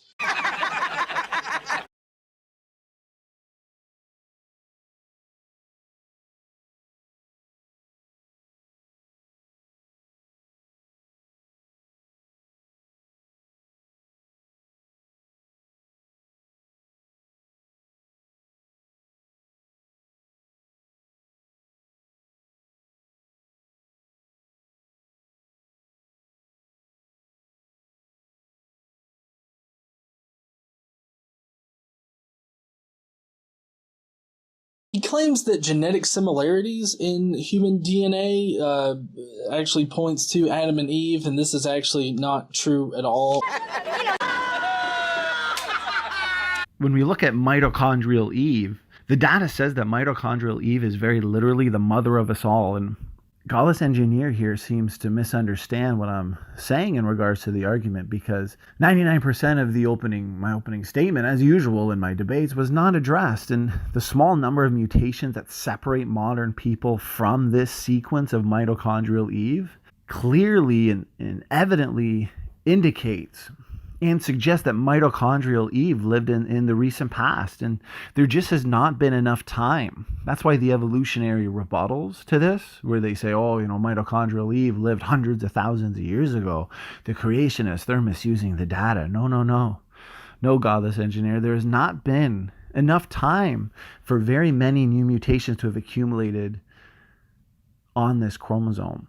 And based upon the actual empirically observed mutation rate for this human chromosome, studies clearly indicate and suggest this mitochondrial Eve had to have lived recently, just thousands of years ago. And of course, evolutionary scientists, they've done similar analyses, but instead of just using the actually observed mutation rate, they have been compelled to use hypothetical mutation rates that are about 20-fold lower than what is actually observed. And of course they have justifications for this because they're looking at certain evolutionary assumptions. And the most fundamental assumption that they actually make is that molecules to man, fish to fisherman type evolution, bacteria to biologist evolution is an absolute fact. And so all data must be force fitted. That's why rescue device after rescue device is invented, because this data has to be force fitted to support the paradigm. And that's why they calculate mitochondrial Eve the way that they do. And this is the same that goes with Y chromosome Adam. I mean, there's just no way to refute it. So similar DNA would not point to that. Well, you know what's interesting? When the Human Genome Project mapped the human genome, they said there's only one race of people. You know what that confirms? The Bible. Because we all go back to Adam and Eve, we're all one race. So I don't think it confirms the Bible. It just makes the Bible consistent with nature on this one point. Once again, I don't think Godless Engineer here quite understood what I meant about low genetic diversity in human beings. I mean, I think it's only about 0.5% different max difference between any two human beings, pointing us right back to the fact that we only came from two people, Adam and Eve. And we are seeing the rise and fall of the so-called near extinction event, the rescue device. They wouldn't come up with this population bottleneck rescue device if there wasn't some absolute truth to this. And we're seeing firsthand the demise, the death of this key evolutionary paradigm belief that, there was supposedly a prolonged evolutionary bottleneck concurrent with the evolution of modern humans, of course, over deep time. And Godless Engineer here spent half the debate appealing to deep time. If I were to tell you that Mary Poppins could fly slowly through the air with her umbrella, you'd say, standing for truth, you're crazy. That's a fairy tale. And you'd be right. But if I said Mary Poppins could fly quickly through the air with her umbrella, according to Godless Engineer, you'd say, yeah, that's more believable. That's scientific. No, they're both fairy tales. And over this deep time, according to evolutionary theory, any significantly large population will undoubtedly accumulate enormous numbers of mutations, resulting in enormous amounts of genetic diversity. And this is a major fatal blow problem for evolutionary theory, because we can now see that it is absolutely clear that mankind is genetically very similar. We have very limited genetic variation.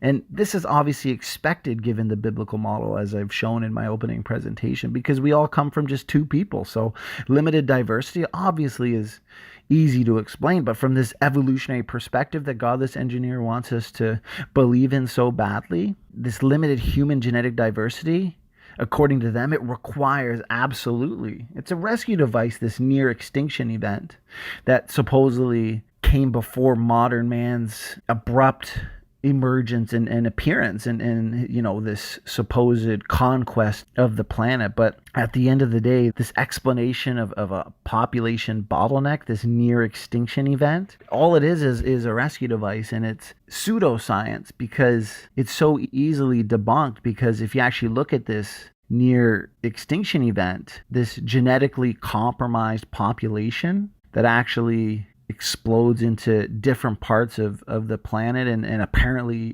seizes dominion over the world, because yes, it can conceivably, have maybe reduced overall human diversity. But the thing is, it is just a post hoc embellishment of this evolutionary theory, because it actually is incredible. And the reason why is because small very minute bottleneck populations, they have extremely significant problems. And this is the exact rebuttal that I'd bring up if these evolutionists actually came prepared and tried to rebut my claims about low genetic diversity and all this evidence for Y chromosome Adam, mitochondrial Eve, 3 major haplogroups. I mean, everything just fits perfectly in a biblical model. But if there's, let's say, this genetic diversity and this rescue device here, it's going to require and involve an extended near extinction event, and it's going to be associated with severe, significant inbreeding. And that's why it's not even remotely feasible, because from the evolutionary perspective, human genetic homogeneity, it remains a very serious theoretical and hypothetical problem, because according to the biblical perspective, there's no problem at all, because of course there were no mutation, there was no genetic load, there was no genetic buildup with Adam and Eve and then immediate post-creation. But with the biblical perspective, the bottlenecks that we see in Scripture, they were both brief. There wouldn't have been any issue. There would have been very little genes lost, even according to the pre-existing heterozygosity hypothesis. But the reason why this very limited human genetic diversity is a huge problem for evolutionary theory, because it does lead to unrestrained storytelling. And that's what evolution is all about. It's all about storytelling. And this limited human genetic diversity is very obviously compatible with the biblical perspective. It doesn't require all this far-fetched inventions and storytelling that evolutionists talk about.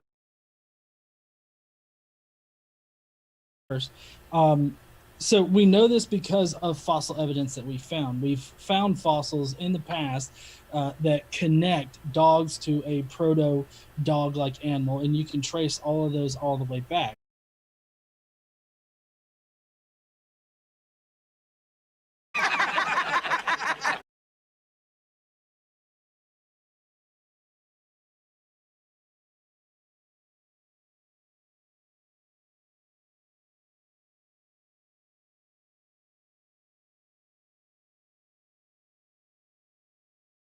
Doing was he kept talking about de-evolution, which is kind of a made-up word. There is no de-evolution.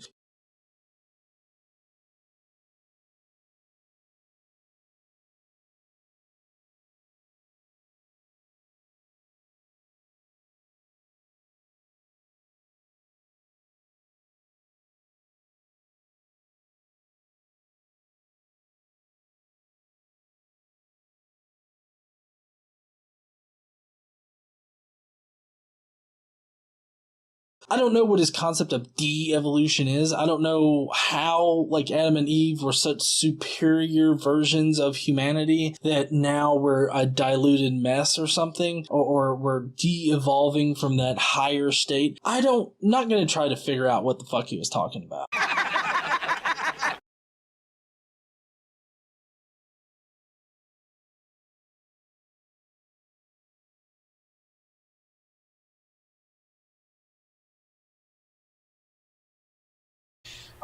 There's a lot of other things like lactose tolerancy, our ability to drink milk and milk products. That was a mutation.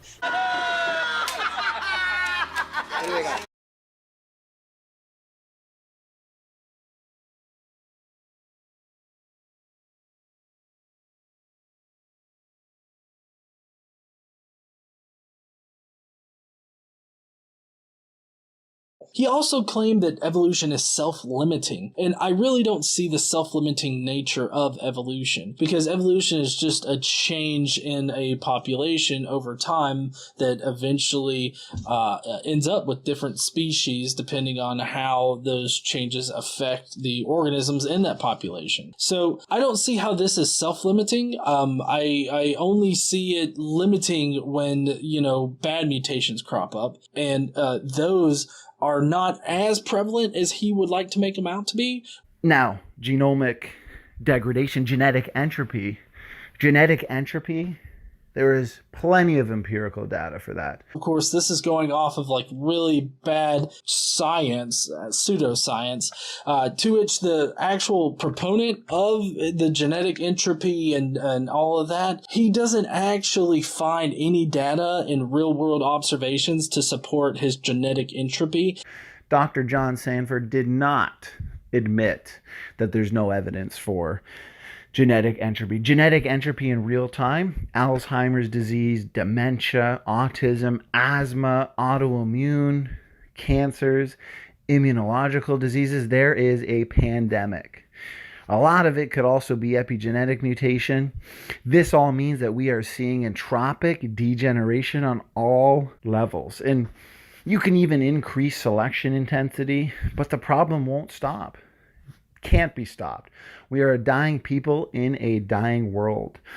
I was trying to explain to him that the mutation rate, the accepted mutation rate, is 100 new mutations per person per generation. That means that if there's 7 billion people on the planet, and the fact that most mutations are in the non-selection zone, that's 700 billion new mutations entering the human population this generation alone. And yes, they have rescue devices. That's how they know that it is a real problem. Population geneticists know that it's a real problem. That's why they've come up with rescue mechanisms such as synergistic epistasis, mutation count mechanism, but they've all been falsified. And the reason why is because low impact mutations, these near neutral, low impact deleterious mutations, they continuously accumulate, and there is a huge selection threshold. We see it in human populations. We see it in ancient human species. We see that a lot of these so-called human evolutionary ancestors, such as Hobbit, Homo erectus, the Neanderthal, certain Neanderthal populations were seen to actually be 40% less fit than modern man today, including Homo naledi. A lot of these ancient species, what they suffered from was reductive evolution. That's why you see the reduction in brain volume and body size, and you see these pathologies because these isolated inbred groups, the genetic mistakes, the hidden reservoir of genetic mistakes were exposed. And that led to much faster genetic entropy. And inbreeding, it's a sneak preview into where we are going genetically as a species. We see it in bacteria. We see bacteria, they're susceptible to reductive evolution. We see Lenski's E. coli experiment. We see that they've lost genes short term, but it's long-term degeneration. They've observed a shrinking functional genome size, and there's been adaptations, but they've generally been degenerative adaptations. We see it in viruses. H1N1 went from a red hot pandemic to a whimper to an extinction event in 90 years. This was the human version. Of course, this is genetic degeneration at work. Just like I said, Lenski's E. coli experiment, he's trying to prove large-scale evolution. What he's actually proving is genetic degeneration and biblical creation. The beneficial mutations, and people will try and strawman me and say, oh, you're saying there's no beneficial mutation. Yes, there was beneficial mutations in Lenski's bacterial experiments, but they were reductive, loss of function, loss of promoter, loss of genes. They're painting themselves into a corner. They're lazy and they're handicapped. We see genetic degeneration on all levels. I mean, we see it in cheetah populations, butterfly populations, like I said, human populations, viruses, bacteria. It is most certainly irrefutable. Just think of it this way. We have a genome of 3 billion letters. If you take out one letter, change one letter randomly, are you going to have a huge fitness effect? No, it's going to have a tiny fitness effect. And in reality, in fact, it's like rust on a car. You can't see each rust event, but it's continuous and destructive. And he's always asking, what's this loss of information? And I gave him examples where we can measure levels of homozygosity versus heterozygosity.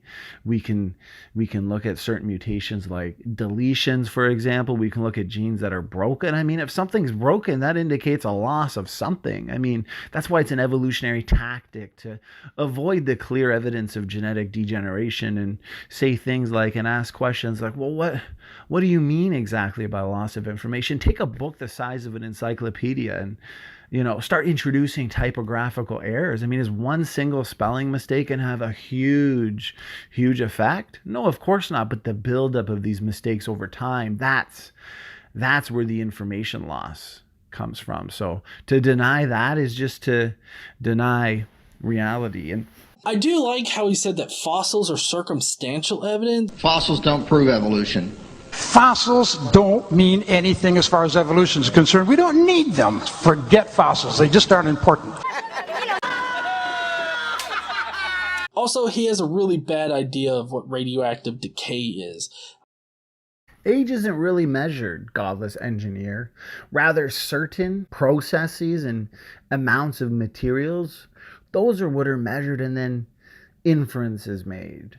This age is inferred, and the fact that radiometric ages for rocks of known ages actually turn out to be so vastly inaccurate and wrong is a strong indication and absolute proof that one or more of the assumptions that are used in this radioisotope dating is incorrect. And secularists, what they do is they measure the amounts of the radioactive parent and the daughter isotopes in the present. Then they make a huge, massive host of unprovable, unknowable, impossible naturalistic assumptions, and then extrapolate backwards in time to make what is essentially a guess about an age. It's a guessing game, just like all the storytelling you hear from evolutionists, assume uniformitarianism, which is exactly what Godless Engineer did here in the debate. The present is the key to the past, they'll say. And think about it this way, according to our model. If God instantly created, let's say, trees,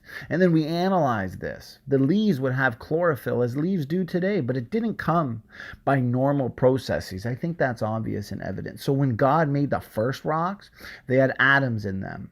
If we come along late, let's say we come along later and say that this lead must have come from decay of uranium, therefore we will use that to date the rock, you'd be wrong, as there would be lead there to begin with. Why shouldn't there be? So at the end of the day, there's so much evidence that the Earth and the universe can't be billions of years old, simply based by their own dating methods. Let's use carbon-14, for example. Evolutionists assume it's always been the same radiocarbon influx, and yet the problem is that carbon-14 is produced in the atmosphere. This is a fact the evolutionists even agree with, scientific fact, that as a result in this atmosphere of cosmic ray bombardment of the atmosphere itself, and if you have a stronger magnetic field in the past, like we'd say according to the biblical base model, which the evidence shows as well, it's not just ad hoc or anything like that, and the field protects from cosmic radiation, then radiocarbon production would have been less in the past. Diamonds, for example, they're made up of carbon and have radiocarbon in them. Diamonds are formed deep inside the earth, and they can't be contaminated internally or externally due to the hardness of the substance. The carbon-14 has to be intrinsic to the diamonds. It could not be from the atmosphere itself.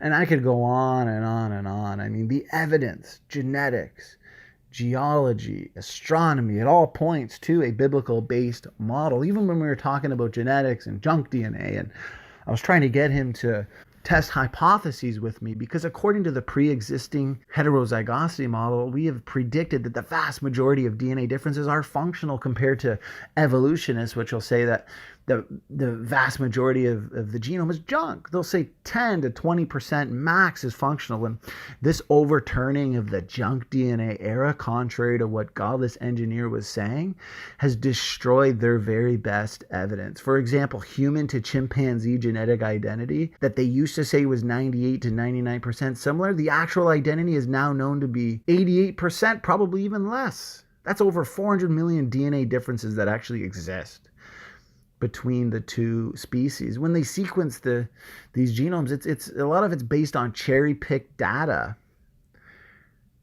The humans, for example, the human chromosome 2 that they say that arose through a fusion of two ape-like ancestors, or two ape-like chromosomes, this purported fusion site is actually a functional DNA element in a human gene. So much genomic data that's actually refuting that. Because we only understand less than 5% of the DNA language based on the gold standard of functional testing, which is gene knockout tests. So the more we learn, the accumulating papers are suggesting more and more intricacy and complexity and function to this genome. They'll say humans and chimpanzees share genetic mistakes, these pseudogenes, but these pseudogenes are now known to be functional DNA elements and not actually mistakes. I mean, you can look at Dr. Vanima of BioLogos, He's probably one of their best proponents. And he used to always say that humans possess the broken remnants of an ancient chicken gene, but the further and the more we know about the DNA language, we now know that no such remnant actually exists. Because what it is, this supposed fragment, it's a functional DNA element. Junk DNA, it's been overturned. Just like vestigial organs have been overturned. The more we learn, the less ignorant we become, the more evolutionism is refuted. I like how he doesn't consider us apes in general, which later on in the debate, he talked about how the genetics show that we're not related to chimpanzees or chimps, or we're not copied from them or something. I guess it's because we look different or something like that. It's often said that we humans share 50% of our DNA with bananas, 80% with dogs, and 99% with chimpanzees. Taken literally, those numbers make it sound like we could pluck one cell from a chimp and one from a human, pull out the tangled bundles of DNA known as chromosomes, unroll each one like a scroll, and read off two nearly identical strings of letters. But in reality, the human and chimp scrolls don't sync up so easily.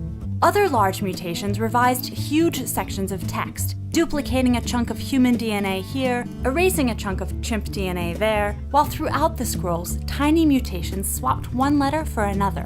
When researchers sat down to compare the chimp and human genomes, those single-letter differences were easy to tally, but the big mismatch sections weren't. For example, if a genetic paragraph, thousands of letters long, appears twice in a human scroll, but only once in its chimp counterpart, should that second human copy count as thousands of changes, or just one? And what about identical paragraphs that appear in both genomes, but in different places, or in reverse order, or broken up into pieces? Rather than monkey around with these difficult questions, the researchers simply excluded all the large mismatch sections, a whopping 1.3 billion letters in all, and performed a letter-by-letter comparison on the remaining 2.4 billion, which turned out to be 98.77% identical. So, yes, we share 99% of our DNA with chimps if we ignore 18% of their genome and 25% of ours. And there's another problem. Just as a small tweak in a sentence can alter its meaning entirely, or not at all, a few mutations in DNA sometimes produce big changes in a creature's looks or behavior, whereas other times, lots of mutations make very little difference. So just counting up the number of genetic changes doesn't really tell us that much about how similar or different two creatures are. His primary evidence was, "For the Bible tells me so." We're past the whole, God did it.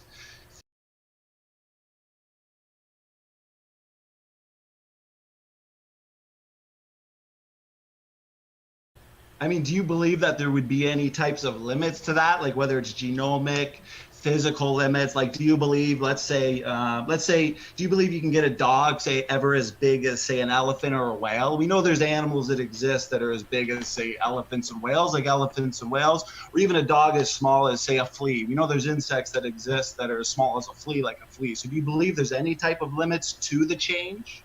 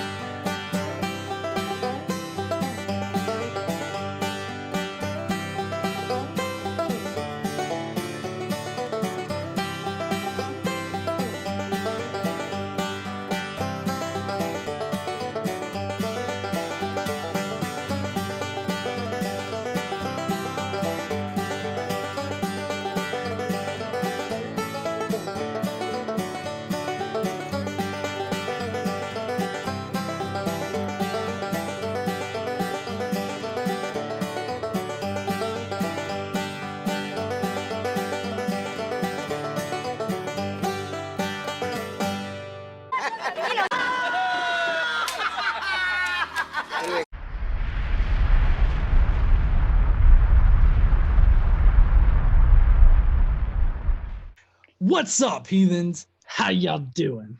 Let's have a fun joke by making up the story in the Bible.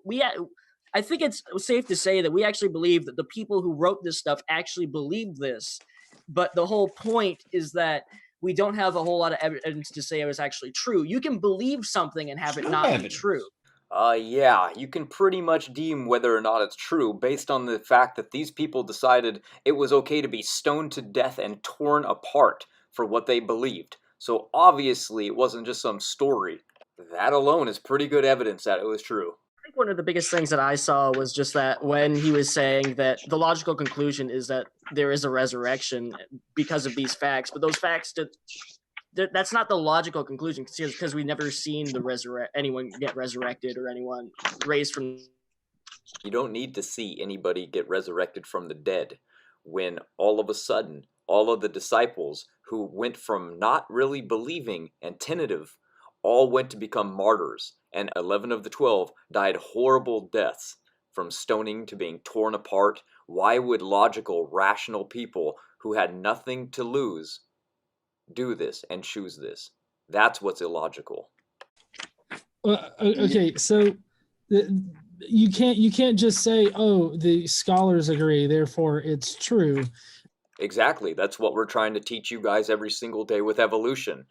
Yet you fall back on the majority of scientists believe it, therefore it's obviously true every single time. I like the double standard, though. I found that there's no dispute among scholars that Jesus was dead after being crucified. Ain't that a bitch? Of course you appeal to the authorities. But the fact that they are using their religious bias in order to see these historical facts and use this historical evidence to support these facts, I feel like you really have to investigate it for yourself. There you go, one more time. See, you're one step closer to getting it. You're pure indoctrination, going through school 5 days a week, hours and hours a day, being fed evolution. You're gonna be indoctrinated, right? But yet here they are, listening to the authority every time, never actually experimenting or taking the study for themselves. How many times have you been in the field to prove evolution? That's right, never. How many other theories have they taught you when you were in school? Oh, that's right, none. That's true, huh? Imagine that. Evolution theory is the only one protected by law. You're not going to learn anything else, and if you don't open those books and write down answers from those books, you're going to fail that class. If that's not indoctrination, I don't know what is. Show me one secular historian who says there was an empty tomb. There are none. Okay. There are no secular... What about Pincus Lapide, the late Jewish New Testament scholar, that said he remained a Jew, but he said on the basis of the evidence, he would believe in he believes in the resurrection of Jesus. He just didn't believe he was the Messiah. That's okay. Then that's not a secular historian. Oh, come on. I'm talking about one. What about Michael Grant? Michael Grant is another one. I got all types of quotes from historians, not just Christian for an empty New Testament historians. In I believe it was 325. Helena, she went back to Jerusalem and verified where the tomb was, and was talking and interviewing numerous people. We have every good reason to believe where the tomb is. We know where the tomb was. Where? It just wasn't a celebrated thing. The Holy Spectrica. Hold on. Why do quotes from historians talking about what they think about the past is evidence for anything? You hippo. So the guy gives evidence, and now all of a sudden they're just quotes. I love it. Love the double standard. Love the reasoning. Two is that the Gospels, the narratives about Jesus and what he went through, are indeed independent sources. And he's going to get into sources a little bit later, but you have to rely on the idea that they were not influenced by any other kind of Christian thought, that they are direct eyewitness accounts of what happened. And that's simply not the case. If you just look at the timeline for these Gospels, you have Mark being written in 70 AD, and then you have Matthew being written about 80 or 90, and then you have Luke being written even farther farther down in the timeline than that, like 90 AD. And then you've got John that was most likely written in the 2nd century, but could have been written as early as the late 90s of the 1st century. Okay. But all you're giving us is an argument from authority, Lee. You hypocrite. So now what you're telling us is that you're appealing to authority. Got it. How ridiculous. You literally just complained about this like 1 minute ago. Multiple times. Unreal. The famous atheist New Testament scholar Gerd Ludemann says it's historically indisputable that he was dead. Oh, well, that definitely means that he was dead. Oh, fuck, honey? Did you hear that? Gerd Ludemann, or whatever the fuck, says that he was definitely dead, so I guess that means he's definitely dead. Okay. Now that we're positive that you have a double standard when it comes to sources, unless, of course, you want to claim that you're the carbon dater for those Levitical scrolls. Good luck. Being that Mark was written first, then Matthew, then Luke, and then John. Complete fail. The Gospels were written as first-hand accounts. They were all together at the same time, witnessing the events, and they were writing them down as they saw them. So how can one come before the other? It's illogical, and you just don't know any better. How do we know the New Testament documents are written early? There's several reasons. First of all, we know Paul died in 65 or so AD, mid-60s, so he had to have written all of his works before he died. And Luke actually is quoted by Paul. Paul writes in 1 Timothy 5 that a section of Luke is scripture. So he's quoting Luke as scripture, which would of course mean Luke had to have been written earlier. We know there are eyewitness details all over these documents. In Acts, from chapter 13 to 28, there's 84 eyewitness details that only an eyewitness would have known. All these are listed in our book, I Don't Have Enough Faith to Be an Atheist. In the Gospel of John, there's 59 of these details, also listed in I Don't Have Enough Faith to Be an Atheist. And then, oh, by the way, there are commentaries early, very early in the 2nd century on the New Testament documents. Obviously, they had to have been written prior to that. And Ignatius, an early church father, by 110 AD, had quoted from 25 of the 27 New Testament books. So these books must have been written in the 1st century for Ignatius to have quoted 25 out of 27 of them. And they're much earlier than the so-called Gnostic Gospels, which came about 100 years later in the late 2nd century. He actually says that none of the books written in the Bible were actually by eyewitnesses. Well, we haven't even gotten there yet, but that's just nonsense, and I'll tell you why. First of all, the book of Acts. Roman historian Colin Hemmer went through the book of Acts with a fine-tooth comb, and from chapter 13 to chapter 28, he identified 84 details that could only have been eyewitness details.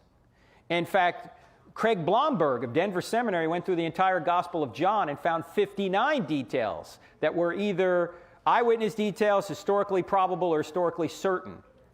So I don't know why he would say they weren't eyewitnesses, because they include so much data that could be verified to be eyewitnesses. In fact, Sir William Ramsay, who followed Luke's path around to try and figure out if Luke was telling the truth, started out by saying Luke wasn't accurate, and afterwards he said Luke was an historian of first rank.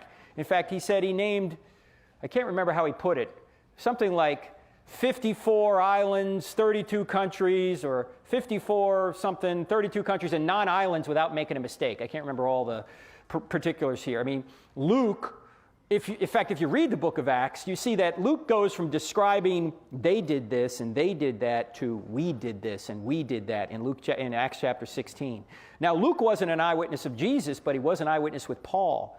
And there are numerous eyewitness details throughout the text that could only have been known by eyewitnesses or somebody who knew eyewitnesses. So we all have all that in chapters 10, 11, and 12 of I Don't Have Enough Faith to Be an Atheist. Being that supposedly he was crucified and he died from it, and then his followers afterwards saw, a risen Jesus. Like, they build that kind of foundation, and then they make the logical leap and say that, oh, that means that Jesus definitely was risen from the dead, and without any actual evidence to substantiate like a resurrection. And they say that that is more probable than the natural explanations that we have, which, if you don't know, miraculous explanations are always going to be far less probable than natural. Probable, sure. Impossible, no. So obviously you admitted that there's room for this.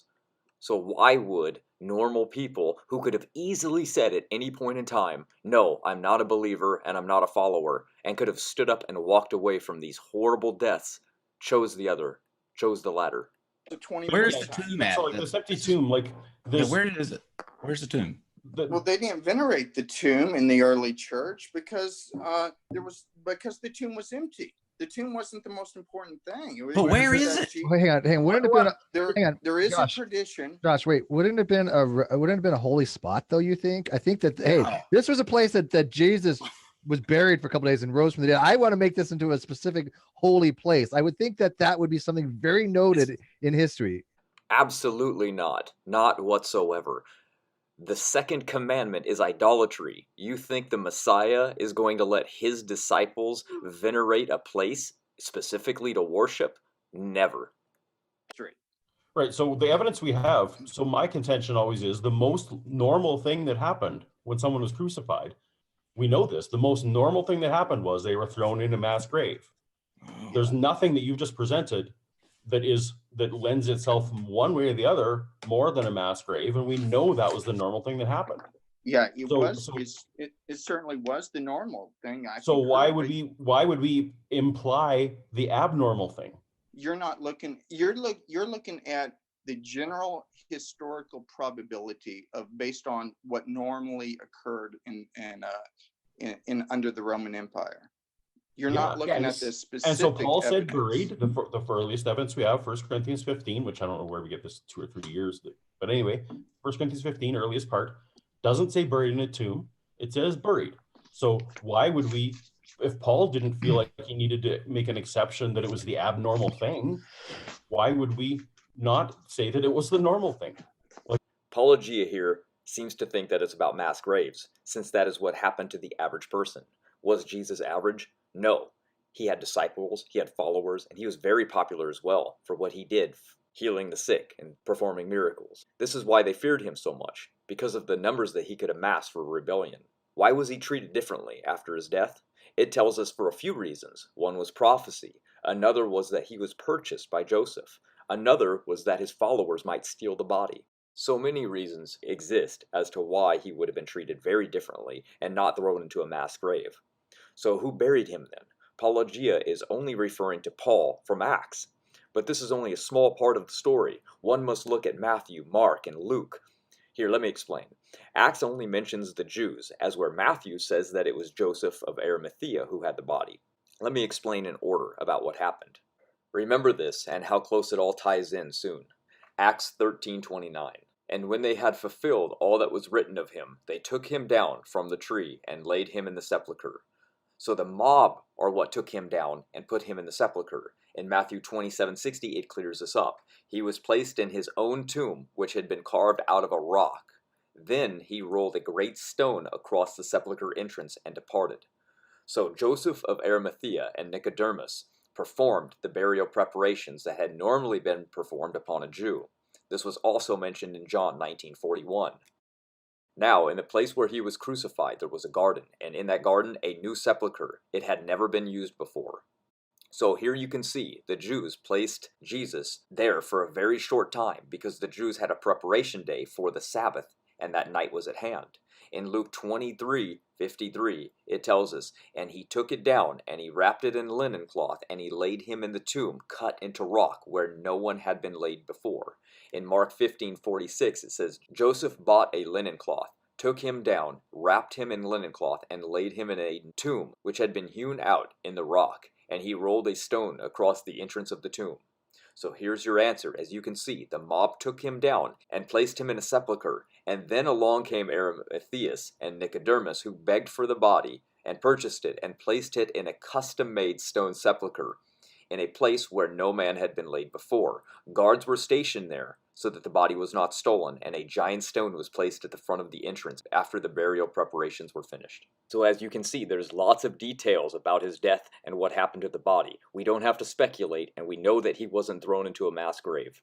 There's lots of details from outside sources and biblical sources. Let me give you a rundown of the four Gospels, okay? Mark has I believe it's 3 women, including Mary Magdalene, Mary, mother of James and Joseph, and then Salome. They find the tomb, and there's a boy inside of it, and they tell them, oh, hey, Jesus is risen, go, flee. And they left, and they didn't tell anybody. Now then Matthew comes in, and boy, Matthew has an angel descending from heaven, striking the tombstone or the cover stone away from the tomb right in front of the women. And then he plops his butt right down on top of the tomb and proclaims Jesus is risen and tells the women to go off and whatever. And then the story continues. Okay, so Hold on. I said, let me give you a rundown of all 4 Gospels. I've only gotten through 2 of them, okay? Number 3, was it 2 women get to the tomb and an angel, 2 angels appear to them and tell them about Jesus. Okay. And then in John, 1 woman, Mary Magdalene, gets to the tomb and just finds some tattered robes on the ground or whatever, his clothes that he was buried in. And then that's it. There was no angel appearance at all. So tell me, how is this 4 different perspectives the same event? Are you drunk? The reason that it makes no sense to Godless Galaxy is because he is taking individual scriptures and reading them and trying to comprehend how it makes any sense. These stories are really easy to understand if you follow the timeline between the books rather than just reading them alone individually from the single person's perspective. Using them all at the same time is how I can unfold the story for you. You would think GE here would have enough common sense to do this on his own if he really was interested in the truth, but I guess that's what a critic does, right? They see something they think is an error or out of place and they can throw it in the face of anyone they despise. Let's answer this now, shall we? Mark 15:47 says Mary Magdalene and Mary, the mother of Joseph, were watching where they saw the body was placed. So they knew exactly where it was. It was no secret. I'm sure they told others. During the Passover, even Jesus kept the Sabbath in death. He was resurrected on Sunday, the first day of the week. Visions of angels were seen by women in Luke 24:23. Some women saw 1 angel, others saw 2. Mark 16:2. Very early on the first day of the week, just after sunrise, they went to the tomb. They were asking one another, who will roll away the stone from the entrance of the tomb? But before their arrival, there was a giant earthquake in which the angel descended from heaven, came and rolled back the stone and sat upon it in Matthew 28:2. Inside the tomb was an angel sitting on the right-hand side, Mark 16:5, which they saw when they entered. Outside the tomb were 2 angels standing by those without, Luke 24:4. When Mary Magdalene returned to the sepulchre alone, she saw 2 angels seated inside the tomb, 1 at each end of the body where Jesus was laid, in John 20:12. You see, not a problem at all. Only uneducated people on the subject, like Godless Engineer here, who do not investigate whatsoever, find this as a good argument. It's not. So basically, what I can summarize from this, that it's more probable that they had hallucinatory things. Like either they fully believed in this thing and so they hallucinated Jesus, or maybe they just ate some shrooms and they read the scriptures too much. Are you drunk? Yeah, excellent question. In fact, some people put forth the hallucination theory as a counter to the resurrection. There's a number of problems with it. One, of course, is the empty tomb. Because easily the hallucination response could have been solved when the Jews just go to their own tomb where Jesus' body is and take it out and go, you're hallucinating, here's his body. Even if it was a skeleton by that point, a skeleton would have disproven Christianity because the idea would have been, well, that was Jesus, and people would have given it up. Secondly, hallucinations are not group events, right? They're individual events. Like if we were to come in here tomorrow, all of us, and I were to stand up here and say, gee, that was a great dream we had last night, wasn't it? You'd go, what? What are you talking about? No, hallucinations are individual events. So that wouldn't have explained how you have 12 disciples plus the 500 who saw him all at once. It wouldn't explain that group sighting. It also wouldn't explain all the miracles that were done after Jesus has risen from the dead. Because he's seen physically, and as you remember in Luke, he's walking along and he says, look, I'm not a ghost, I have flesh and bones. I'm not a ghost. So the hallucination thing really doesn't work. And then I think finally, from a psychological perspective, it's hard to diagnose somebody with hallucinations when they're sitting on your couch. But to try and say that somebody's having a hallucination, and many people are having hallucinations 2,000 years ago, when they were not predisposed to expect Jesus had risen from the dead. Remember, they weren't expecting him to rise from the dead. They thought it was over. That's why they're so dejected. So it doesn't make any sense. They weren't even psychologically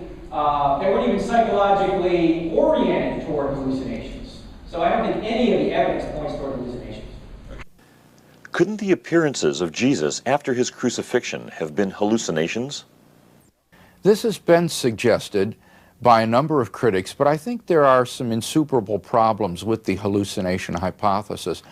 Number one, the wide variety of the locations, the circumstances, and the witnesses to these appearances belie the hallucination hypothesis. Jesus was not just seen on one occasion, but on many occasions. Not just by one individual, but by many persons. Not just by single persons, but by actual groups of people. Not at one locale and circumstance, but at many different places and under many different circumstances. And this wide variety of circumstances, people, locale, and so forth, I think simply makes the hallucination hypothesis quite improbable. A second problem with the hallucination hypothesis is that I think we have good grounds for affirming the historical credibility of the gospel accounts of these appearances. And these appearances were clearly physical and bodily appearances. I do not think that you can dismiss this element of the narrative as being merely legendary, because it is unanimous throughout the narratives, it's consistent, and also the date of the Gospels is too close to the time of the events recorded to have allowed such a total corruption of non-physical appearances into this consistent and unanimous tradition of physical appearances. So the very physicality of the resurrection appearances, I think, undercuts the hallucination hypothesis. A third problem with the hallucination theory is that I do not think it accounts for why the disciples came to proclaim the resurrection of Jesus. You see, the Jewish concept of resurrection differed from the resurrection of Jesus in that the Jewish conception was always a resurrection after the end of the world, at the end of history, and it was always a general resurrection of all the people, never of an isolated individual. But in Jesus' case, you had the resurrection of an isolated individual within history, something which was simply unknown in Judaism. The Jewish frame of thought had another category which would have nicely explained hallucinations if the disciples had had them, namely the notion of assumption into heaven or translation into heaven. Certain Old Testament figures such as Enoch and Elijah did not physically die, but were assumed directly into heaven. And this category could be applied to recently deceased persons as well as living ones. So that had the disciples seen hallucinations of Jesus, they would have seen hallucinations of Jesus glorified in Abram's bosom or in paradise. This is where the souls of the righteous dead went to be with God when they died. And seeing hallucinations of Jesus glorified like this would at most have led the disciples to proclaim the assumption or the translation of Jesus into heaven, not his resurrection from the dead, which went decisively contrary to Jewish thinking in at least two fundamental respects. And finally, number 4, the hallucination hypothesis says nothing to explain the fact of the empty tomb. You have to conjoin some additional independent hypothesis to the hallucination theory in order to explain the empty tomb. But the single hypothesis of Jesus' resurrection from the dead explains both the appearances and the empty tomb, and therefore has greater explanatory scope and simplicity, and is therefore the preferred explanation. And therefore, for reasons such as these, I think that the hallucination hypothesis is not the best explanation of the evidence. Yes, sir. What's your name? Scott. Scott, go ahead. All right, so I'm not an atheist. and I think you're pretty funny. I enjoyed your presentation. So these questions I'm going to ask, I don't want to have like a debate. I'm just interested. There were questions I thought of as you were speaking.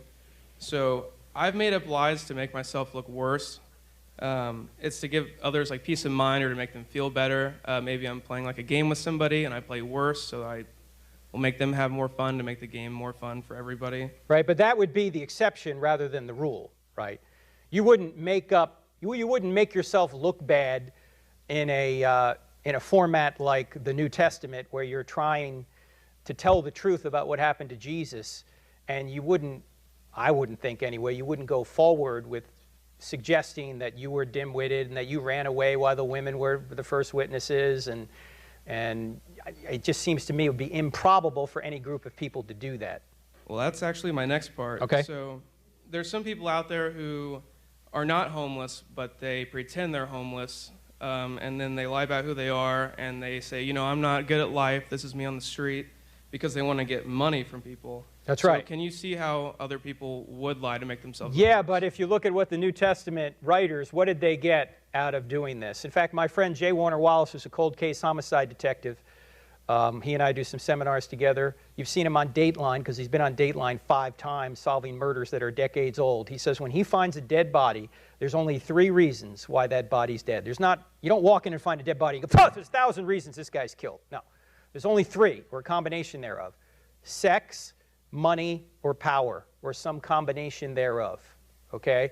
Now I ask you, those are the motivations for conspiracies.